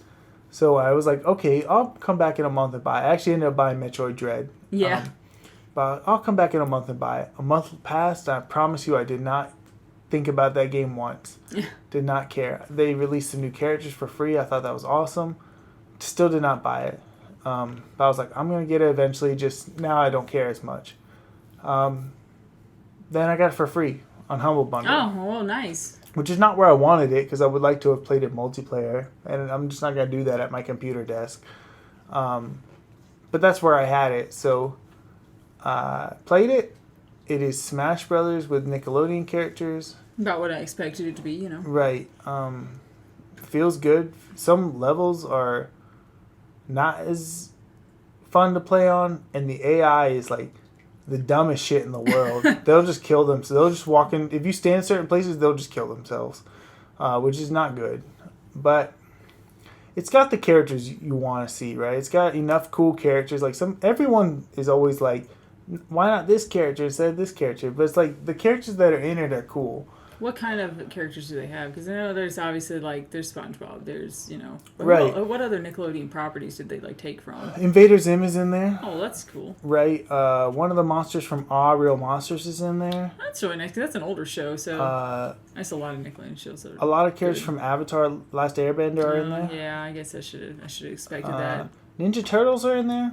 Is Cat Dog in there? Yes, Cat Cool. Dog's in there. I don't know. I was so excited about that for some reason. I was like, I just can see that based on the show. I think they had a Garfield in there. The most recent deal, and they actually started adding paid DLC. The newest paid DLC was pretty awesome. It was Jenny from My yeah. Life as a Teenage Robot. Yeah. And you just think, like, perfect. That's a perfect character. Exactly. They have Reptar. So instead of a Rugrat, you pay as Reptar, which I think makes sense. Yeah. They have the dad from Wild Thornberries. I think the dad from Jimmy Neutron. See, I understand why you were excited about the game, though. Just you even telling me the characters, I'm like, man, that sounds like so much fun to actually see those characters again. Because most of Nickelodeon's cartoons are such old properties at this point. They really had their heyday in the 90s and early 2000s. Right. And when I played it, I played it before they had voice acting, but they just added voice acting, which, just adds to the nostalgia factor. Yeah. It sounds weird that they say that it didn't have voice acting at first. I was like, what budget did this game have? Very, very low, right? But they did get it eventually. But there's not much to it, right? Yeah. There's no story mode. There's just a arcade ladder, right? You go through a couple fights in a row, it's over. The characters come out, they say lines to each other that mean absolutely nothing in relation to each other. They're not even like, SpongeBob, I hate you. It's like, I'm in Bikini Bottom. Like it's something, I don't know, not like that, but just something that means nothing, right? Yeah. I beat it 3 times in a row in about the course of an hour and a half. Oh, Lord, wow. It's really short then. Yeah. But I guess a lot of them are. Right. So I think I beat it with Zim and a couple other characters. I think it's good you got it for free then, regardless. Right, because, and I knew this in my heart, I was just being a fool. I was not going to spend a lot of time with this game. Yeah. I got what I wanted out of it, and now that the new DLC character is paid DLC, I was like, okay, yeah, I'm never going to play it again. Yeah. But, it was cool to see all the characters. I'm actually kind of excited for the weird WB Multiverses one coming out that has all the, like, Batman and shit in it. And that one's free, so I'll just play that one. Oh, yeah. But, I don't know. It was alright. But, Michelle, it's time for me to ask you about the last game that you played this year. It wasn't the last game you played, but It's the actually, last game. one of the first games I played. Right, but time for me to talk to you about The Room VR, A Dark Matter.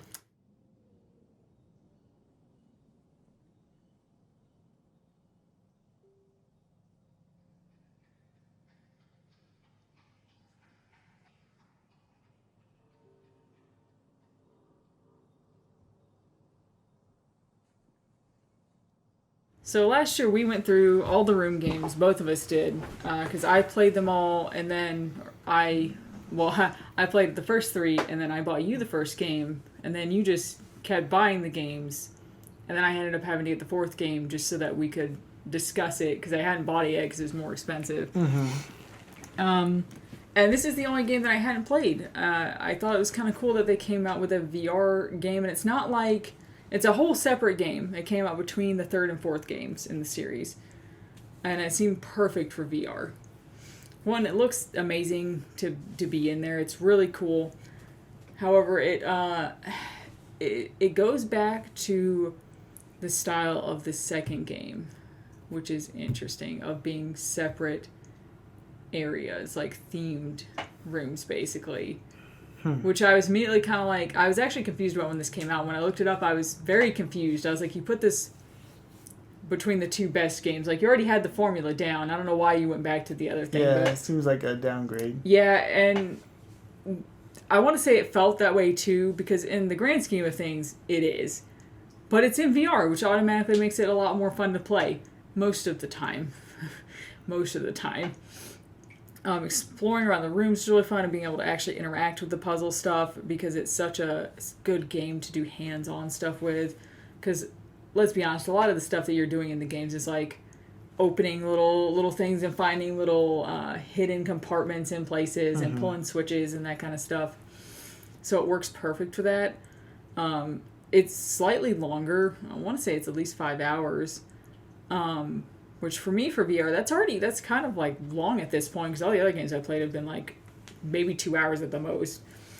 So after a while, it gets slightly cumbersome, because I had a few puzzles that I was just like having a struggle figuring out, because you do this sort of hopping around to each area that you want to go to, and it's not necessarily completely free movement. Like you can, but it's like if you hop near something that's a puzzle thing, they're gonna know obviously you're going to be put at the same place every time, the same angle, facing it the same way and everything. That's good. Yeah, that was a very smart thing to do. But it does get a little bit cumbersome after a while, since you are doing everything with your hands. There was like this organ puzzle at one point where you had to move certain things up and down to get a ball to move through, and it's just in real time as the ball is rolling, so you're having to be kind of quick. And I kept fucking it up. So I kept having to do it, and I was like, I'm tired. My shoulders are starting to hurt from having to keep going with this. I was like, I kind of want to take a break. So that's kind of just the downfall of all VR games, though, right? Some games, it's more noticeable if you get fatigued, because you don't feel like it's not normally something that would fatigue you. Whereas something like Beat Saber is obviously you're expecting to be moving the whole time. You know you're going to get tired. But in this, it's like it's puzzles, and it's like I shouldn't feel like I need a break because I'm just tired of existing while I play the game. And it's interesting to think that if you had to actually do these puzzles in real life, it'd be a lot more effort to put in. Yeah. Whereas in the game, we're just like boop, boop, boop, boop, boop, and you're getting everything done.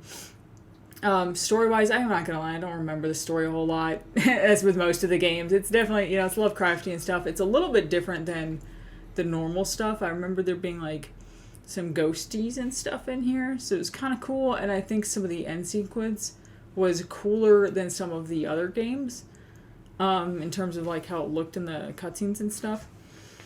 I think it's worth playing. It's definitely pricey. Even on sale, it's $20, which is a lot to me. Yeah. Considering how extremely cheap you can get all the other games, and how the third and the fourth game are definitely the best in the series, it's $20 is pretty steep. I think the normal price is $30, which is way too much to me. Because I'm going to be honest, I feel like they're all worth playing, but it's my second least favorite. It is near the bottom with the second game. I put 2, and then this game, and then the rest of them. But I was really excited to be able to actually play it and see it, knowing that it was a fully fledged, not like how Rhombus of Ruin was like a little chunk, a little nugget in between the two games, bridging them. It's its whole own thing, with its whole own story and puzzles and everything. But they did go back to that, separate rooms, themed rooms thing. I do like it, the way it's done this way, better. Like, I feel like in 2, the rooms are definitely more heavily themed. Like, this is the ship one, this is the ruins one, Yeah. But I actually kind of liked in this game that they flowed a little bit better together. There was like I don't know why the one I remember most is the church. There's a church that you go through. I was there for quite a while.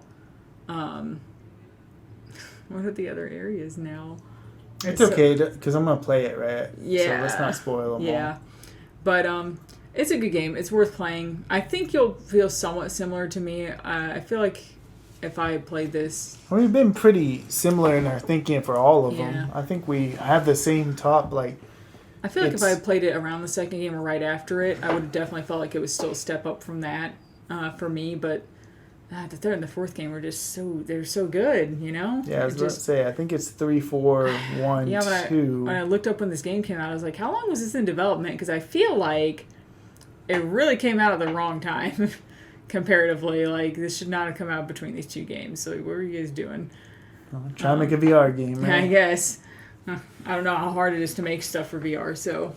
Probably a lot harder, that's why it's more expensive. It's literally the room, just in VR. Yeah. So it's cool. Yeah. All right, John. Let's see. I don't know if we want to cover all of these or not. Nope. I mostly am just, nope, you don't. No, you just ask whatever you wanna ask me about. Ask me about it. If there's something else I need to cover, I'll cover it. Okay. What is this game? Daemon Ex Machina?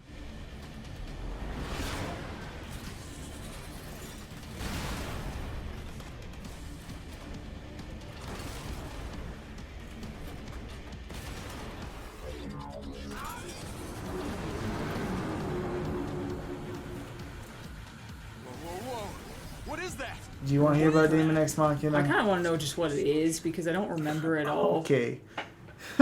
So Daemon Ex Machina is a mech game. I kind of figured that. Very stylized mech game, right? And the reason I even know about it is because it was on the Nintendo Directs early on, like a Nintendo published game. Is this a Switch game? Like what? Oh. Yes, Switch. Oh. Nintendo published Okay. it. And it got delayed a lot, and I played a demo for it on the Switch, and the frame rate was and it's still probably bad in the main game, but like when I played it, I was like, but then I got it for free. Of course, you're like, oh, I'll play it. And I was like, fuck, I'll give it a shot. Especially because my thought process was that was a very beautiful game, and now I have it on PC because Nintendo just allowed it to get ported out. I guess they're just allowing it now. If games don't sell well on the Switch, they're like, look, if you don't sell well here, you're not going to sell well anywhere. So you might as well get as many places as possible. Yeah, just fuck it. Just let it go. Fatal Frame, get out of here. Daemon Ex Machina, get out of here. And it is very beautiful when it's running 60 frames per second, right? Which it is on the PC at all times. But did you have it on the PC or have it on the PC, Switch? PC. Okay. I was like, I don't remember you having this on the Switch. I have it on PC. But it is still like a generic mech game. Armored Core, obviously, the later Armored Cores, not the heavier set ones, the more anime ones later on. And there's some customization things, but the customization is like every part is equal in a way like you can interchange them and they'll all be good in different ways. But what that meant to me was I found one I liked very early on and basically never switched it. Found something that gave me some more health bonuses but didn't make me too slow, and I kept it the whole time.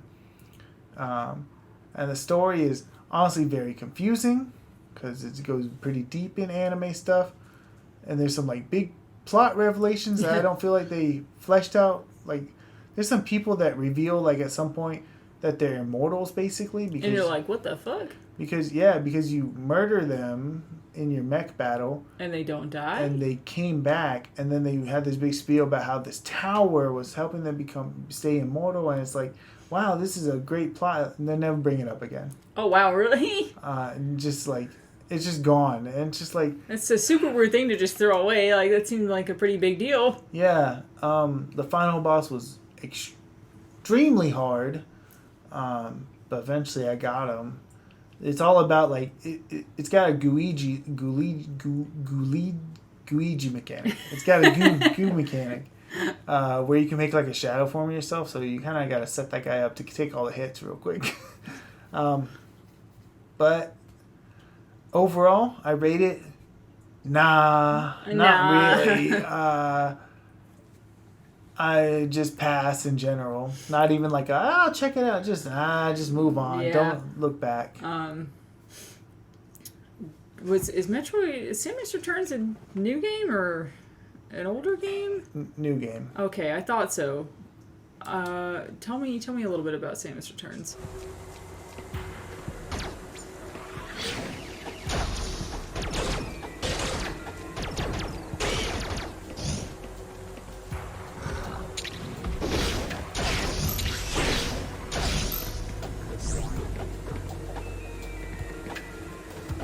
Samus Returns was the game that came out before Metroid Dread. Same developer. Okay, that's what I thought, yeah. Came out on 3DS, and it was kind of like their test run, right? It's a remake of Metroid 2. Yeah. Remake of Metroid 2, the one that only came out on the Game Boy, right?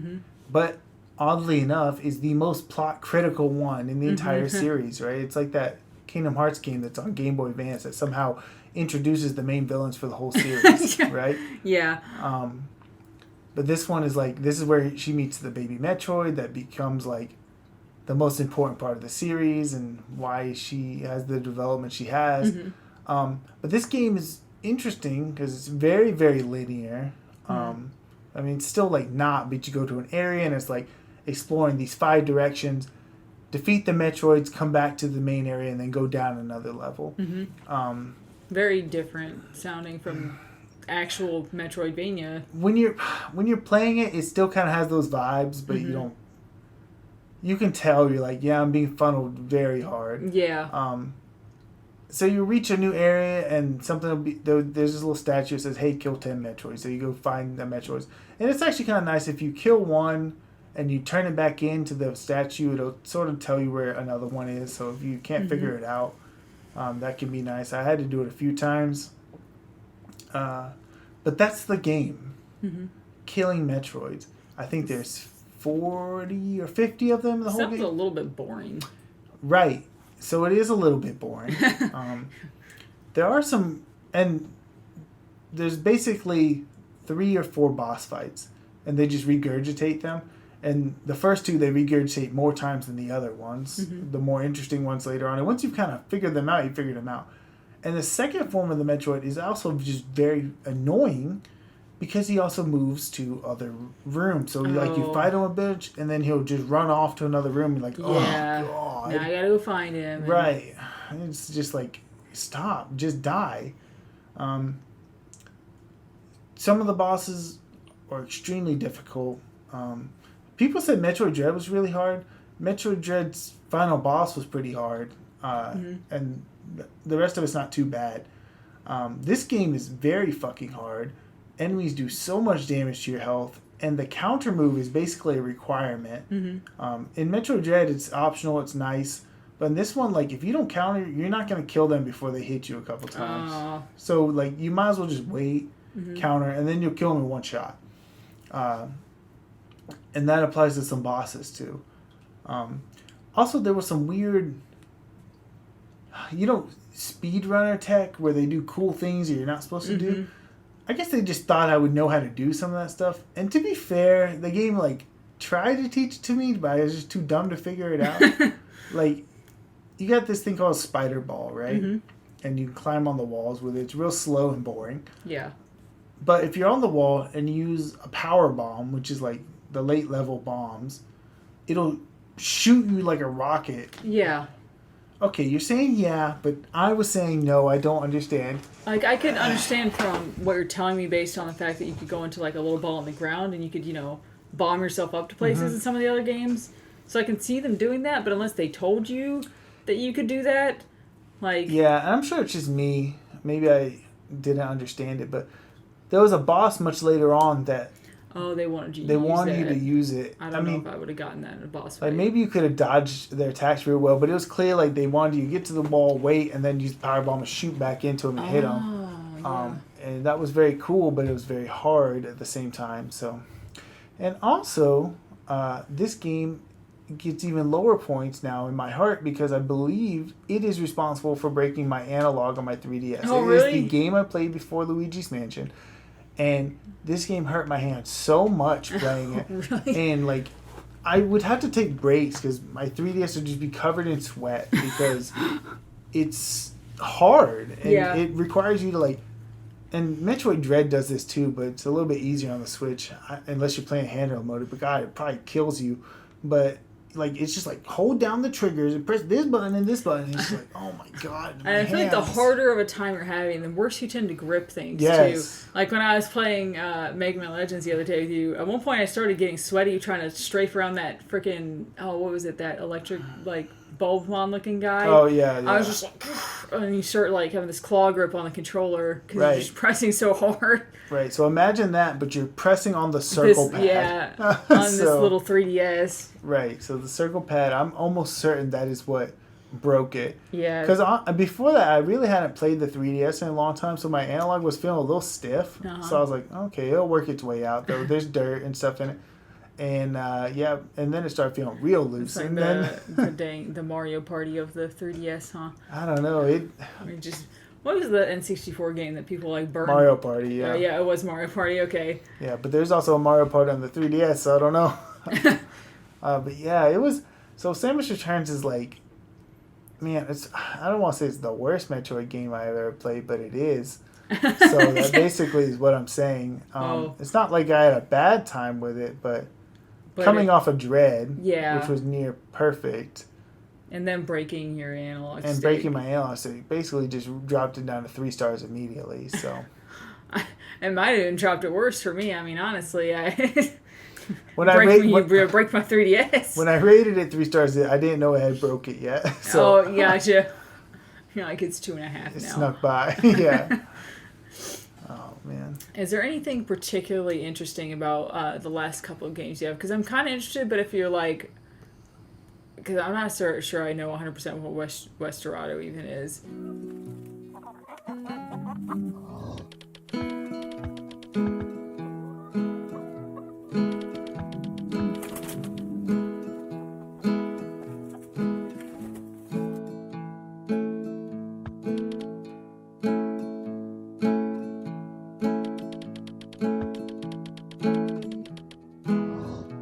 I know a little bit about the Pokemon trading card game, but I don't know if it's anything more in depth than... Pokemon trading card game is exactly what it seems like. It was good. It was fun. It's on Game Boy Color, right? Game Boy Color. Gotcha.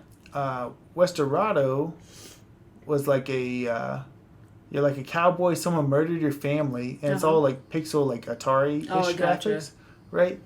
And you got to figure out who killed your dad, and you do some quests for people, and they reveal like, I remember he was wearing a blue hat. And then you look at your like description of them, and they shows a blue hat, and they were like, it was a. So you find someone else, and they're like, it was a 10-gallon hat. So you see, oh, it's a 10-gallon hat, and then the next person's like, he was wearing a belt, and it's like, okay, so like, little by little, you start to break down the description, and it could be anyone in the entire world of the game. Oh, that's kind of a neat concept, though. Yeah, it is for kind sure. of neat. And I imagine at any point you try to make that guess of who it is and just try to kill somebody. I'm not sure. Because you can accuse anyone at any time. Yeah. And they'll be so like, that's interesting. I imagine you can. And you can pull your gun on anyone at any time. So I guess if you just start killing people, you get them eventually. But I mean, I wonder if there are people out there who get like the very first clue of like it's a blue hat, and they just go kill some random person with a blue hat and hope that it's them. Insane. I can see that making for a good stream, a good game stream. Yeah, we played it. Yeah, there was different endings I didn't realize based on your morality and who you did quests for or didn't do quests for. So I got this really weird ending where the guy who killed my family was me.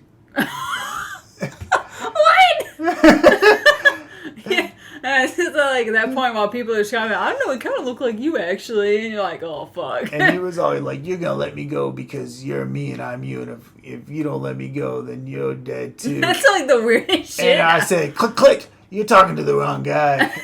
And I shot him, and then boom, my character fell over dead. And you're like, shit, I didn't know they really meant and the that. credits rolled.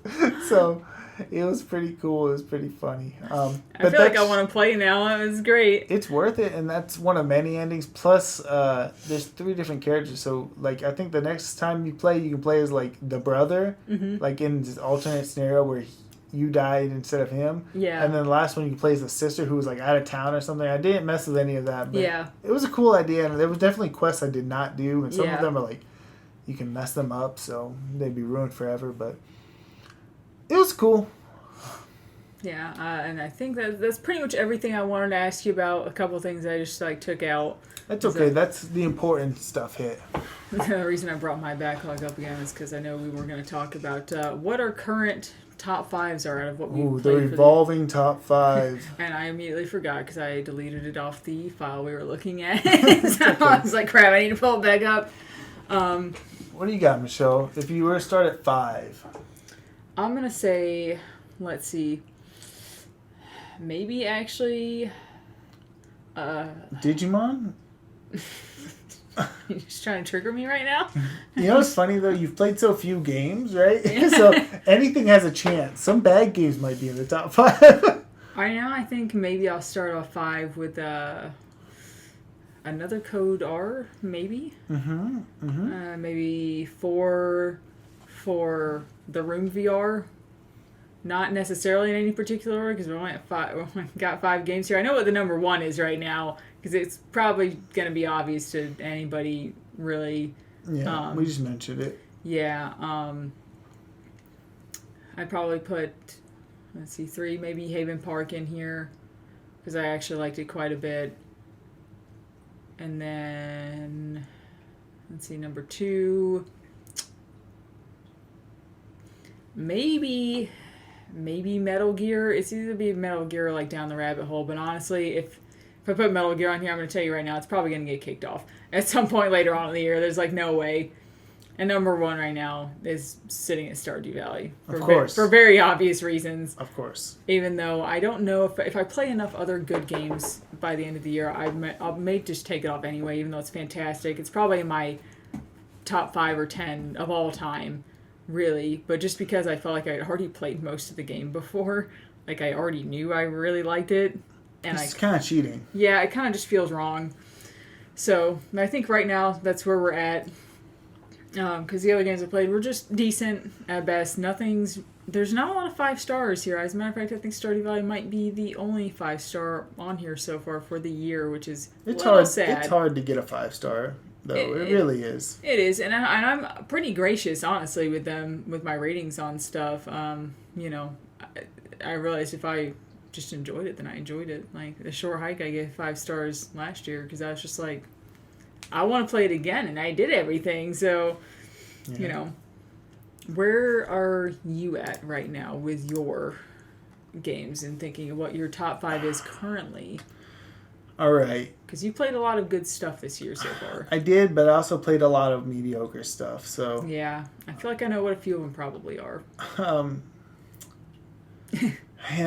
number 5 was really tough for me. I think I've sorted out the rest of them. Mm-hmm. I think I have to give 5 to Hotel Dusk. Oh, cool. Nice. Luigi's Mansion 3 was really close. Yeah, I can see that. But Hotel Dusk, I'm going to give it to that for now. Yeah, for now. It'll probably change later. Number 4, I'm going to give it to Tomba 2. That's interesting because I don't know why. I don't know why. Like, you told me you loved it a lot, but I just still didn't expect that. Yeah, I really ended up liking Tomba 2. Number 3, Super Mario Odyssey. Yeah. Made me a believer. Yeah. I don't know what it was. I was just like, wow, what the heck have I been doing with my life? Number 2, Pokemon Legends Arceus. Yeah. And number 1, Breath of the Wild. Yeah, I see. I knew those 3 were definitely going to be on there. So it's on the last 2. I was like, I don't know. And of course, anything can change. Even what I said right here, I might get to the end of the year and Legends Arceus I feel is number 1. I just might change my mind. But for right now, that's where I'm standing. Whereas for me, I'm pretty much 100% positive that pretty much all of my set, with the exception of maybe 1, will change. Unless you play no games. Yeah, because obviously I started off this year really slow, but I'm pretty much, we're done with all the big projects we had. The goal was to finish a lot of things before John came down to visit. It was just like a nice goal and reason to do things and just get them done the first year of us living here. But now? And now I've got... It's game time. And I'll have all this free time now. So I'm really looking forward to... And I am towards the end of a lot of games, or they're just playing the ones that are short in general that I should just go through. And now you can beat Yakuza, right? Yeah, I should probably do. I really want to finish at least Yakuza 0 because I played a pretty decent chunk of it. You just play whatever you want. But I hate starting a game and getting so many hours in and then just dropping it. I hate it. Yeah, that's true. The problem is I was doing really well at the start of the year with the games that I had, and then at some point, for one, I started getting games for free somehow, getting games really cheap from other people who were trying to get rid of games, and then some sales happened, and then I just stopped caring, and I went from having like 30 games unfinished to 64. And that's going to go up still because I haven't bought anything on the Steam sale yet. 64. I can't believe you. I also haven't added in the seasons for Walking Dead yet when I bought that. So technically there's already more than 64 and I just haven't added them. It could be worse. You could have over 1,000. Yeah, I wonder whose backlog is that Not bad. Mine. 980. 981. We're doing good. I'm just kidding. I'm way over that by probably about 200. Oh, God. Well, they just keep giving away free games every day. So. That's true. And then I'm also probably going to emulate games at some point. I got games downloaded. I just don't add them to my backlog after I download them because, what if I just don't ever end up playing it? Then what would have been the point? Maybe Sure. I'll just lose interest later Right. and not even If care. you don't own them, then you don't add them Yeah. until you beat them. Same thing with like Yeah. Nintendo Switch Online or Game Pass. Like, I don't even add them until I beat them. Yeah. But definitely going to buy a few more games because now that John... I didn't want to buy the VR games before John knew that he was getting a VR headset from me because I didn't want to... I don't know why. I didn't want to tip him off in any way for some reason. I don't know why I thought that was... that. I don't know why I thought that's what was going to happen, but I don't know. I was weird about it. I was like, I'm going to wait. So... But anyway, I guess that's it until January. Are we just going to skip the next 6 Seemed months? like it worked well this time. Well, that's also because I didn't play a whole lot of games either. You never know. What if I just beat like another 50 games by the end of the year and we're going to be like, ah, shit. You beat more than 14 games by August or whatever, then we'll do, or not August, September, we'll do another one then. Challenge accepted. If not, we're going to this, January. But All right. otherwise, we'll see everyone next time we do it. Next year. Yeah, or September or whatever. Yeah. All right. Bye. Bye.